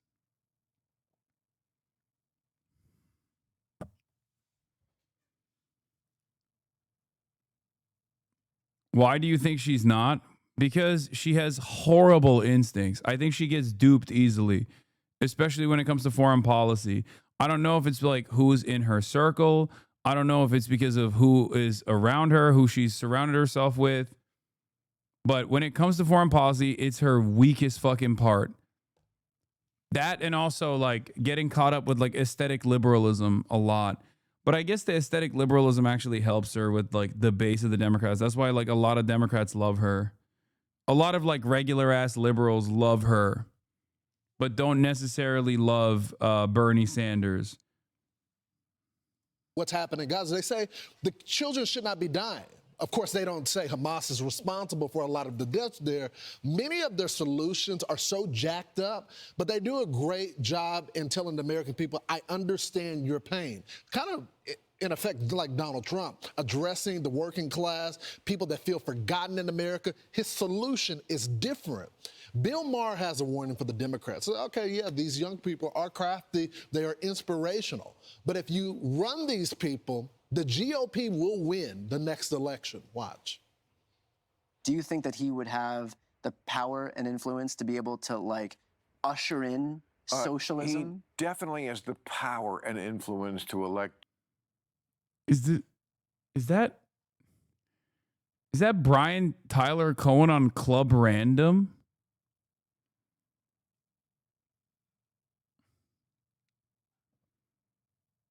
J.D. Vance or whoever is the Republican candidate next time. It is a walking commercial for the Republican Party I think nationally. the Republicans are going to. When you let the Democrats, socialists, and now they're actually calling themselves socialists, when you let them take over a major American city, this is what you get.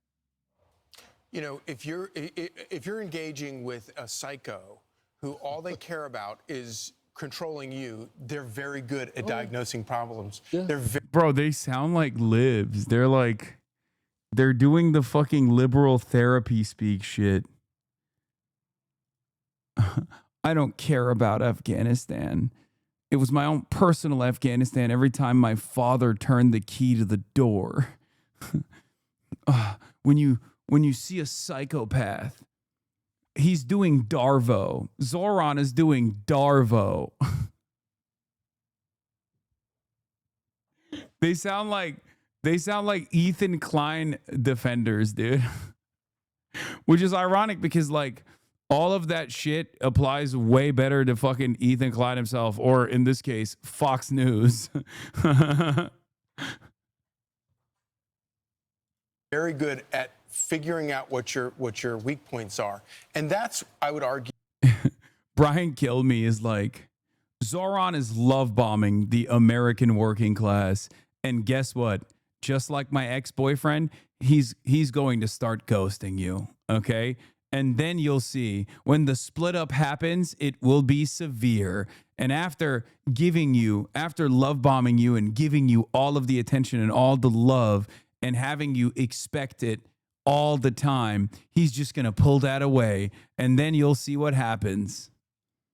What a lot of these people are doing. That's right. They recognize that if you can focus on these problems, then you can, use that dissatisfaction to gain power for yourself. When I see his face, I think immediately of his pitch for government-run, grocery stores. That'll work out. And I don't think there's any reasonable American who hears that and thinks that that's something that will work for them and their family. But he's winning. And all of the polls right now. Damn, they sound scared, bro. They sound positively scared. What happened? At first, they were, quote unquote, celebrating because Zoran is going to destroy the party. And Bill Maher is saying that too. So why are these guys not excited?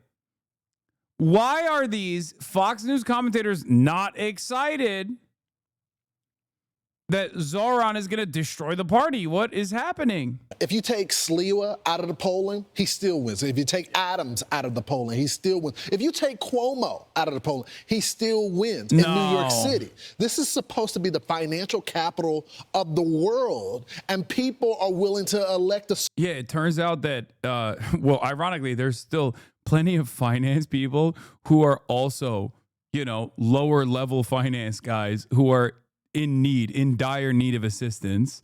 That's number one. And number two, outside of that, there are plenty of other sectors in New York as well. It's a fucking densely populated city. There's people from all different backgrounds.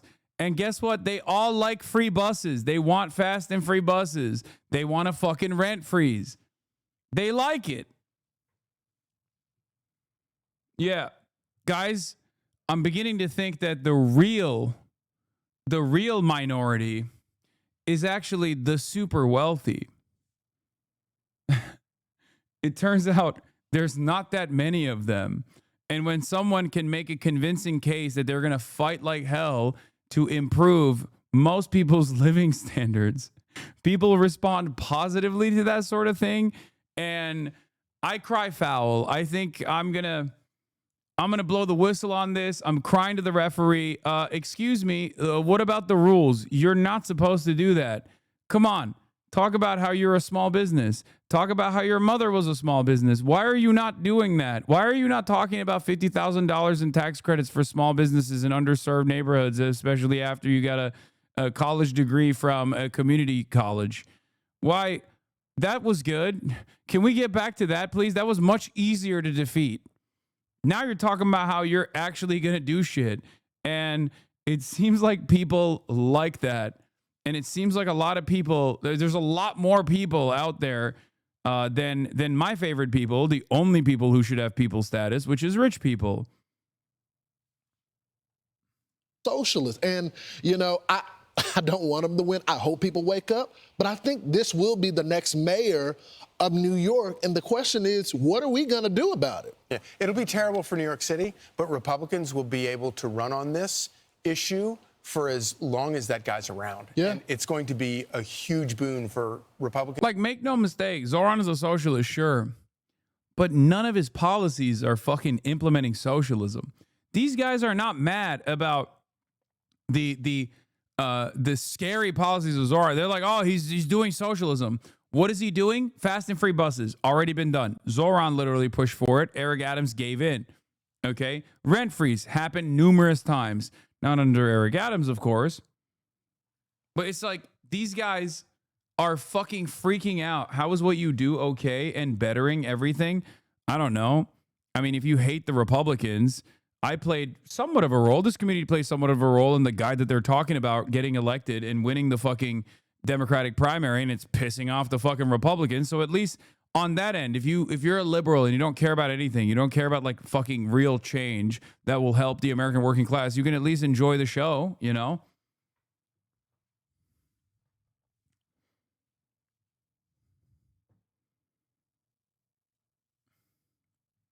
Don't you think?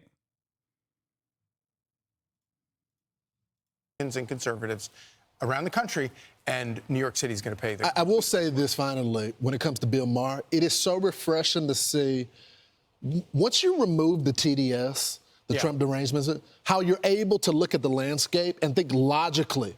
Bill Maher is still liberal. He's still a Democrat at heart. No, he's not. But he looks at the deck much differently now that he's met the president. Can you explain why you criticize the small business support talking point? Because there are look, every small business is not just owned and operated by one person. Usually, when you think about it, let's say the average small business like hires, 2 people. And that's not the only kind of business, obviously, out there. There are much more workers than there are owners of small business in this country, okay? There are far more workers that work at a small business or work at a big business in this country than there are small business owners. So the policies that you should be implementing should not be focused on small business owners.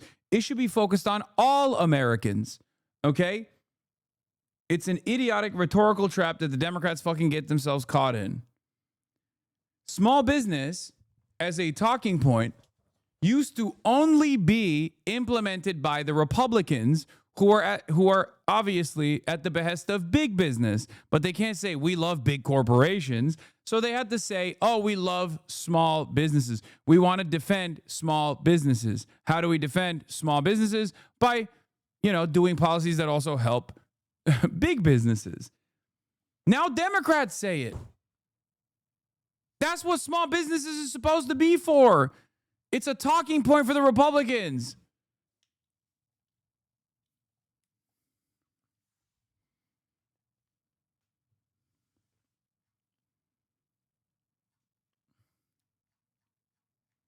president. He sees what's happening in the country. The liberals can recover. They can find some type of candidate, but they got to stop focusing on Donald Trump. You can't look at every single issue and look at the president. You got to have your own policy prescriptions. And so now he's warning them, guys, if you do this, you may get a temporary sugar high because this crazy leftist, but you can't run a candidate like that nationally. People don't like you taking their money. Yeah. This is still America. If Bill Maher can see it, it must be obvious. Yep. I'm Steve Doocy. I'm Brian Kilmeade. Meantime, President Trump says he will, quote, substantially raise tariffs on India because the country, he says, keeps buying what he refers to as massive amounts of Russian oil. Uh-oh. Uh-oh. I love that they gave up on beating on Mamdani. Yeah, they've already admitted defeat. They saw the poll numbers. By the way, speaking of Mamdani, there was a really funny thing that happened where Eric Adams, where the fuck is it? I need you to see this thing, okay? Eric Adams posted about the Jewish vote in New York City. And I'm sure you guys have seen this, right? There's a couple things I want to talk about with Zohran Mamdani. Number one, the Eric Adams thing. Eric Adams War Room Twitter account. Okay, here it is. New poll among Jewish voters. Eric Adams at 25%. Andrew Cuomo at 21%. Curtis Lewa at 14%. Jewish voters are behind Eric Adams. And if you add all those numbers, it doesn't add up to 100%. I wonder why. Oh, that's right. Because they took out Zohran Mamdani from the poll.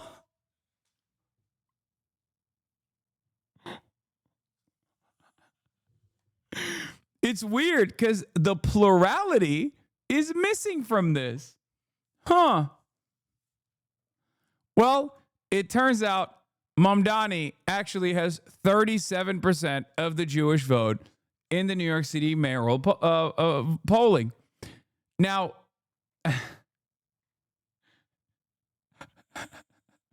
I can't get over that. It's so fucking funny, dude. Wow. Suspiciously, 37% of the voters are gone. I wonder who they voted for. Well, I guess Eric Adams has decided those aren't Jews no more.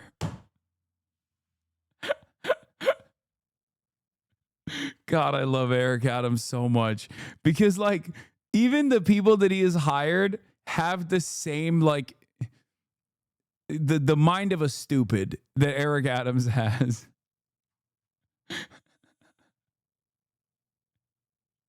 It's awesome.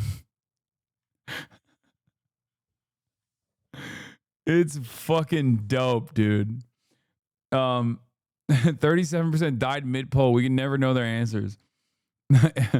Invented a new way to say the truth. Yeah. No. Oh, you say those Jews must be really anti-Semitic? Well, guess what?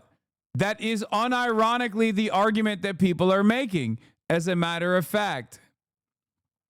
Okay? So you're not wrong. We're now officially at the stage where Jews who are voting, the New York Jews who are voting for Zohran, actually also are a part of the problem. So they're saying the plurality of Jews that are voting for Zohran Mamdani are also self-hating Jews, which is not even a joke anymore. That's like a real thing that people are fucking saying. I saw that. I'm sure you guys saw that fucking viral Twitter post of we got to burn the village to save the village ass Twitter post that someone made about in the aftermath of this poll. Someone was like, yeah, actually, the Jews in New York are wrong. This is hilarious. Two recent polls by GQR Research and Zenith Poll show Mamdani with a commanding lead among Jewish New Yorkers, but rather than cite them, Liam Stack frames the question as ontologically unknowable and ignores them. GQR was commissioned by a pro-Israel lobbying group, by the way. It is difficult to determine how many Jewish voters supported Mr. Mamdani because even in New York, the Jewish population is too small to be measured with precision by most polls. Oh, here it is. They've reached it. We have to destroy the village in order to save its stage of the anti-Semitism discourse. Here is Melanie Phillips, columnist of the Times of London. Zohran Mamdani leads among Jewish voters by a 17-point margin in the race to become New York City's next mayor. Mamdani, a Shia 12er Islamist, will bankrupt and Islamize New York and pose a threat to his Jewish community. With their Pavlovian reflex to support the Democratic Party and its anti-West, anti-white, anti-Jewish ideological dogmas, it was entirely predictable that before long, these U.S. Jews would themselves become a threat to the Jewish people. The moment has arrived. It's crazy how much you can get away with, like how racist you can be, as long as you claim to be defending Jews. You can literally be like the most anti-Semitic person, and still, as long as you're defending Israel, it's fine, okay? Like this right here, this entire statement is unimaginably racist. Not that it fucking matters. Nobody cares about this anymore, okay? No one fucking cares about racism. There's just no care or consideration.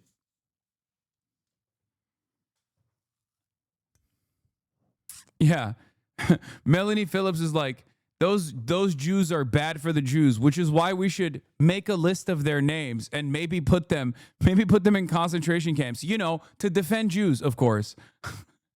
The plurality of Jews like Zohran, and therefore they must also go because they're obviously against the better interest of Jews. So what happens when it's the majority of Jews?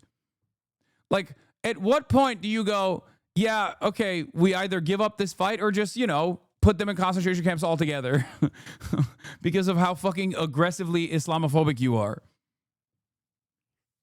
This is the Londanistan lady? Of course she is. You know you're supposed to only do one gummy at a time, right? This post is somehow both Islamophobic and anti-Semitic. I'm impressed. It's true. She hit the double. She was like, it's a given that we have to obviously put all Muslims in concentration camps. But honestly, we should probably put the Jews there too. Just, you know, the Jews that like the Muslims.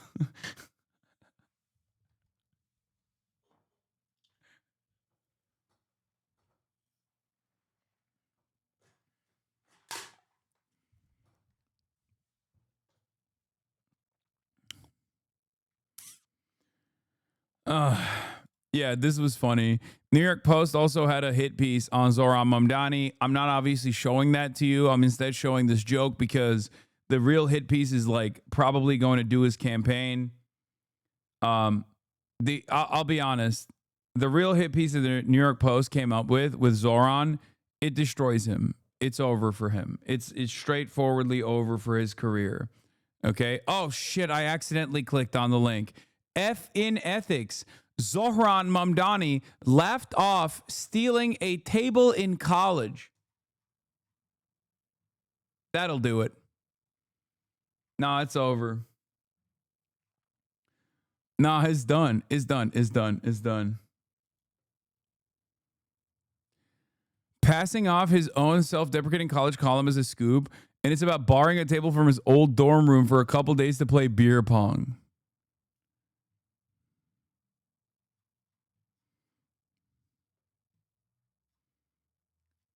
Yeah. It's hard. It's hard for me to not see the similarities here. This is the New York Post is doing what that pedophile Israel lolly defender is doing. Zohran Mamdani is 1,000,000% done. Every other week. Zohran Mamdani is 100% done. Zohran Mamdani is 200% done.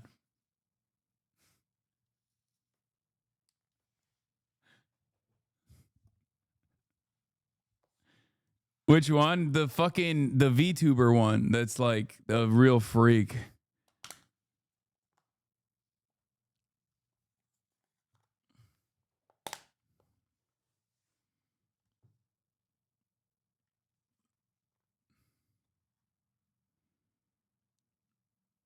Do you see our goat is super washed? Who is our goat? Yeah. Former Vice President Kamala Harris won't run for California governor next year, but Minnesota Governor Tim Walz tells CBS News she would make an outstanding president, and then a 2028 presidential run would be good for the country. I don't want to hear it. I don't want to see it. I don't want to hear it. Wait, Tim Walz endorsed Jacob Frey? Oh, he's done. Oh, I'm done. I'm done with Tim Walz. Fuck him. That is the lamest shit. He endorsed Jacob Frey instead of Omar Fateh. He sucks, dude. Fuck you, Tim Walz. That is disappointing as shit. Wow.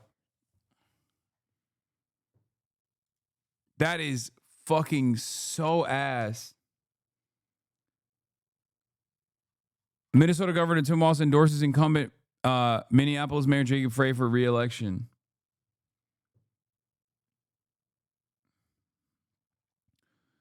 Who's Jacob Frey? Jacob Frey is the current mayor. Has filed a protest with the state DFL party, citing. He's the incumbent, as the title suggests.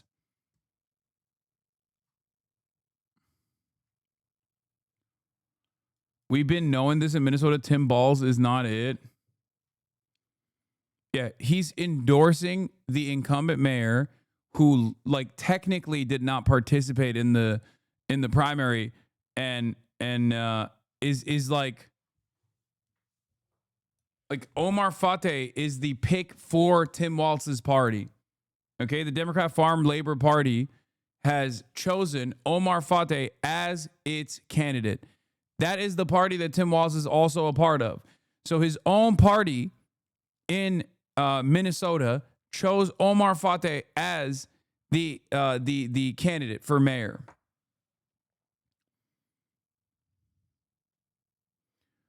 Ironically, this endorsement hurts Walz more than it helps Frey in Minnesota, in Minneapolis, because Frey is hated here.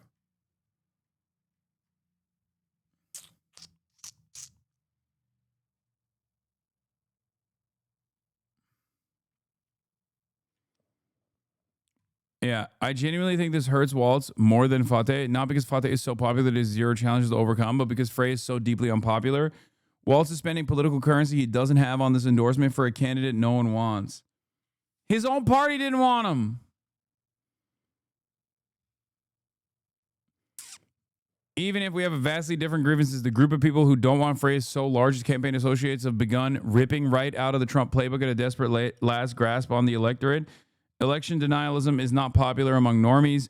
Frey's campaign associates spend the majority of their time harassing Twitter lefties to please Carol Beckers of the world in the absence of actual policy, and now they're getting dog-walked by not one but two serious challenges, and they're crying and puking. Not to do too much armchair psychology, but I honestly feel like Tim would be a Dwayne Davis guy. It would have been refreshing to see him go that direction. It would have been nice to show solidarity with the DFL and endorse Fateh, but this is a puzzling choice.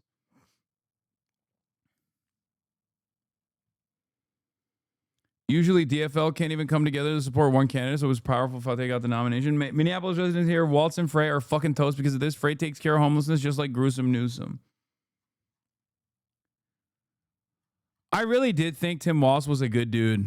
But, you know, once again, I don't love any politician. I don't consider any politician to be my friend. I don't have any parasocial relationships with politicians. And politicians will always hurt you. Politicians will always end up disappointing you, and Tim Walz has been a spectacular disappointment.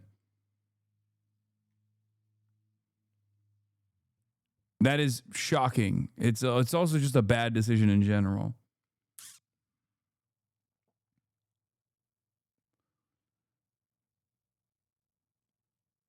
Would you have a sexual relationship with a politician? Only Trump.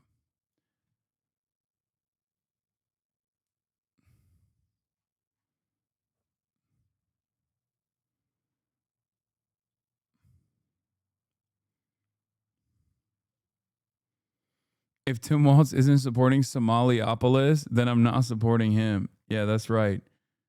He's there with us, and we're there for him. We want Somaliopolis.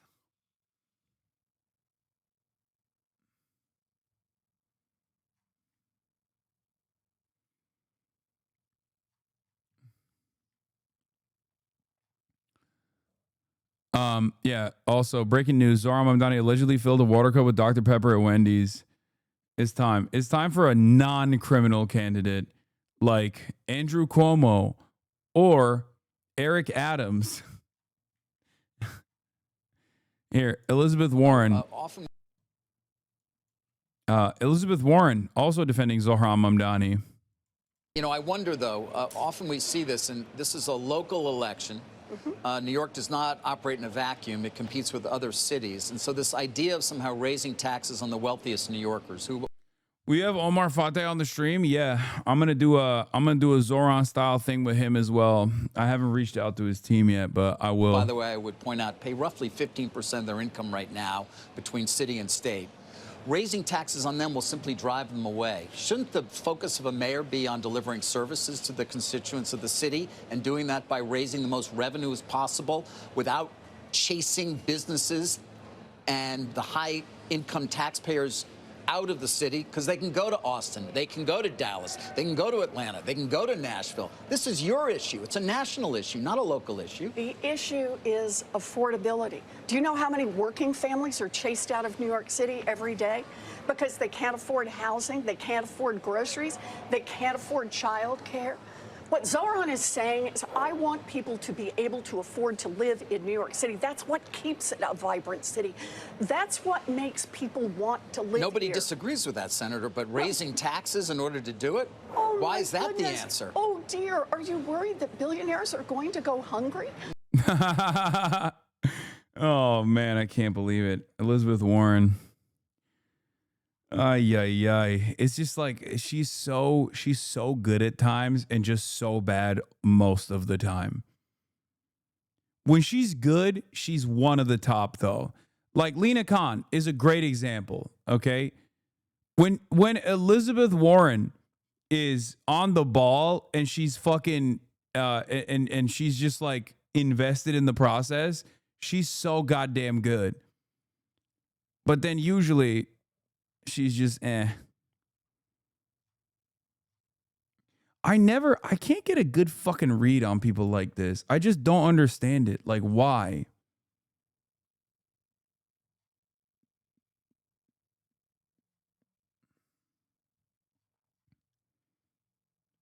The Barbers and the Brendas in Nebraska are wildin'. Yeah, I saw the Mike Flood thing. Hold on.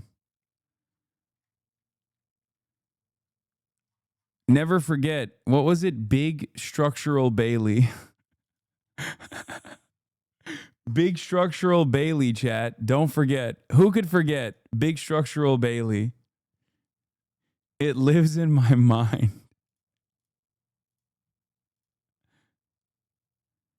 It seems like a lot of you have forgotten Big Structural Bailey, and I don't like it.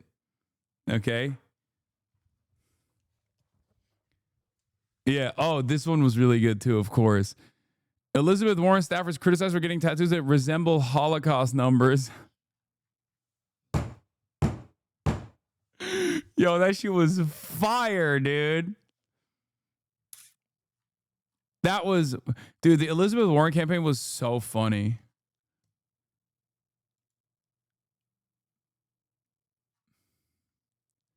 The blood and teeth.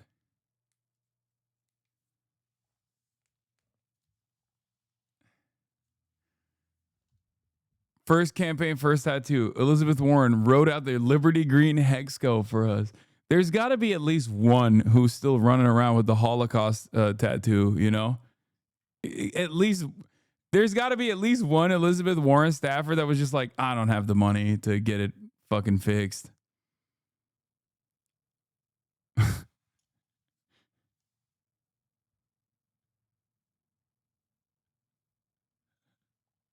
So good.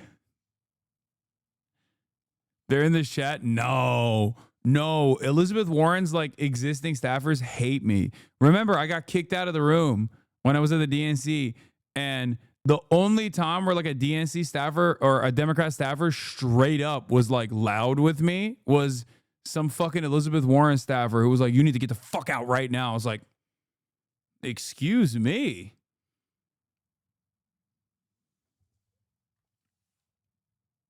Because I'm a Bernie bro. Yep. With the pepperoni nips.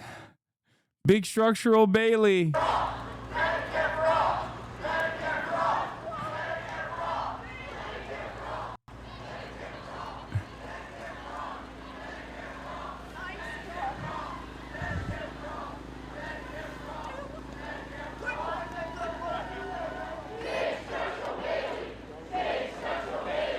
This and the Pete Buttigieg song lives in my mind. Remember the Pete Buttigieg song and dance? God, what a fucking insane primary season that was. When you have high hopes for a minute.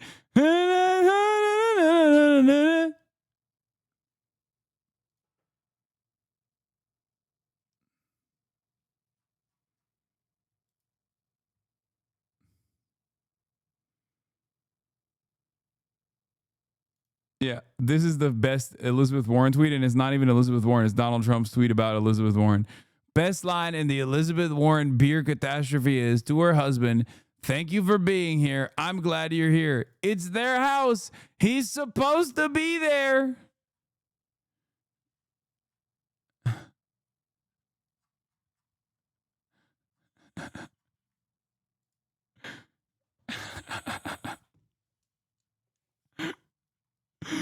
Oh, Jesus Christ. Yeah, here.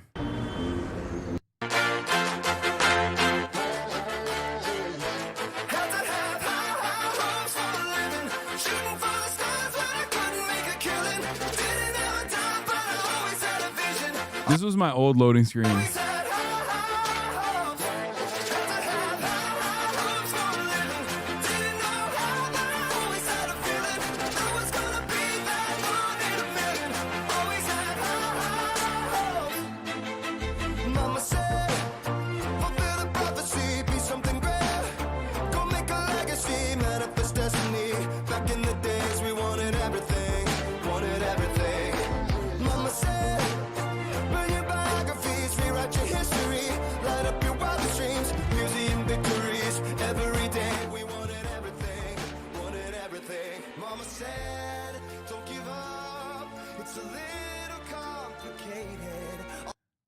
What's going on, everybody? Oh, I have to have high hopes for... Okay, we're going to perfect that dance. I just took a shower. Okay? You don't love justice. You love your father. What's up, Cooftown? Protein. Did you bottle your...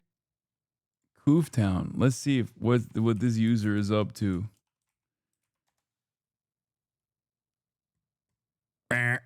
Gone. Sweat, I literally hate you. I understand hate watching now. Okay. Hi.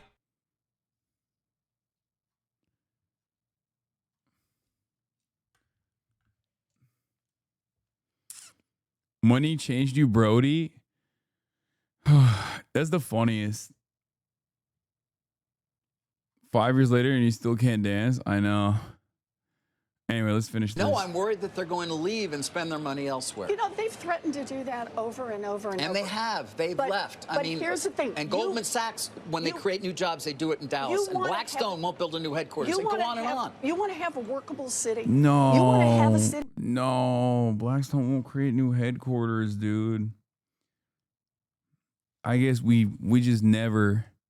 You had the OG TikToker haircut? Yeah. I've always been the OG TikToker haircut guy. That's vibrant. You want to have a city where the streets are full, where there are things for sale 24 hours a day. Then you need people who can live here and work Well, we've here. got that right now, by the way. I would point out New York is thriving. So now it's doing pretty well, actually. I'm glad you think they're doing well because a lot of people are struggling to pay for housing.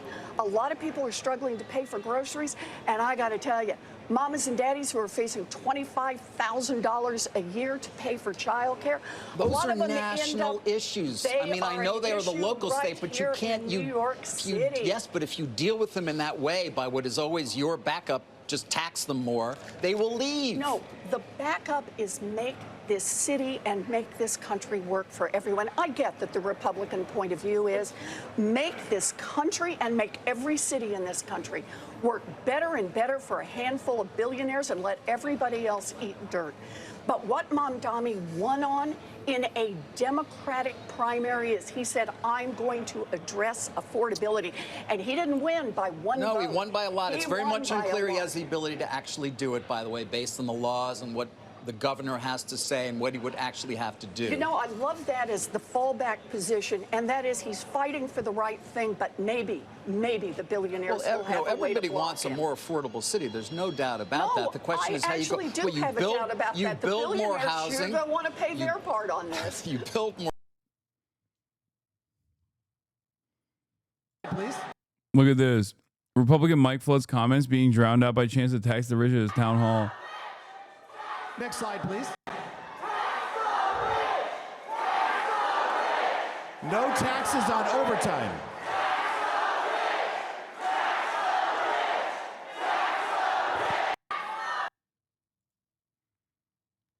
Some more choice moments. It's about two The people are rising up. big changes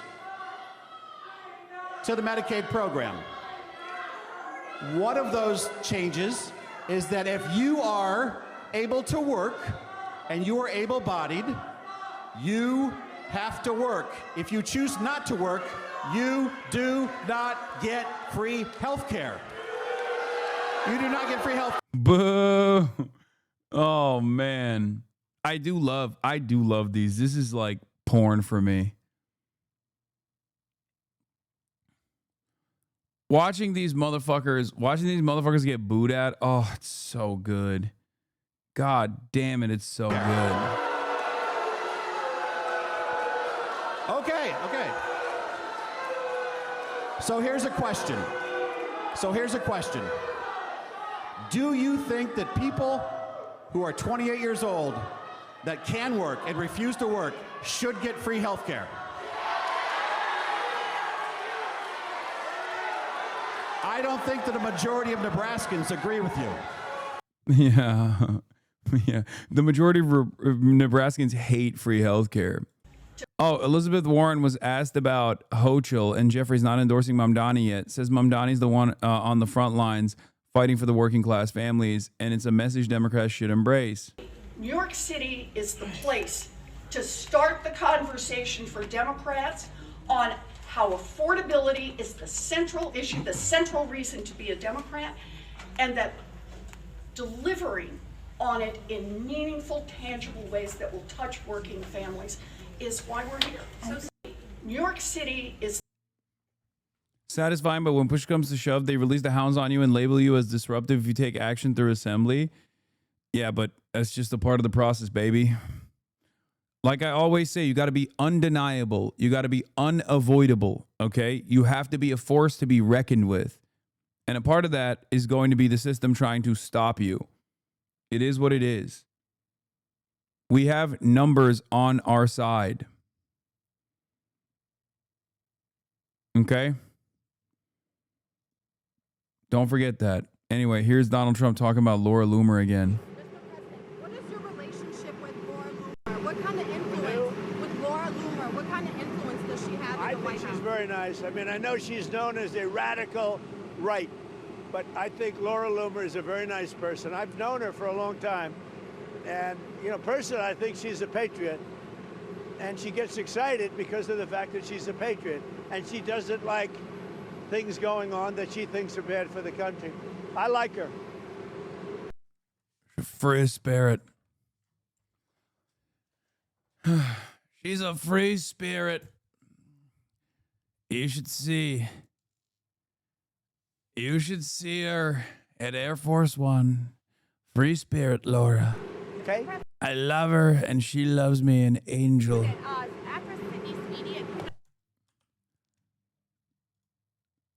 Oh, here, by the way, defense of Sammy Gold, Soldier Goyteller has been initiated once again. He's been duking it out over and over again. He's a liberal. He has had annoying takes in the past, but, you know, I think he's been going through it on the internet, partially because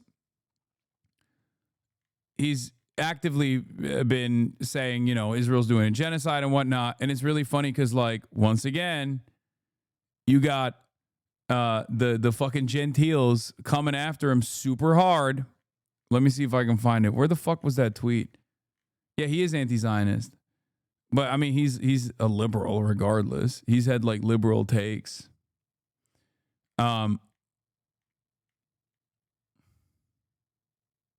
He's also young. I'm pretty sure a lot of these guys are. Yeah, he said something. He said something where he was like, Marjorie Taylor Greene is somehow more honest about what's happening in Gaza than either Kamala Harris, Joe Biden, Hakeem Jeffries, Chuck Schumer, and Nancy Pelosi. And everyone is like eating his ass in the replies being like, dude, yeah, well, is she honest about the Jewish space lasers? And I said, people are yelling at this guy, but you're failing to realize that Marjorie Taylor Greene can only take advantage of avoidant discourse over a 92-8 issue in the Dem base because with the exception of a few Democrats, none of them are out there speaking convincingly on this. That's it.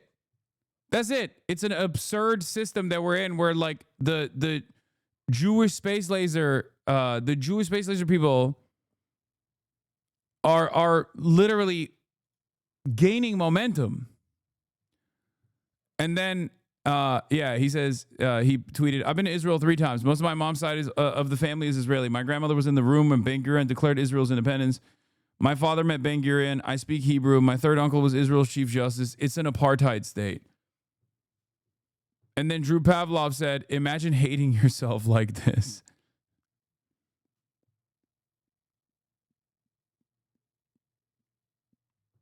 Oh, yeah. And then Cory Walker, too. Which is crazy because it's like, it's called having moral principles, Mr. Pavlov, something I'm sure you have next to nothing as a clue as to what it is about. And it's just like Drew Pavlov is literally about to go to jail. Okay? He's about to go to jail for the most avoidable sentence.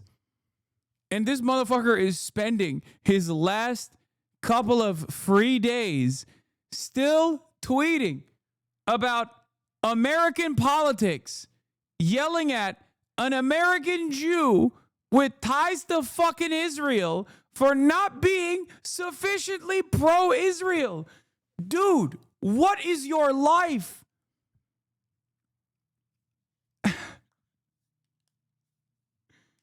It is crazy, man. He is so fucking committed to getting owned on Twitter. It blows my mind. Like, this is like Dark Side Phil shit, right? He's just like, this is my life. My life is, I am going to be a lolcat. Why is Drew Pavlov still on Twitter arguing with people? Buddy, you are literally going to jail. Why are you not enjoying life on the outside while you still have it? Exactly.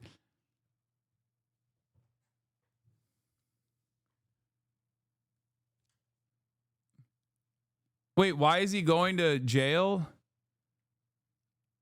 He's going to jail because he protested on private property, and I think he got like a $1,000 fine or a $500 fine or something for protesting on private property, and like it was like a minor trespass fine, and he refused to pay it, and he tried to make a bigger deal out of it, and then all the court fees applied turned into $23,000, including like the lawyer fees and shit.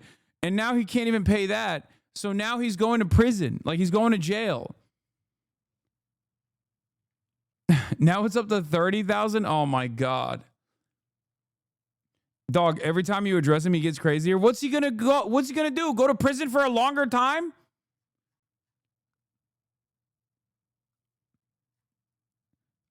Drew Pavlov is the only person I know that is so fucking annoying that an administrative state that agrees with him wholeheartedly still was like, your vibes are so fucked, you have to be behind bars. Because like, we're talking about Australia. It's not like Australia. The Australian administrative state is not like fucking anti-Zionist or something. They hate China just as Drew Pavlov does. And they fucking hate Hamas just like Drew Pavlov does. He is literally the most annoying, committed, loyal soldier of American empire. He is genuinely like the same as the Australian state. His positions are identical, and yet he still keeps getting into trouble because he is so fucking lame and so goddamn annoying that no one wants to be around him. So finally they were like, we're just gonna send you to prison. You have to be in fucking prison. Drew Pavlov has unironically done the most. He is the Rabbi Shmuley of both Israel and China for Australia. Okay? because he is so goddamn lame, because he is so repulsive, because he's such a fucking annoying loser that people who hear him go, oh my God, I am actually going to change everything I believed about both China and also about Israel. I am now committed. I am a diehard anti-Zionist, and now I want Australia to be a vassal state to China only because I cannot, in good conscience, back a movement that is spearheaded by the likes of fucking Drew Pavlov. Okay? So congratulations to Drew, and thank you so much for creating loyal soldiers for the cause. Okay?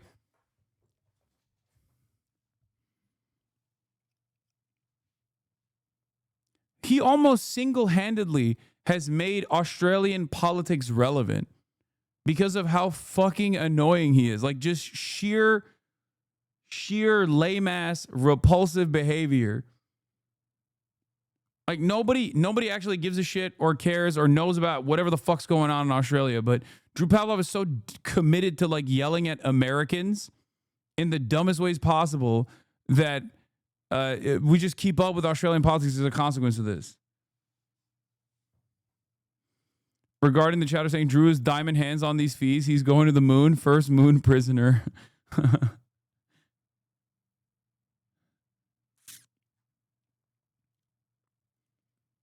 It's unfair to compare Shmuley to Drew. Shmuley has a daughter, which implies that he's at least fucked once. Can't say that about Drew.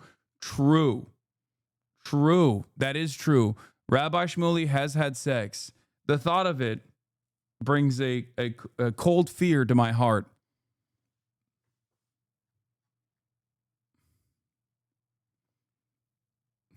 Drew Pavlov is so committed that he will most likely die a virgin.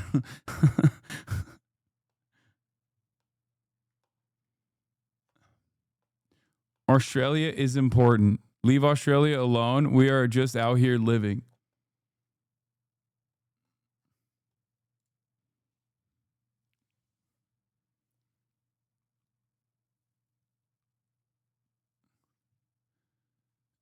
Anyway, India's mad about the tariffs. Oh, there was a massive protest in Sydney, by the way. Speaking of Australia, shouts out to Australia. There were apparently 300,000 people that crossed the bridge in Sydney in protest against Israel's genocide and starvation. I heard 300,000. It's probably not. It's probably like 100K, but it was a fucking insane crowd.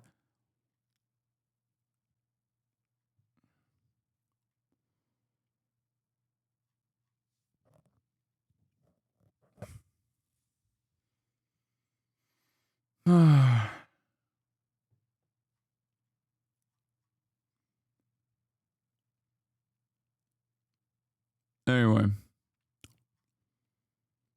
so congrats to the Aussies. Selling it on the open market. It comes ahead of a new Friday deadline on tariffs for the rest of the globe, a deadline that's been kicked back at least twice already. ABC's Alex Prochet joins me now to break this down a little bit more. And Alex, India is now responding to these new tariffs from the president. What are they saying? Yeah, they're responding to that 25% tariff that the president announced last week and also his threats today to increase those tariffs specifically because of India's reliance on Russian oil. The president targeting Russia and India because he's grown increasingly frustrated with Vladimir Putin and a lack of a ceasefire deal with Ukraine. But India's response here, it's a pretty detailed 6-point response where they say that they began essentially importing oil from Russia because they say that supplies had been diverted to other trading partners, including the European Union. They also go on to point out that this is specifically meant to benefit the cost dollar analysis for the average Indian resident. And then they point out, as you know, concerns have been raised by both the United States and the EU. They've pointed out instances where both the U.S. and the EU have still rely on Russian goods in trade. And so it's kind of pointing to. It seems like India no longer lying, and my heart goes out to the Hindutva fascists.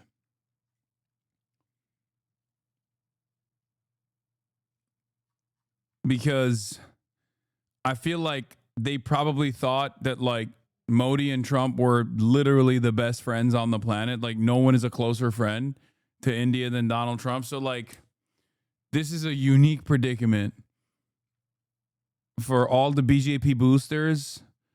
I suspect they're having a hard time coming to terms with this. Yeah. I didn't believe in magic until I saw my dogs turn into snakes type shit. To a little hypocrisy, as they put it. But ultimately, this Indian response calls the U.S. targeting them for tariffs unjustified and unreasonable. So, Alex, last Friday, this laundry list of tariffs on 70 or so countries was set to go into place. This is a deadline that had already been pushed back twice before that. Then we heard on Friday, well, actually, these tariffs are going to snap into place not last Friday, but this coming Friday, because they have to do some logistical moves to actually get the tariffs prepared to be enacted. So what's going to happen on Friday now? What are we at least expecting? Well, assuming that deadlines stay in place this time, and certainly they have kind of kicked the can a little bit. Look, we're looking at a massive swath of some 70 countries that are in the process of making deals, according to the administration. And a lot of these are major trade partners. You think about 50% tariffs on Brazil, 39% tariffs on Swiss goods, 35% tariffs on Canadian goods not protected by the U.S. MCA. This is something that could have drastic impact on American consumers. We've heard a lot of big box retailers say that those tariff prices are going to be passed on to the consumer. Alex Boucher for us. Chris Hayes made an interesting point on this, but like when Trump was talking about how many dollars they're collecting in the form of tariffs, he said something along the lines of like, this is the first time I've ever seen in my entire career a Republican politician, like a popular Republican politician, actively celebrating how much they are gaining in additional taxes from the American working class. It is truly interesting. Like Americans genuinely think that this is just a cost that like companies are incurring, and then it doesn't actually go up. It doesn't translate the cost going up in general. It is, of course, a regressive tax, for the record. Oh my God, he's been cut in half. Yeah. I unsheathed my katana. Omae wa mo shinderu.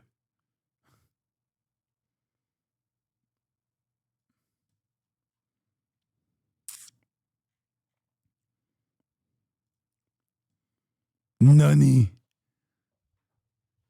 I just did my special move. Yeah, I cut him in half.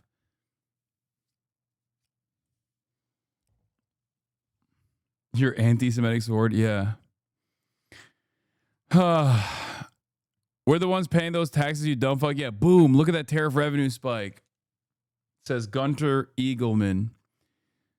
You go to buy a bed on Amazon that was made in Vietnam. The bed is now a 20% tariff. The company either has to raise the retail or eat the hit. So they raise prices and pass tariff along to the consumers ad infinitum.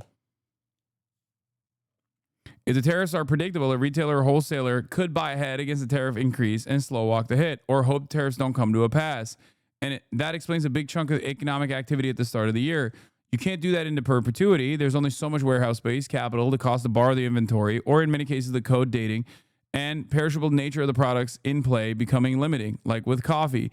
Tariffs make sense if you do this strategically. You do it predictably to build up or guard a sector or beef up control or diversify in a supply chain.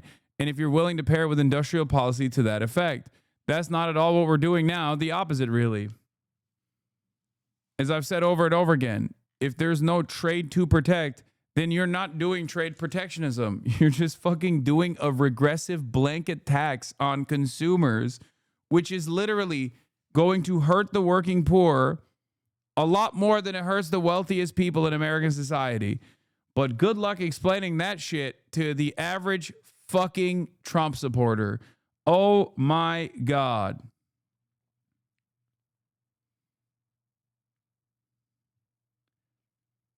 Jobs report rattled Wall Street last week, and so did the president's response. On Friday, he fired the messenger, the official who delivers the jobs report. He claims the whole thing is rigged against him. Weijia Jiang is at the White House. Weijia, good morning. Vlad, good morning to you. Good morning, everybody. That jobs report was released on the same day the Trump administration's reciprocal tariffs were announced. Businesses had long warned that the uncertainty related to tariffs could lead to downsizing and job cuts. But Trump has a different explanation for the numbers, a, quote, scam within the federal government.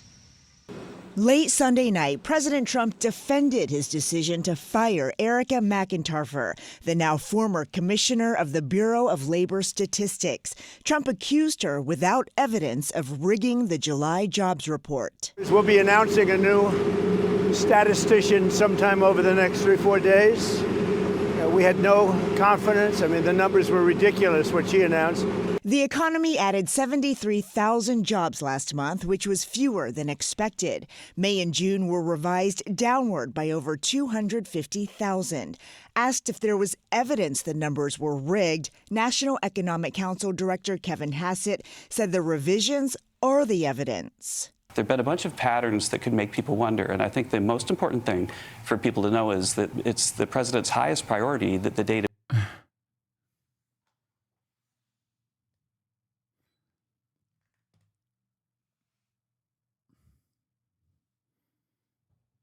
That's one new job right there. True. But also that's one layoff plus a new job. So I think it cancels itself out.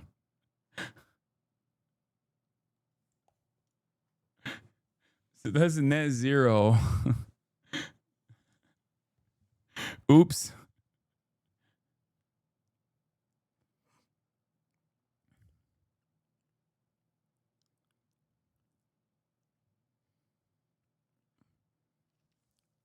But don't worry. Next labor report is going to be a good guy, a Trump appointee.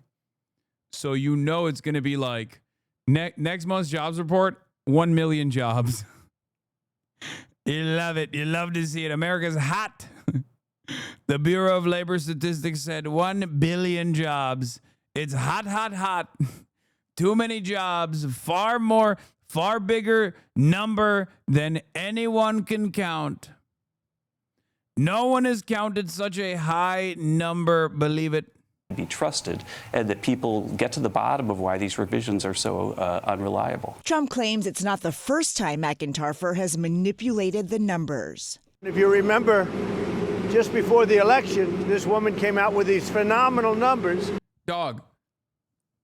The Bureau of Labor Statistics literally came out with phenomenal numbers, just like they did for you in the month of July and June, and then revised those numbers also right before the election. As a matter of fact, a couple days prior to the election, they revised the numbers, and you fucking shit on them in the same way, but this time it was against Biden and Kamala Harris.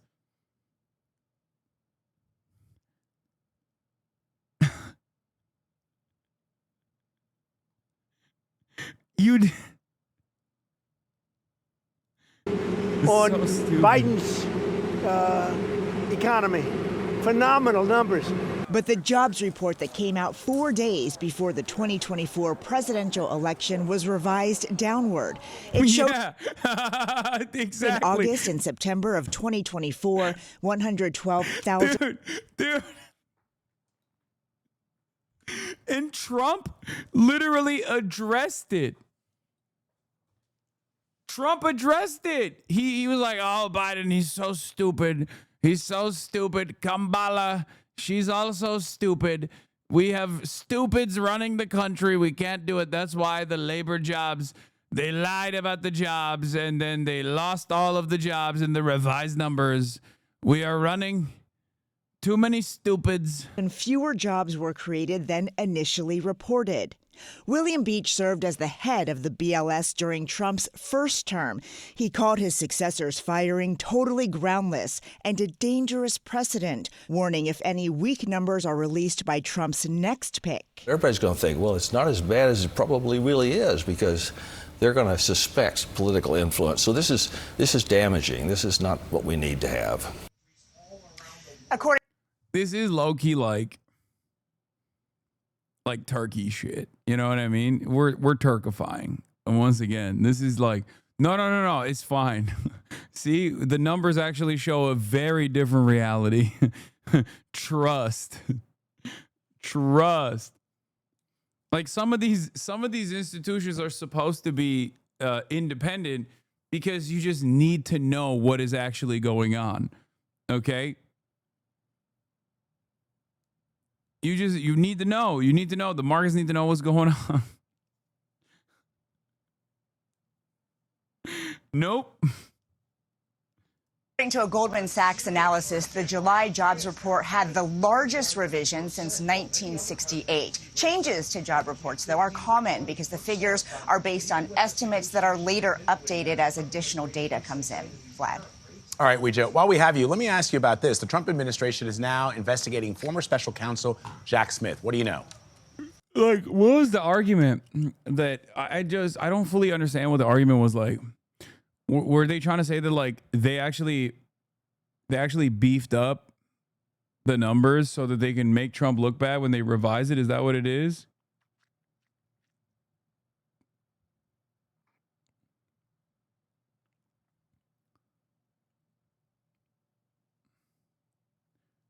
Like, what was the argument that they're trying to make? That's right. CBS News confirmed. But I'll make a decision. We already watched this. Oh, okay. We got to do the Sydney Sweeney. There's Sydney Sweeney updates. Ladies and gentlemen, my gins are so superior. Sydney Sweeney, as you guys know, did an American Eagle ad. Okay. And you're not ready. You are not ready for what has happened since then. Number one, she did the Nazi Eagle ad, right? A double entendre, a pun for superior genes, whatever. People got real mad. Not that there's anything, going on. Not that there's any sort of momentum on that side. Okay? I think it's more so indicative of the time that we're in, that corporations are like feeling, the corporations are just feeling comfortable with like making double entendres such as this one, right? Having said that, Republicans love the message. Okay? Republicans love the message. And there's one Republican who really loved the message. By the way, the Sydney Sweeney controversy can't get enough of this either. I mean, the jeans ad. Yeah, that's my clickbait. I mean, it's all over the place. You'll remember this ad of everybody talking. You said Twitch is going to be next? Brother, what are you talking about? Twitch is already there. Look at the environment. Look at the environment of political discourse on this fucking platform. I was talking to a couple friends about this. Like, in 2020 and onward, for quite a long time, a lot of you guys, a lot of liberals, maybe even liberals who didn't like me, enjoyed a very different platform. When I was the top political content creator on this platform, and I know this is going to get fucking clipped and posted everywhere to be like, he's so mad, he's so sad or whatever. But when I was the top political content creator on the platform, I think that the platform and the environment overall was like way more progressive. People were literally, because most people only care about trends, like most content creators only care about politics as a trend or a meta. They don't necessarily care about like the actual impact. They don't have like any sort of discernible ideology, or even those who do have one don't actually let their opinions be known unless it's like allowed, right? Unless the permission structure allows them. Back then, XQC was posting about Black Lives Matter in all caps, being like, hell yeah. Aiden Ross was posting about Black Lives Matter. There was an environment of fear amongst content creators as well, that like they would get quote unquote canceled, or they had to be brand safe. Okay. And even my fucking liberal haters, okay, would probably go back to that environment if they had the if they had the opportunity. It's over at this point. The permission structure has shifted so dramatically that people are terrified. People are terrified of saying anything that steps out of line with right-wing content creators. And there's almost like a reverse cancel culture, but this time it's a much more violent cancel culture, right? Because it's not just like, oh, you lose your brand deals if you're progressive. You get fucking doxxed and harassed by some of the worst right-wing monsters and their fucking audiences that are excited. They're salivating at the prospect of having someone else in their crosshairs. Okay? That has made it so that many people who are progressive themselves, like content creators who are progressive themselves, have just shut the fuck up out of fear that they will get retaliated on if they dare to invoke the name of Asmongold or Aiden Ross or even fucking Ethan Klein or any number of different people. This has made the audiences think that right-wing content and right-wing commentary is the popular commentary. It has made people assume that this is actually the cool thing. That permission structure is devastating. It's dangerous. It is rotting the brains of an entire fucking generation. From Kick to Twitter, all the way to fucking Twitch. Okay?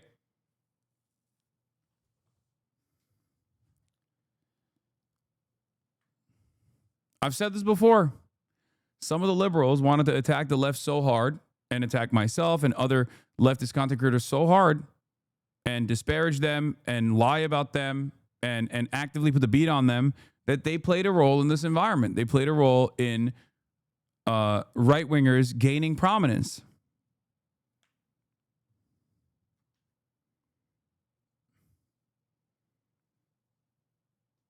And now you got fucking Republican comms directors in Nebraska throwing up Sig Heils and shit. You know? And now you got fucking My Jeans Are Superior ads. And mainstream culture has shifted, swung dramatically in the direction of like open right-wing sentiment. So much so that they can just like fucking meme about it. I don't know, accusing the company American Eagle as being racist and all of the above. Well, President Trump is reacting to reports now that she is a registered Republican. Listen. She's a registered Republican? Oh, now I love her ad. Is that right? Is Sydney? Oh, now I love her ad. Bro, didn't you tell everyone you didn't care about the ad? Yes, I don't. Because the ad itself is not going to make people go, oh my God, I love white supremacy. I love eugenics. The ad itself is more devastating when you think about the environment for major corporations. A couple of years back, no corporation would ever fucking dare to entertain a double entendre about like superior genes with like a blonde woman with blue eyes, okay? Now they're just fucking swinging from the fences because they know that this kind of back and forth, this kind of discourse helps them overall. And now you even got the fucking president leaning into it.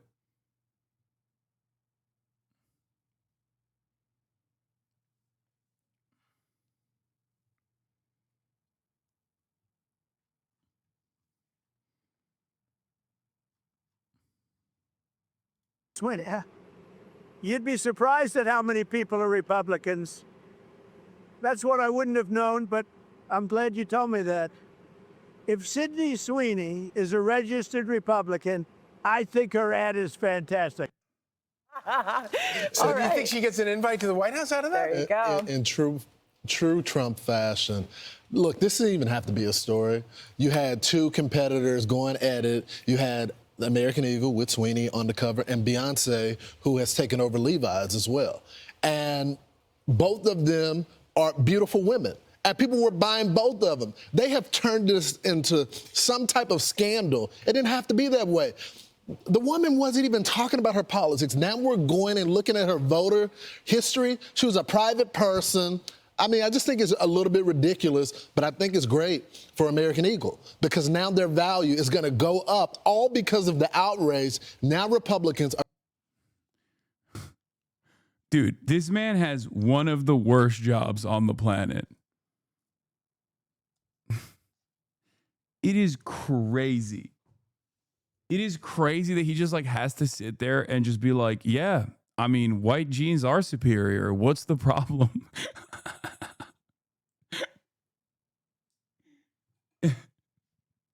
Literally every day of the fucking week, dude. He just had to sit there and just be like, yeah, White is right. I'm so confused as to why people are even making a statement about this.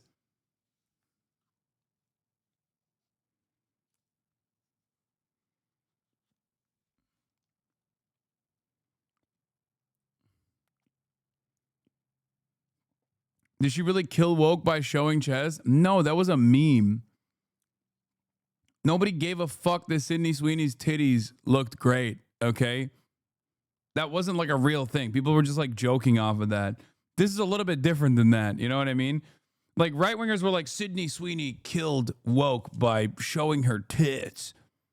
And of course, like leftists and liberals alike were just like making fun of that because they were like, everybody loves tits. Shut the fuck up. No one cared. But this is a little bit different because this is like a major, I mean, this is an American company just being like, doing a meme about white supremacy, you know, and eugenics. So I don't think the ad itself is like actually making people realize that white is right or anything. But I think, like I said, it's more so a symptom of the times. It's like indicative of where we're at as a society, that corporations that used to try to like be fake woke are now going to be like fake right wing. Because ultimately they don't give a shit. They only care about profit.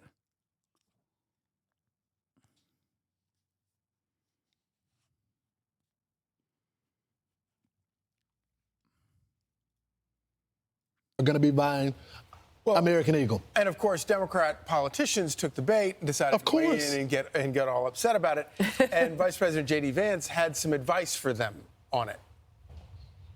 Political advice to the Democrats is continue to tell everybody who thinks Sydney Sweeney is attractive is a Nazi. that appears to be their actual strategy. I mean, it actually reveals something pretty interesting about the Dems, though, which is that you have like a normal, all-American, beautiful girl doing like a. I will say this. I think the Republican politicians like actively talking about how hot Sydney Sweeney is so gross, and it's going to backfire. Because like Ted Cruz was posting about it. He's like, Sydney Sweeney is a looker. She's got titties for days. It's like, dude, you're like 68 years old and you liked porn on 9/11. Famously, you liked cuck porn on 9/11. I remember, okay? Pepperidge Farms remembers. Calm the fuck down, man. Yeah, he did. You guys don't remember Ted Cruz?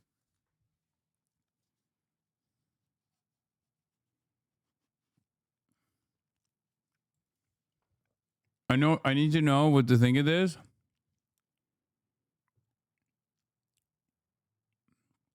What? No. What? Her jeans, her story. We'll continue to celebrate how everyone wears their AA jeans with confidence. Their weight. No, dude. No, I don't think this is like, this is a reach. Oh, God. They're just rubbing it in our faces at this point. I think this is 88 characters total and 14 words, but I think it's a reach.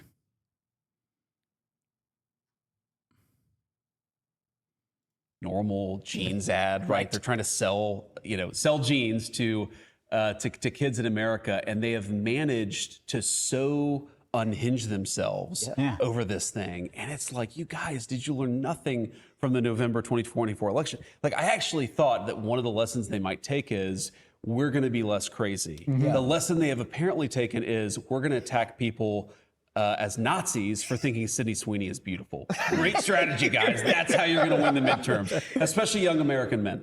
Yeah,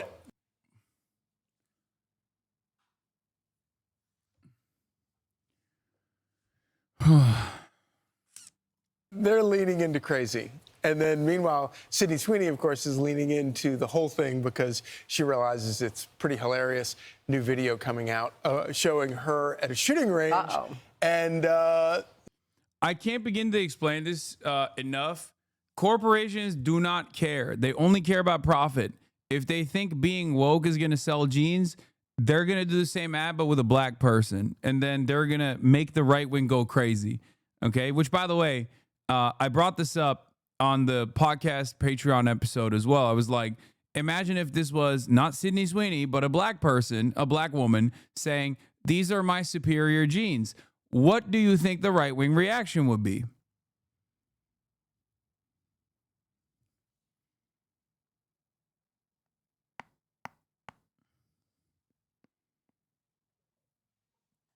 And that's what it is. It's just like they don't give a shit. They don't give a shit. They don't give a shit. Corporations don't give a shit. Even right-wingers don't necessarily give a shit until they're primed to get mad. Okay? I'm sure there was a similar a similar ad campaign in the past, but ultimately, as long as there isn't like a Matt Walsh and a Tucker Carlson and a fucking Ben Shapiro like constantly gearing people up to lose their minds, they're not going to care. But ultimately, remember, corporations do not care. They do not care. They do not have like, some corporations have like real ideology. Like Ben and Jerry's, I would say, is like actually woke, right? They're not fake woke. They're real woke, right? They care about this shit. And they'll put their money where their mouth is every now and then. But ultimately, corporations are only doing this because they think this is how you make money. Knocking it up pretty good. I mean, you love to see it. For me, as a single guy, anytime I see a young woman that can shoot, her value goes up. That means I can take her home to Texas. She understands. That means when I'm away from the family, she's going to protect the family. Yeah, I'm going to keep it $150, dog. If she's a fucking registered Republican and she's talking about superior genes and shit, I don't think her family's going to be as inviting and as accepting.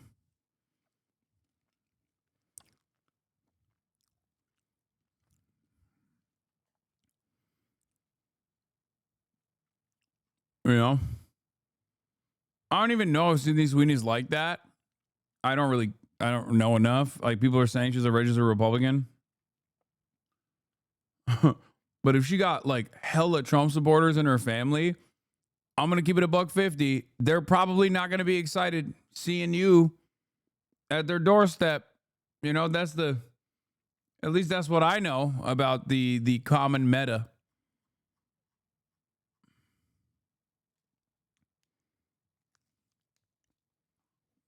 Okay, bro, this is reaching. It's a Gene's ad, not Hitler's manifesto. I don't think you need to be a fucking descendant of Adolf Hitler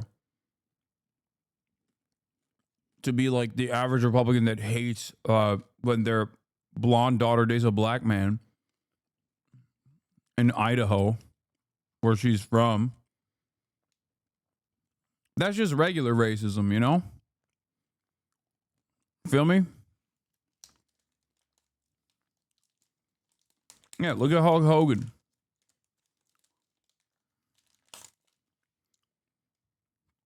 Yeah, that kind of racism isn't even just about Republicans either. Democrats do that shit too. That's just wholehearted, like, real ass American white racism. Homegrown.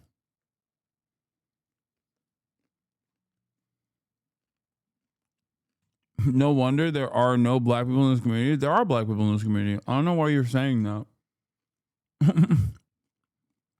Like, we have the statistics.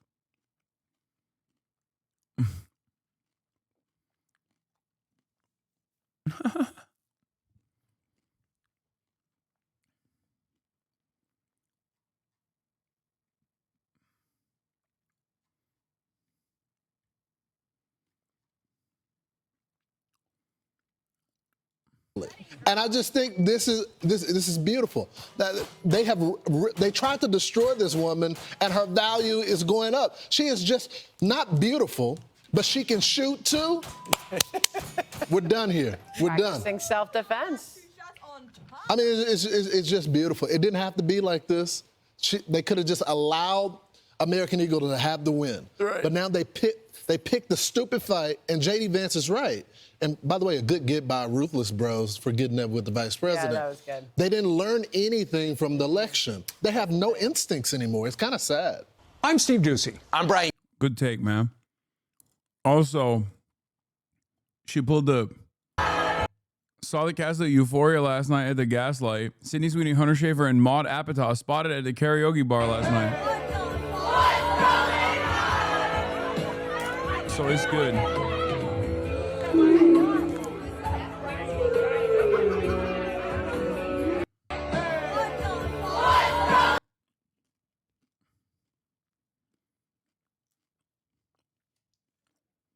Maybe this is her way of saying she's not a Trump supporter.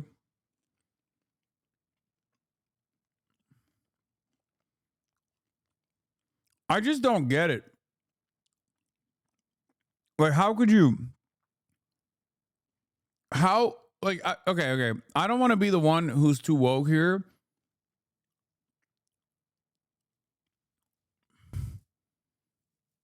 Because people are saying Hunter Schafer is white. Y'all are so stupid, man.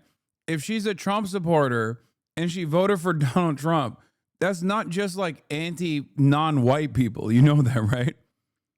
Like, who's the worst? Who's the first group of people that Donald Trump's administration went after, chatters? Did y'all forget?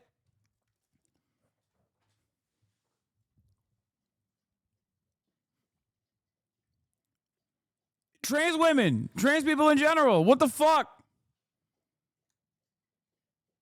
Yeah, Trump literally reset Hunter Schafer's passport to M on the gender marker. Like, that was one of the first things that the administration did.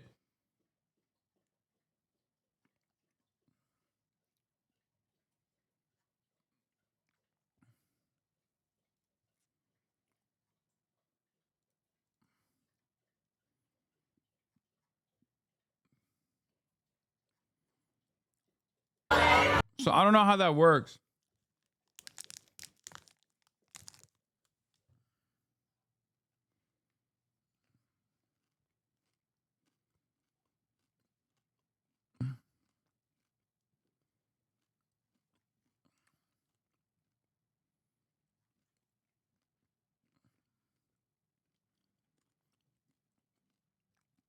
So I don't fully get it. Hunter Schafer is a friend of the show. I will not allow any Hunter Schafer slander. She was literally arrested at a fucking pro-Palestine rally, okay? President Trump. That's it. Don't forget that. Tweeted about it or posted on Truth Social, which also makes its way over to X, the following. This is one of the classic Trump tweets of all time, and that's saying something. Now, he found out that she's a registered Republican. That hit the news this weekend.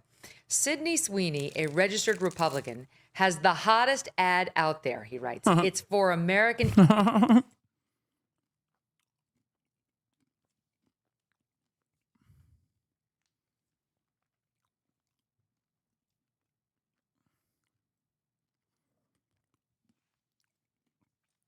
I love this dude. Megyn Kelly is so excited at reading a Donald Trump tweet that isn't just like, I love Jeffrey Epstein. He was so handsome. Many of the minors actually wanted him. You know what I mean? Like, she's just like, oh, thank God we can do discourse on some other shit for once.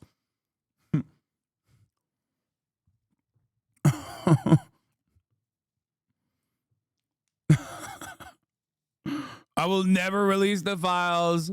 All the minors that he stole from me, I wanted to use myself. It's very messed up. He stole the minors from me, so we fought.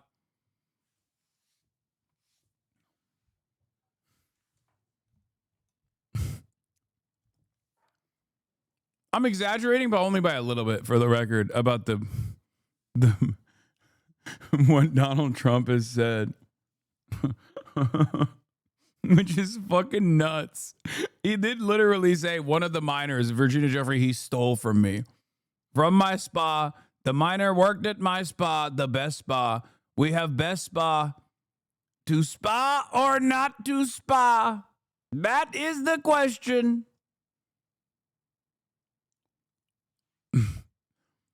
I told him, don't do it again. And then he stole another minor from me, Donald Trump, operator of the greatest spa with a lot of minors, many of which were sex trafficked by Jeffrey Epstein later on. Like that literally is what he said.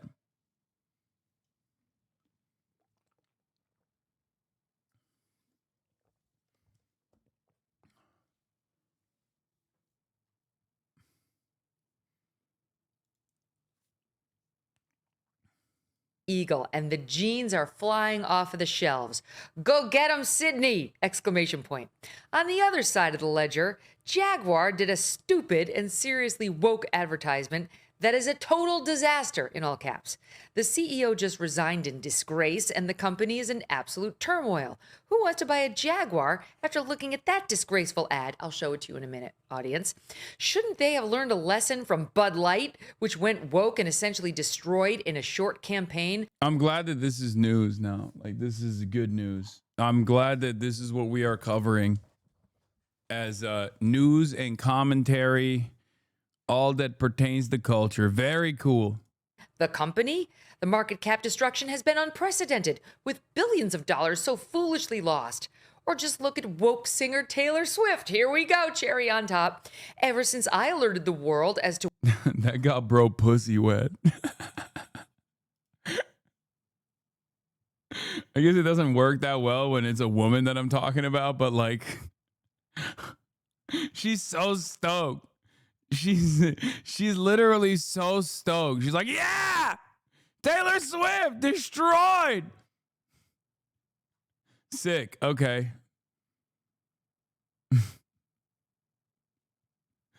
You're like 55 years old, man. Why the fuck do you care about any of this shit? You've been a political commentator for like longer than I've been alive. Why is this so exciting for you? Oh my God. The leader of the free world is shitting on Taylor Swift. Oh, thank God, finally. what she was by saying untruth that I can't stand her. Hate, in all caps with an exclamation point. She was booed out of the Super Bowl and became no longer hot, in all caps. The tide has seriously turned. Being woke is for losers. Being Republican is what you want to be. Thank you for your attention to this matter. It's the greatest. It's so right. He's right. What did he say that was wrong in there? Absolutely.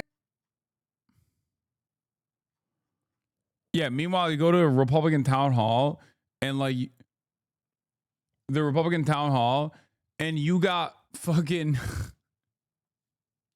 the Deborahs and the Barbers being like, we will kill you. We will kill you dead with our weapons. We do not even have our weapons, so we will use our hands. If you take away our health care, we will actually shoot you in the streets. And Megyn Kelly's like, yeah, woke is dead. Yeah, definitely. No, definitely. Things are so good. Everyone is so stoked. Yeah, keep talking about fucking Taylor Swift and shit. Don't fix the cost of living crisis, which Donald Trump ran on. And people will eventually only focus on this shit.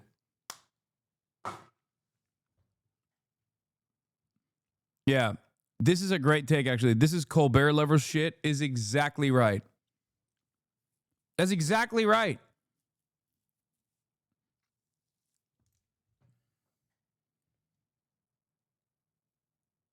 Yeah, has the energy of Jimmy Kimmel laughter. Lol, Trump, lol, lol. Cooked. What is this? Trump is apparently unprompted calling people to tell him that he hasn't killed Jeffrey Epstein. Okay, Midas touches. I don't know about this reporting. All right, here's another one. Here's another one. Let's pepper in some more Mike Flood moments. My question is fiscal. With 450 million FEMA dollars being reallocated to open Alligator Alcatraz and 600 million taxpayer FEMA dollars being used to now open more concentration camps, and ICE burning through $8.4 million a day to illegally detain people, how much does it cost for fascism? How much do the taxpayers have to pay for a fascist country?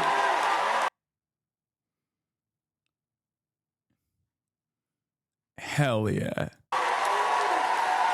Bro, this is Nebraska, okay? You understand me? This is Nebraska. This is a Lincoln, Nebraska, Mike Flood town hall. This ain't the fucking DSA. This is not like this is not the woke Maoists getting together. These are Deborahs. These are Barbaras.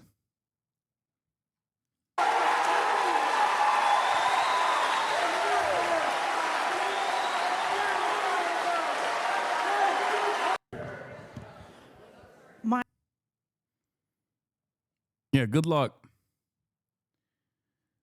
Yeah, these are corn Karens. Yeah, I love that.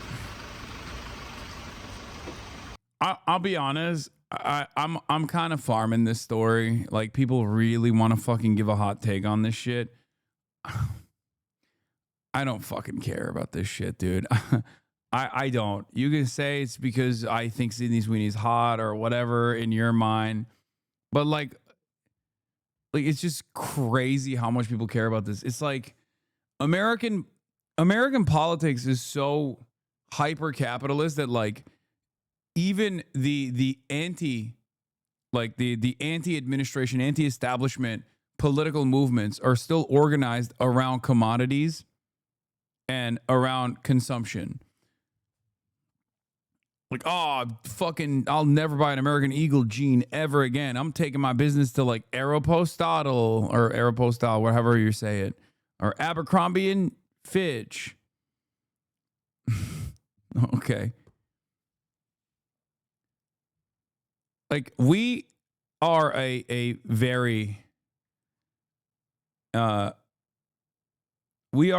English is my second language. Don't make fun of me for not being able to say Aeropostale or whatever correctly. Shut the fuck up. You're monolinguist. You're monolinguist cucked. Okay? I'm language maxing. You're literally fucking monoling cucked.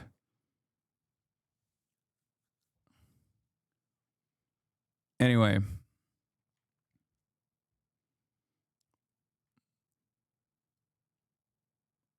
That shit ain't even English, dog. Shut up. Can you pronounce Chipotle? Chipotle?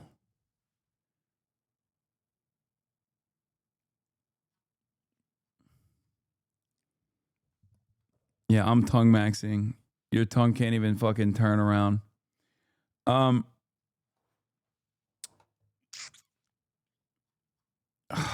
was I saying? Oh, this is a very white community. So like a lot of you are not super in tune with what's going on, but like one of the most like impactful, I would say, at least according to FD Signifier, one of the most impactful like boycott movements have been against Target. And why did the unks and the aunties in the black community boycott Target? It's because Target like fired their DEI people, and now it's like they're really mad about Target. Okay, and they've been boycotting it, and I know because I've been seeing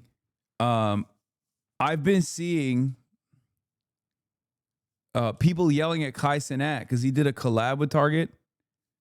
And I've been seeing black content creators on TikTok yelling at Kai Cenat, and they're not even like young. They're, Gen X and like elderly millennial black content creators and stuff on social media, just like yelling at Kai Cenat for doing like a tone collab with Target.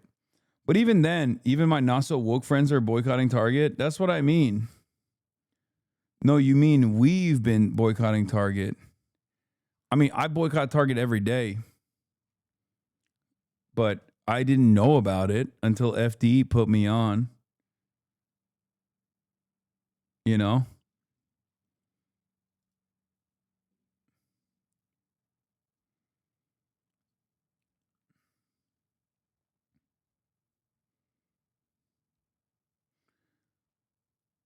Target CEO met with Al Sharpton a few months ago over the boycott.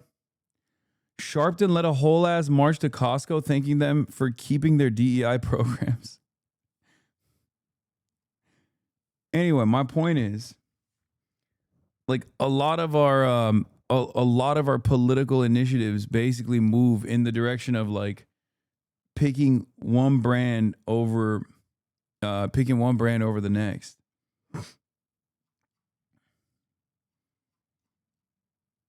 Like, I wish we could just do more advocacy in the direction of like actual legislation. Is that bad? No, not necessarily.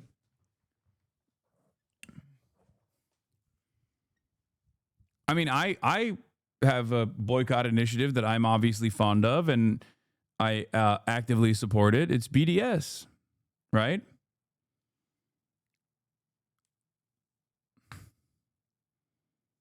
So it's not even necessarily, I don't necessarily have a problem with like boycotting corporations, but like also the BDS initiative, Boycott, Divestments, and Sanctions on Israel, comes from the Palestinian National Council and is directed at like specific companies for participating in the apartheid structure or the genocide that Israel is conducting. It's not because they like fired the DEI people. Not to say that like firing the DEI people is not an indication that the company is moving in an anti-woke direction. So there's truth to that as well. But I wish that we would do more political initiatives, both outside of boycotting, because boycotting is only one aspect of BDS, right? Demanding divestments from the state of Israel is another very important one, and demanding sanctions of the state of Israel is another very important one. Without the D and the S, if you're just doing the B, you're not going to get a lot of movement. So I feel like I wish there was more of a, targeted initiative that didn't just like revolve around like one corporation that people are focusing on, but instead like actively pushing for legislation change. Yeah. Consumer activism is potentially the weakest form of engagement. The results you get are fickle. Yeah.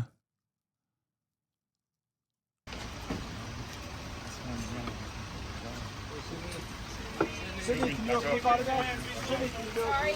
Sydney, any comments about the ad? Sydney, please. That it's being racist. Thank you.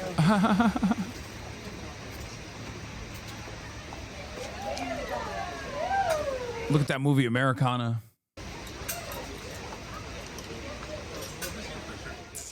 The White House is reacting to the controversy over Sydney Sweetie's American Eagle ad. The ad's getting attention for its play on the word genes, as in denim pants, and genes as in genetics.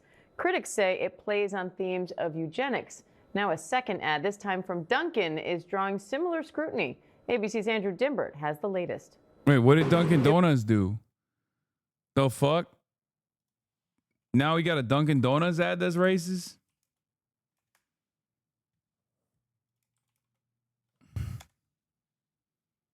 Dunkin' Donuts did one too? Wait, what the fuck? I didn't ask to be the king of summer. It just kind of happened. This tan? Genetics. I just got my color analysis back. Guess what? Golden summer. Literally. I can't help it. Every time I drink a Dunkin' Golden... What is this real? No.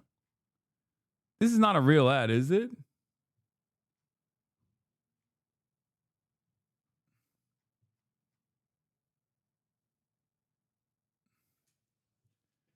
Why are fucking American companies talking about genetics like this, bro? What is happening?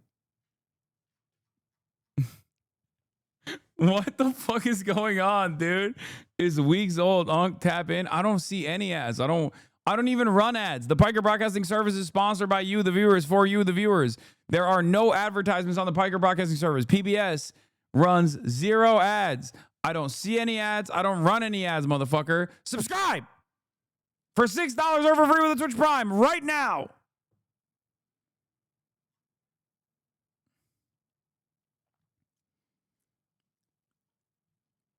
The Fourth Reich is here, and as you say, it's the Burger Reich. Yeah, this is some crazy ass shit, bro. I love my genetics. They're so good and so much better than other inferior species who I don't even want to call human if you really think about it. Like, what the fuck? I feel like I'm going crazy.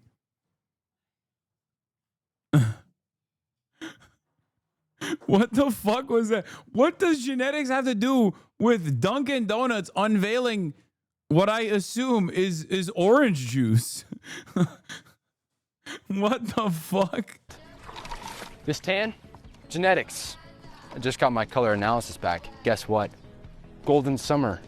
Literally. I can't help it. Every time I drink a Dunkin' Golden Hour refresher, it's like the sun just finds me. So if sipping these refreshers makes me the king of summer, guilty as charged.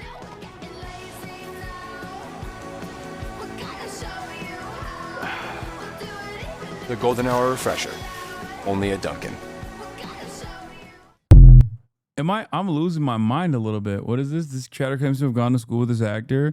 Spokane is in the red half of Washington that wants to separate from the other half and calls itself Liberty Law. What? Yes, it is. I went to fucking high school with Gavin. He used to do Christian movies before he got his big break. It doesn't surprise me at all that he did this. Duncan actor is an evangelical Christian wacko too. This summer, I turned pretty star Gavin Casa Legno blasted over liking sexist and transphobic posts. Dude, oh God. Monoculture is so awesome because, like, if I saw this dude walking down the street, I would think he's like a gay twink who is the most like pro-LGBT person on the planet. You know what I mean? Like, what do you mean he's a Christian evangelical who hates like gay and trans people? Like, what are you? You can't look like that. You're not allowed. You know? That's crazy. Oh, he's bisexual in the show? Shut the fuck up. That's crazy. Even the evangelicals are twinks in 2025. Yeah, 100%.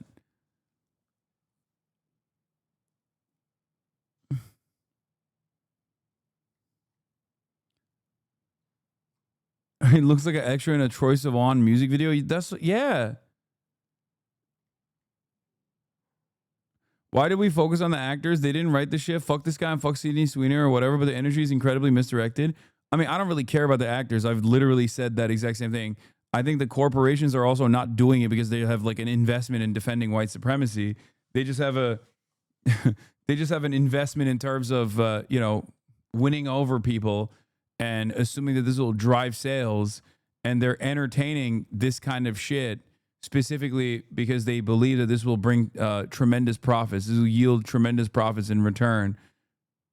That's it. That's the only reason. That's the only reason why people are doing this. Companies are doing this.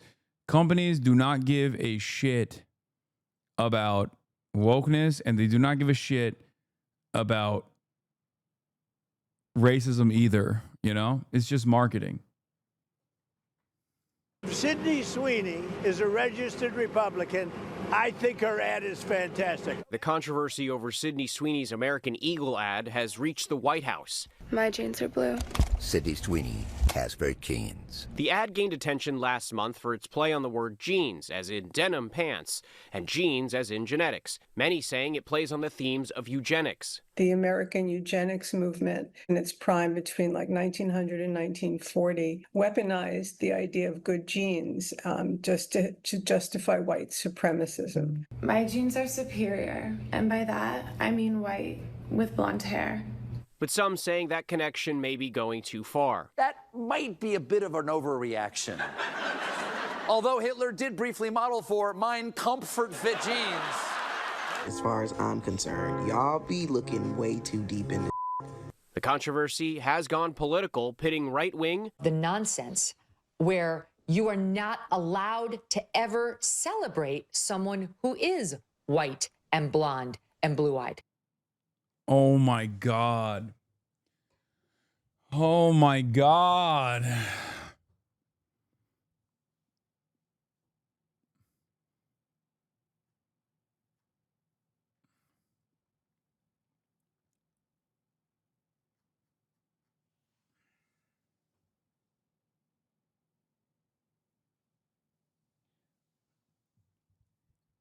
Every advertisement, with the exception of like Dove or whatever the fuck that really triggers the shit out of conservatives, has always heavily featured white people.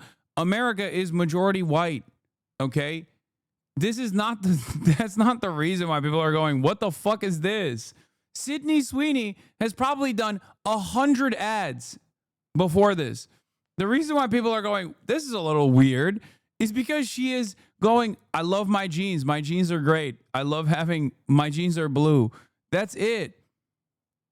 Like, that's it. That's it. That's it. That's it. And then it's like, it's unfolded into this like larger part of discourse because like no one wants to, there's no material changes, no material gains you can make. Anne, kaya alır mısın? Anne. She's waiting for you. Look, it's okay. Let her out. Let her out. Let her out so she can hang out with you. Thank you.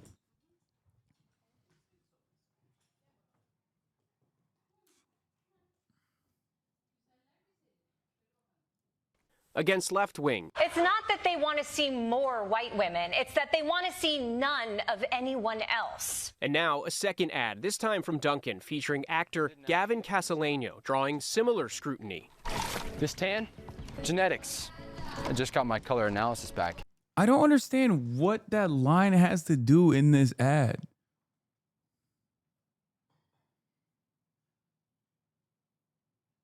Like, I feel like even if he didn't say this tan genetics and he just said, yeah, this tan, all natural, baby, or something like that, it wouldn't even reach the standard of scrutiny. It makes no sense. What is going on?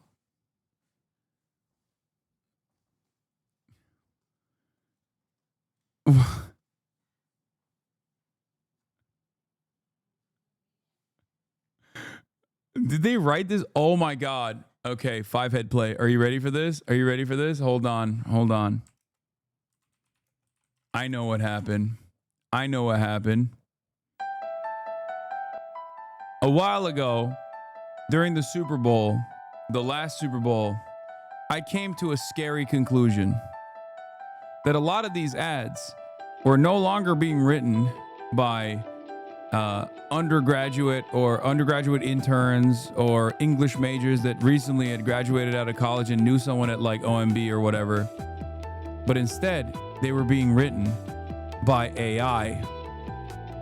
And now, as we know, Elon Musk destroying the woke AI has created AI that is known as Mecha Hitler. So I feel like a lot of these ads were written at a time when the AI was going based and not woke. And therefore, that's the reason why they weirdly keep talking about genes and genetics. It's actually not the fault of the marketing agencies. It's actually the fault of the not woke, but secretly based AI that's writing all of these fucking ads. That's right. That's what it is. Up next, Jiffy Lube. Jiffy Lube denies all genocide except white genocide in South Africa. Free the Afrikaner with Jiffy Lube.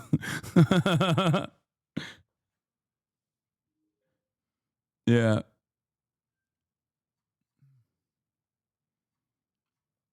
It's the rogue AI. Guess what? Golden summer, literally. Critics quickly noting the timing and drawing parallels to Sweeney's campaign. Talking about genetics? It's weird. It's weird. No comment from Duncan, but American Eagle is defending its ad, saying it is and always was about the genes, her story. Great genes look good on everyone. American Eagle stock soared after the ad came out. It's up about 5% since last month. Andrew Dimbert, ABC News. What the fuck? Dude. What the fuck? Dude, Americans love it. Dude, fuck it. I want to test the theory. Just say the 14 words next time, okay? I want McDonald's to be like, McDonald's wants to preserve a future for our white children. I want to see what happens to his stock. Fuck it, dude. Let's just see where this goes. You know what I mean? Burger King wants Curtis Yarvin to create a techno-feudalist utopia. Burger King actually has always been a defender of the monarchy. Burger King, sponsored by Trump, the real king of America. New York. Andrew, thank you. We've tried establishment Democrats complete. Uh-oh. Uh-oh. What is this? I'm skipping that. He's a young influencer building a movement around classic masculinity. Whatever you do, and whomever you do it with, a man should always... This guy is on Fox News? Oh my God. Wasn't this like a character that we looked at on the stream before?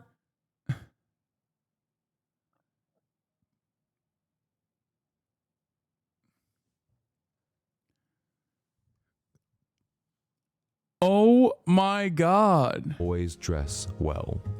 Today, there's a bizarre misconception that being concerned with your appearance is feminine, but it wasn't always this way. Back in your granddad's time, looking your best was an essential part of taking pride in yourself as a man. It's time we brought those standards back.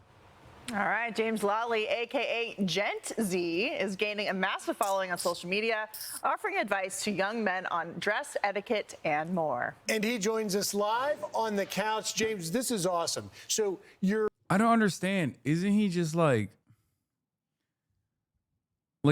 I don't want to say nothing, but like I can't really remember exactly what his deal was, but like I just thought he was corny, right? He wasn't like... He was just teaching, he was just like telling people that they should shave and like wear a suit or whatever. And his advice wasn't even that bad. Was it Jarvis Johnson who covered him a while back?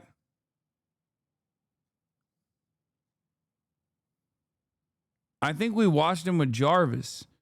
Like when we watched Jarvis's video. Did he have like a heel turn? Did he do like a heel turn and he's like weirdly talking about like his great genes?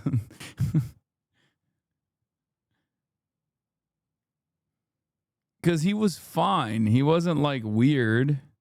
I mean, he was corny, but he wasn't like right wing or anything. Your role model, I understand, are people like Cary Grant and Sean Connery. Back when men dressed masculine and really were taking it seriously. Tell us about why you started doing this. Absolutely. I think at that time, I didn't see anybody that was my age talking about the importance of dressing well or treating others with respect. At the same time, you've got people like Andrew Tate telling young men that it's all about how aggressive you are, how much money you make, how big your muscles are. Yeah, I mean, I don't even disagree with this. Who cares? Yeah, great. Okay.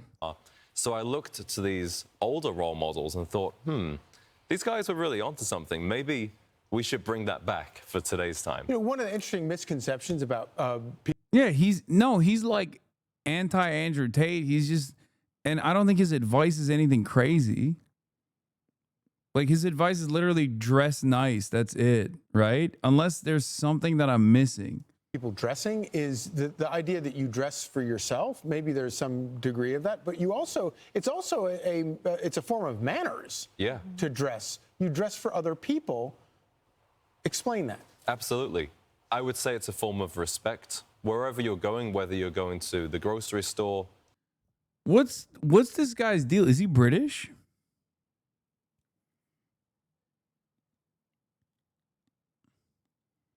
What is this accent?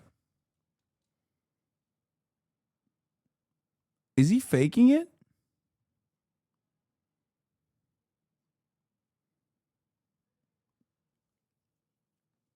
I'm confused.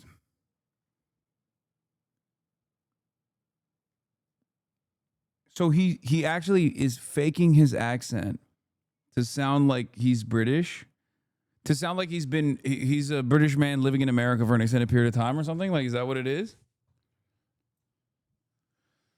Going to work, going to church, you're communicating a message of how important the other people are to you. When it's a wedding or a funeral, we all understand that you wear a suit, you wear a tie to show respect. Right. Why don't you do that with everything else that you do? All right, so if you have 3 quick tips for people watching, or maybe parents who have younger kids are trying to get dressed to respect everyone else, what would they be?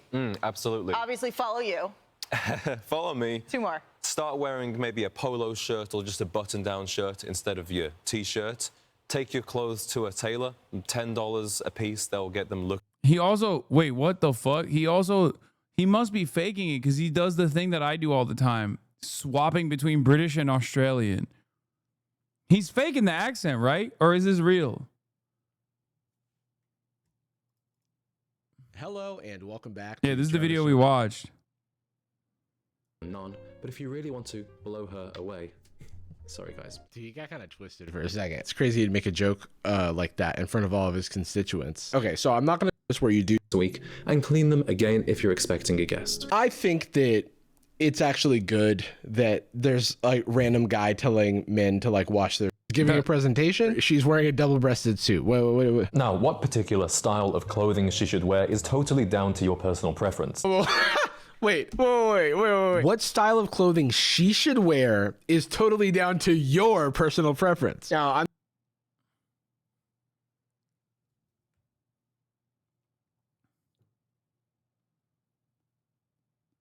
He moved to Chicago in 2023. He's from London. Oh, okay. So he is from London. Looking great, fitting really well.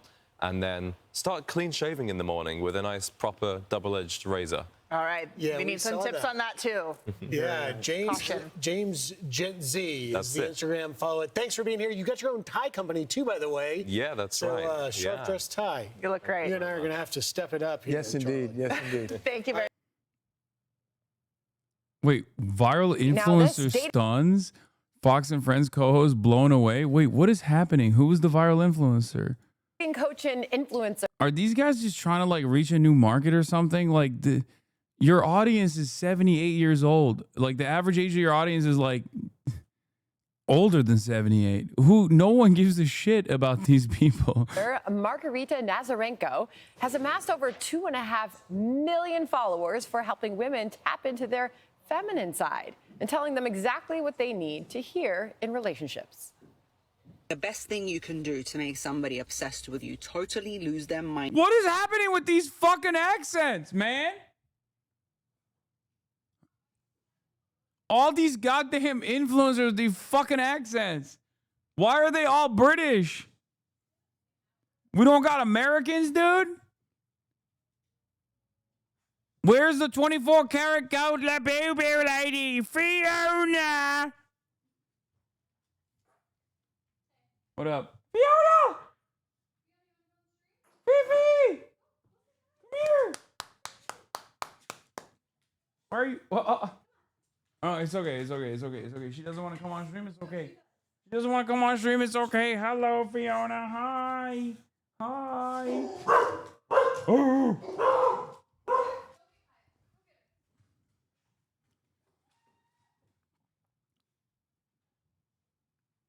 He spent $20K on this. Yeah, I think they're doing the same PR package I'm doing. They're doing the same PR package that I'm doing. The 20K PR package. About you is by disappearing. Feminine energy is magnetic. It is beautiful. It will get you everything you want in life. Glow up instead of running your mouth, and you will get your power back. And she joins us now. Great to have you this morning, Margarita. So what is your most important advice? My most important advice is that women spent a lot of time in our girl boss era. We know how to get a job. We know how to strive. We know how to move forward in life. And we apply the same type of energy to dating. But unfortunately, it just doesn't work the same. Chasing a guy down does not get you the relationship that you want. I mean, I'm like. I gotta agree with her. She's right. I mean, we're lions at heart as men. We like the chase. We like the, and so when you take that power away, it's just, it doesn't end too well. As I say, it's not as fun if the moose that you're hunting is standing on your doorstep as you leave the door to go on your hunt. She's good. So how would you explain, what did you mean by women should glow up? Well, I always say a lot of women, I don't know where we got this idea from, but when a man does something wrong in a relationship or in dating, we start to nag him, we start to explain, we start to give him long text. Wait, what? Is her dating advice just suck it the fuck up and serve your man? Great dating advice. Just keep pushing it down. Fuck it. Take the abuse. You're a woman after all. Know your place. Messages about what he's done wrong. And what I say is, instead of doing all of that, tell him once what you don't like and then just start looking better. So, you know. What? What? That is crazy. What the fuck? This is Lawrence is blown away. This is kind of a dangerous segment for Lawrence and me. But I was wondering, so what do women say when you give them this advice? They feel finally liberated because we've been taught to communicate, and it's great to communicate. I'm all for that, but it just doesn't work. It's not real. The real advice is that men respond well when you tell them once, when you don't nag them, and they will action it if they like you enough. And women always asks me, what if they don't action it? Well, then maybe he's not the guy for you, because if he liked you enough, he would change. My only thought there is this is dating advice, maybe not marital advice.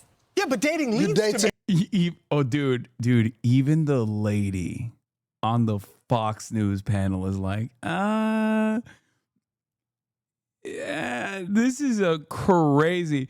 She did not. She's like, this is not great advice. And the dudes are like, yeah, it's fucking sick. Yeah.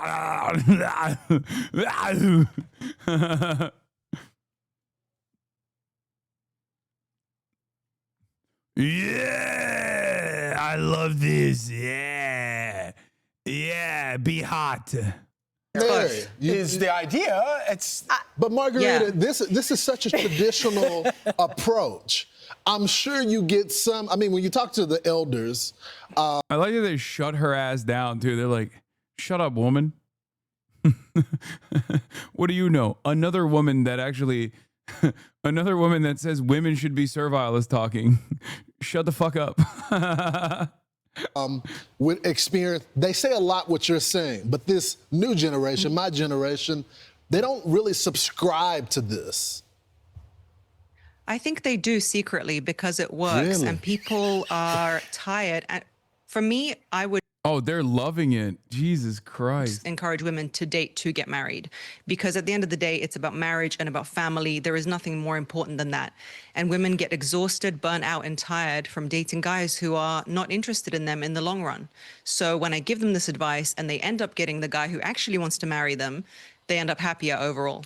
What do you say to women who say it's impossible to date? HasanAbi is back, baby. Okay, I'm not in agreement with the fucking dudes on the panel, nor this lady, okay?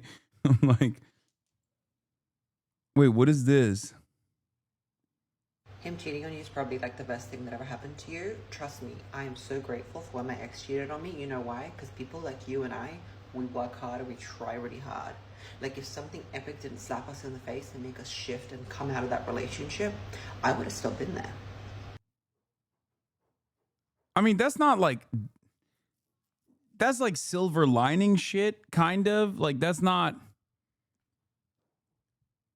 Like, she's basically, first of all, you wouldn't need someone to cheat on you to fucking cut the relationship if you communicated with this person and stopped just trying to be hot after every single instance of like bad behavior that you did not think was appropriate in the relationship. You know what I mean?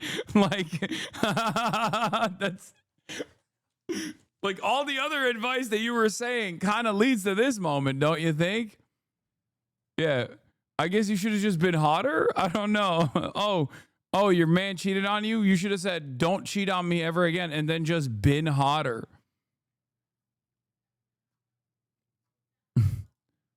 I would have still been there, all with my blind self trying to make it work, working on it. Babe, what's up? Like, maybe we should wait. No. Cheat on you. And then it's over. Sometimes the world works in amazing ways. It's literally up in the top 5 of the best things that happened to me. Because, oh my God, I could have been there with him still. Hello, sunshine. Trying to make it work. Oh. I'm so confused. What? I was just saying that a man cheating is actually something good, that is a woman to blame not to be cheated on or some shit like that. No, she's saying that like this was a bad relationship that she was in, and she was stuck, and she didn't realize it until the cheating made it like impossible to avoid, right? But what's interesting about this is that if she had not given bad advice in the past,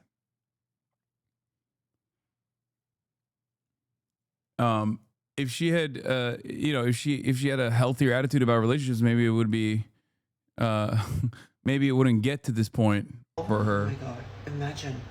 My point being, I think sometimes people like you and me, we just work hard and try hard, and it's not about that. In other news, I heard TikTok's getting banned. I don't think it's like that necessarily that awful of an advice overall. It's not as like problematic. She's just basically saying like, this is what it took for me to realize that, my partner was awful. But it's healthier to look at the positive. In places like New York City, everybody's on their dating apps, and it's hard to meet men. I would say dating apps are not a good idea. You need to go to places where you would hope your future husband would. I agree. Spend his time. It's about dating for values. And on apps, you're choosing people's height, what they do for a job, and that's not where I don't disagree with this. Chemistry is built. Did you know women really find men who have a Velcro wallet unattractive?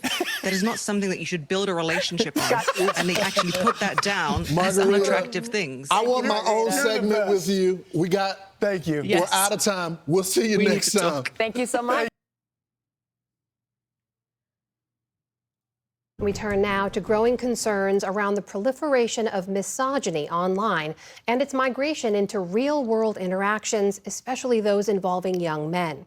John Yang has this story about a Detroit teenager's experience and the broader implications of this trend. Oh, this is very 2016 era. This is like, we're back. We're finally back to like internet pipelines and shit like that. Like many his age, Brian Campbell says he grew up an iPad kid, playing a lot of video games. I'm about to lose anyway, it don't matter.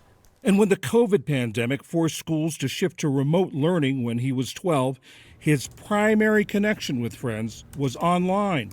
I would spend all my time on the internet. Either I'm playing the video game or on TikTok, or both. Fortnite, NBA 2K. If me and my friends get bored playing it for 10 hours, then we scroll on TikTok and send each other videos, and then we get back to playing the game.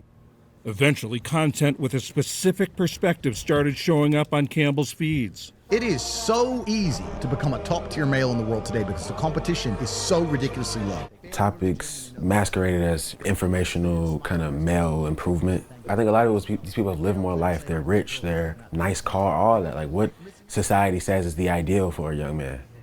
The message appealed to Campbell, and the more he engaged with it, the more he saw. Campbell had found himself in the heart of what's known as the manosphere.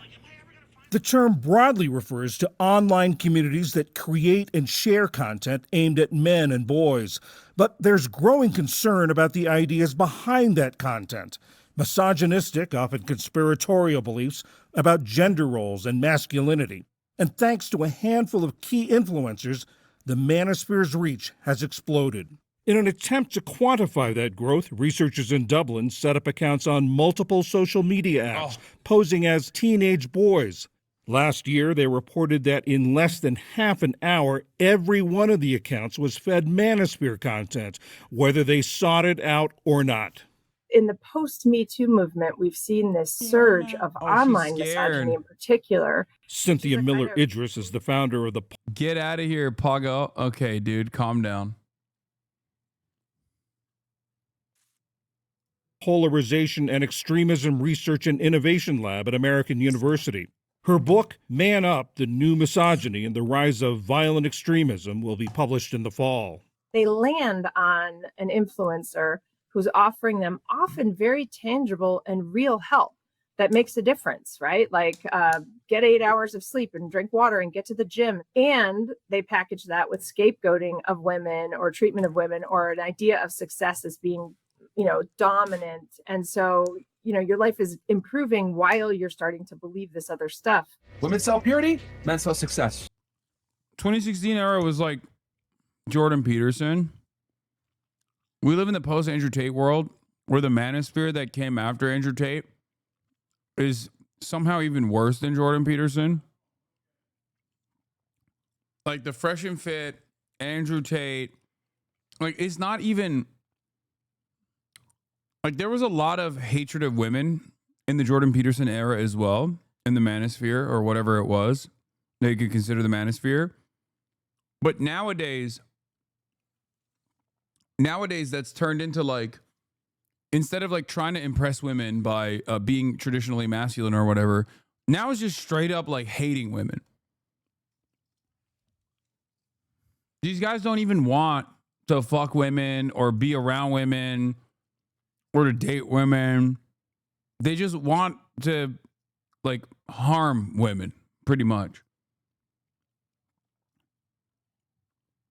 Like there was already incel culture that existed in these spaces, right? You had like the red pill, black pill, all this stuff all the way back in Gamergate. And one could even say that like a lot of the Jordan Peterson adjacent content was also like undermining women, right? But nowadays, like the incel black pill, like school shooter ass attitude has completely captivated the entire space.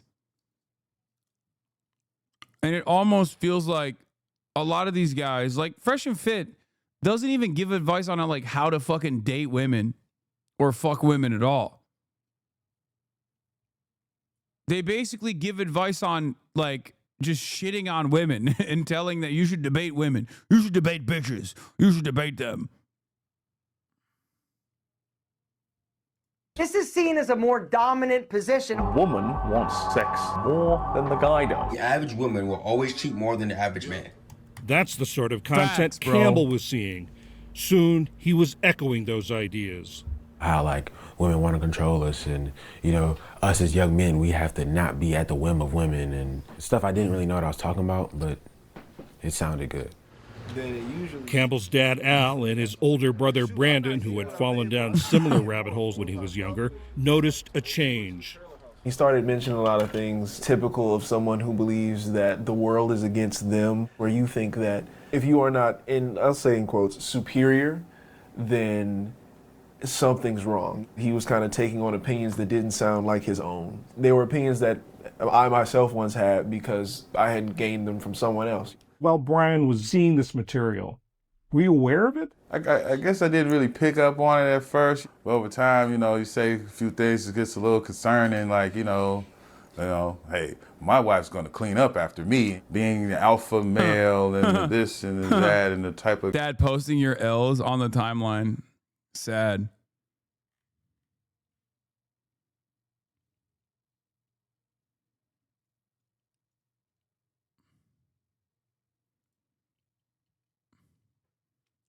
God is the strongest, the baddest, and everybody needs to bow down and respect you, but then you don't have to respect anybody else. When it comes to behavior like this, there's really no excuse for it, but there may be an explanation for it. Psychologist and author Lisa D'Amour specializes in adolescent development. It's helpful to think about 12-year-old boys in broader context. Girls hit puberty before boys do. So what this means is that for 7th grade boys in general, The girls are often beating them at recess, and then they come into the classroom and the girls are often beating them in school. So if you are a 12 or 13-year-old boy and you have had a very rough day at school where a girl outran you at recess and then had all the right answers when you didn't understand what was happening in class, and you come home feeling pretty small and you hop online and there is somebody telling you, listen, guys are actually great and the thing that's holding us back are girls, that is pretty compelling. Jamie, I want you to listen carefully. I mean, low key is not even. I mean, what she's saying is not entirely wrong. She's right. Ne. Vay amına koyayım. Daha öğlen de oradan yedim biliyor musun? Allah. Sadece oradan yiyorum.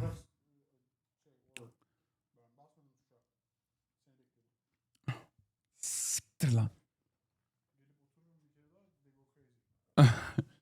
Murad is threatening to take my seat because you guys go crazy apparently. And he knows you guys go crazy when he sits down here. Bak kapıya değme, kapıyı bozacaksın yine. Ağzına sıçacağım ha. Online radicalization and the manosphere are at the center of the Emmy-nominated Netflix miniseries Adolescence, the platform's most-watched show in the first half of the year, with 145 million views. It's a fictional account of how these influences lead a teenage boy to murder a female classmate. It's a call to action by the manosphere. 80% of women are attracted to 20% of men. You must trick them because you'll never get them in a normal way.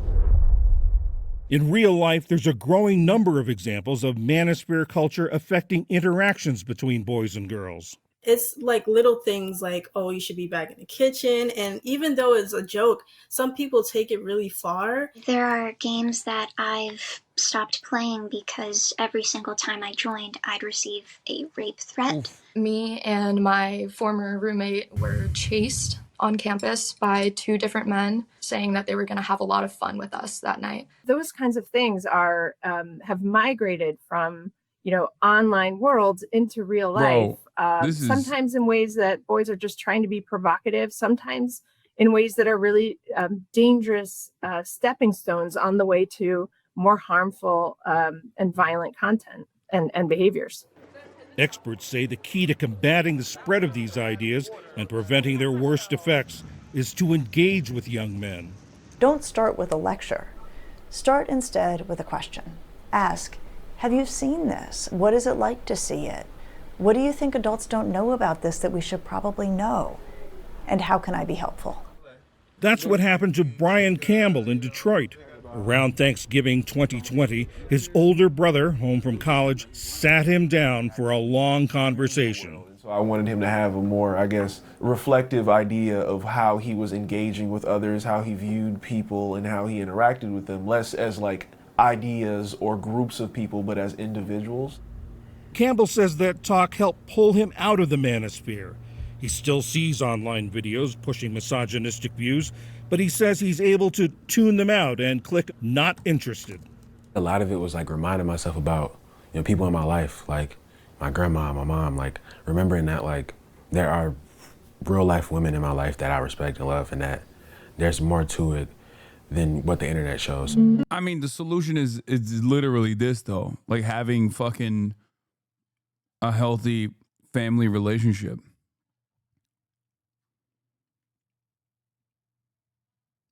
That's it.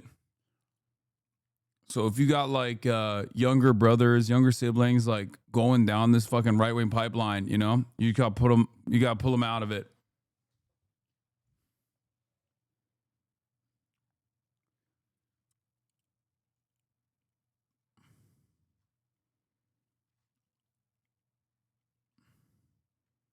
Some people don't. Some people have parents that are just not around.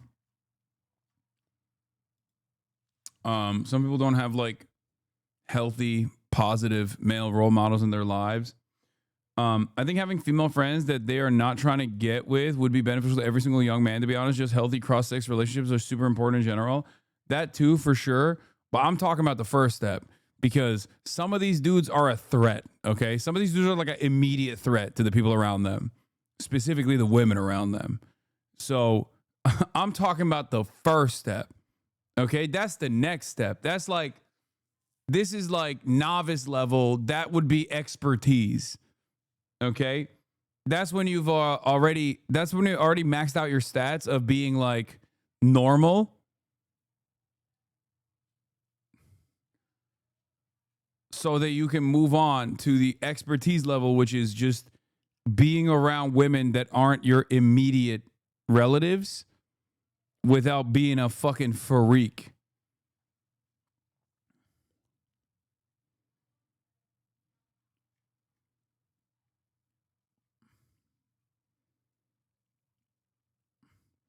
What if my brother's going on the poly pipeline? How do I stop that? What the fuck?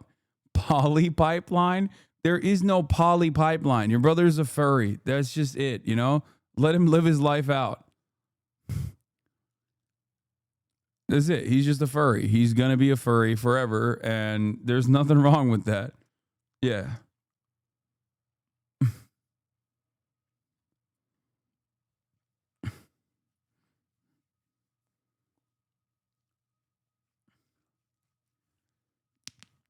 He's going to do content in a couple years about his polyamorous relationships. It's too late. Some people are destined for that lifestyle, and there's nothing you can do about it. Okay?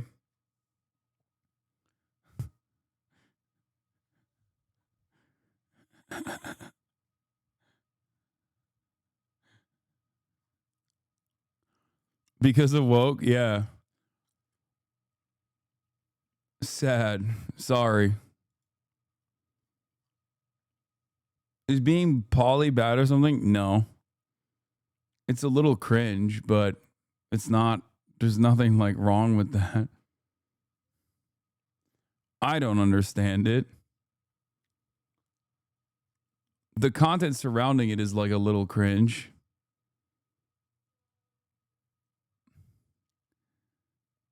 My dad is going down the gay rabbit hole. How do I save him before he's too far gone? It's over.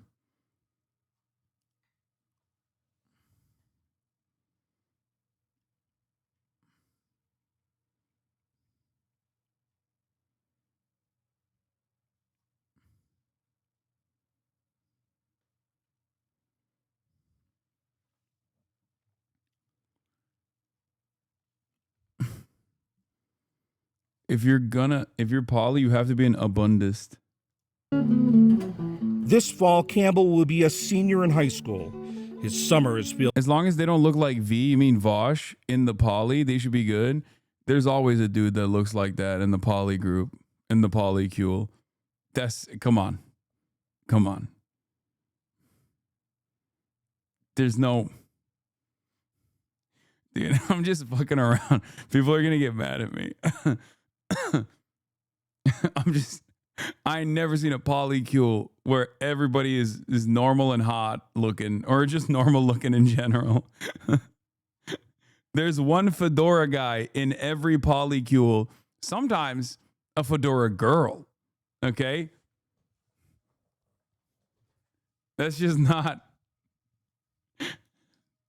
With internships and other programs.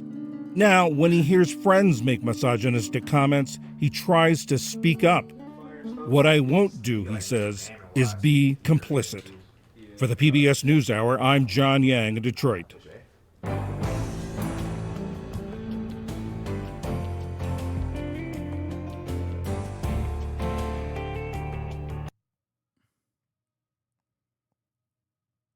Are we back to the gene discourse? No, we were doing how the fucking gender influencers are trying to do gender warfare on the internet.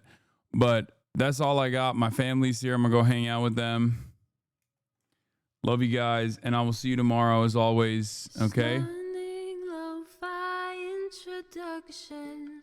Bye, everybody. Bye-bye. All the shadows trickling in has helped people hate. Sunny Los Angeles, California, says Hasan. The starlock to the starlock to the topic just begun. There he is again, Hasan is streaming, Hasan is streaming. There he is again, Hasan is streaming, Hasan is streaming. Reviewing the P.O. box, Uncle Uyghur's face. Sudden Discord agitprop, great names take embrace. Tiny Bernie Sanders, LGBTQ Air Force. The whole left at your fingertips, on at your door. The H3 crowded debate, the Young Turks online show. 3 full fucking years of this, plenty more to go. 90-day fiance talks of champagne bourgeoisie. A Trump rally live reaction on mass riot at DC. There he is again, Hasan is streaming, Hasan is streaming.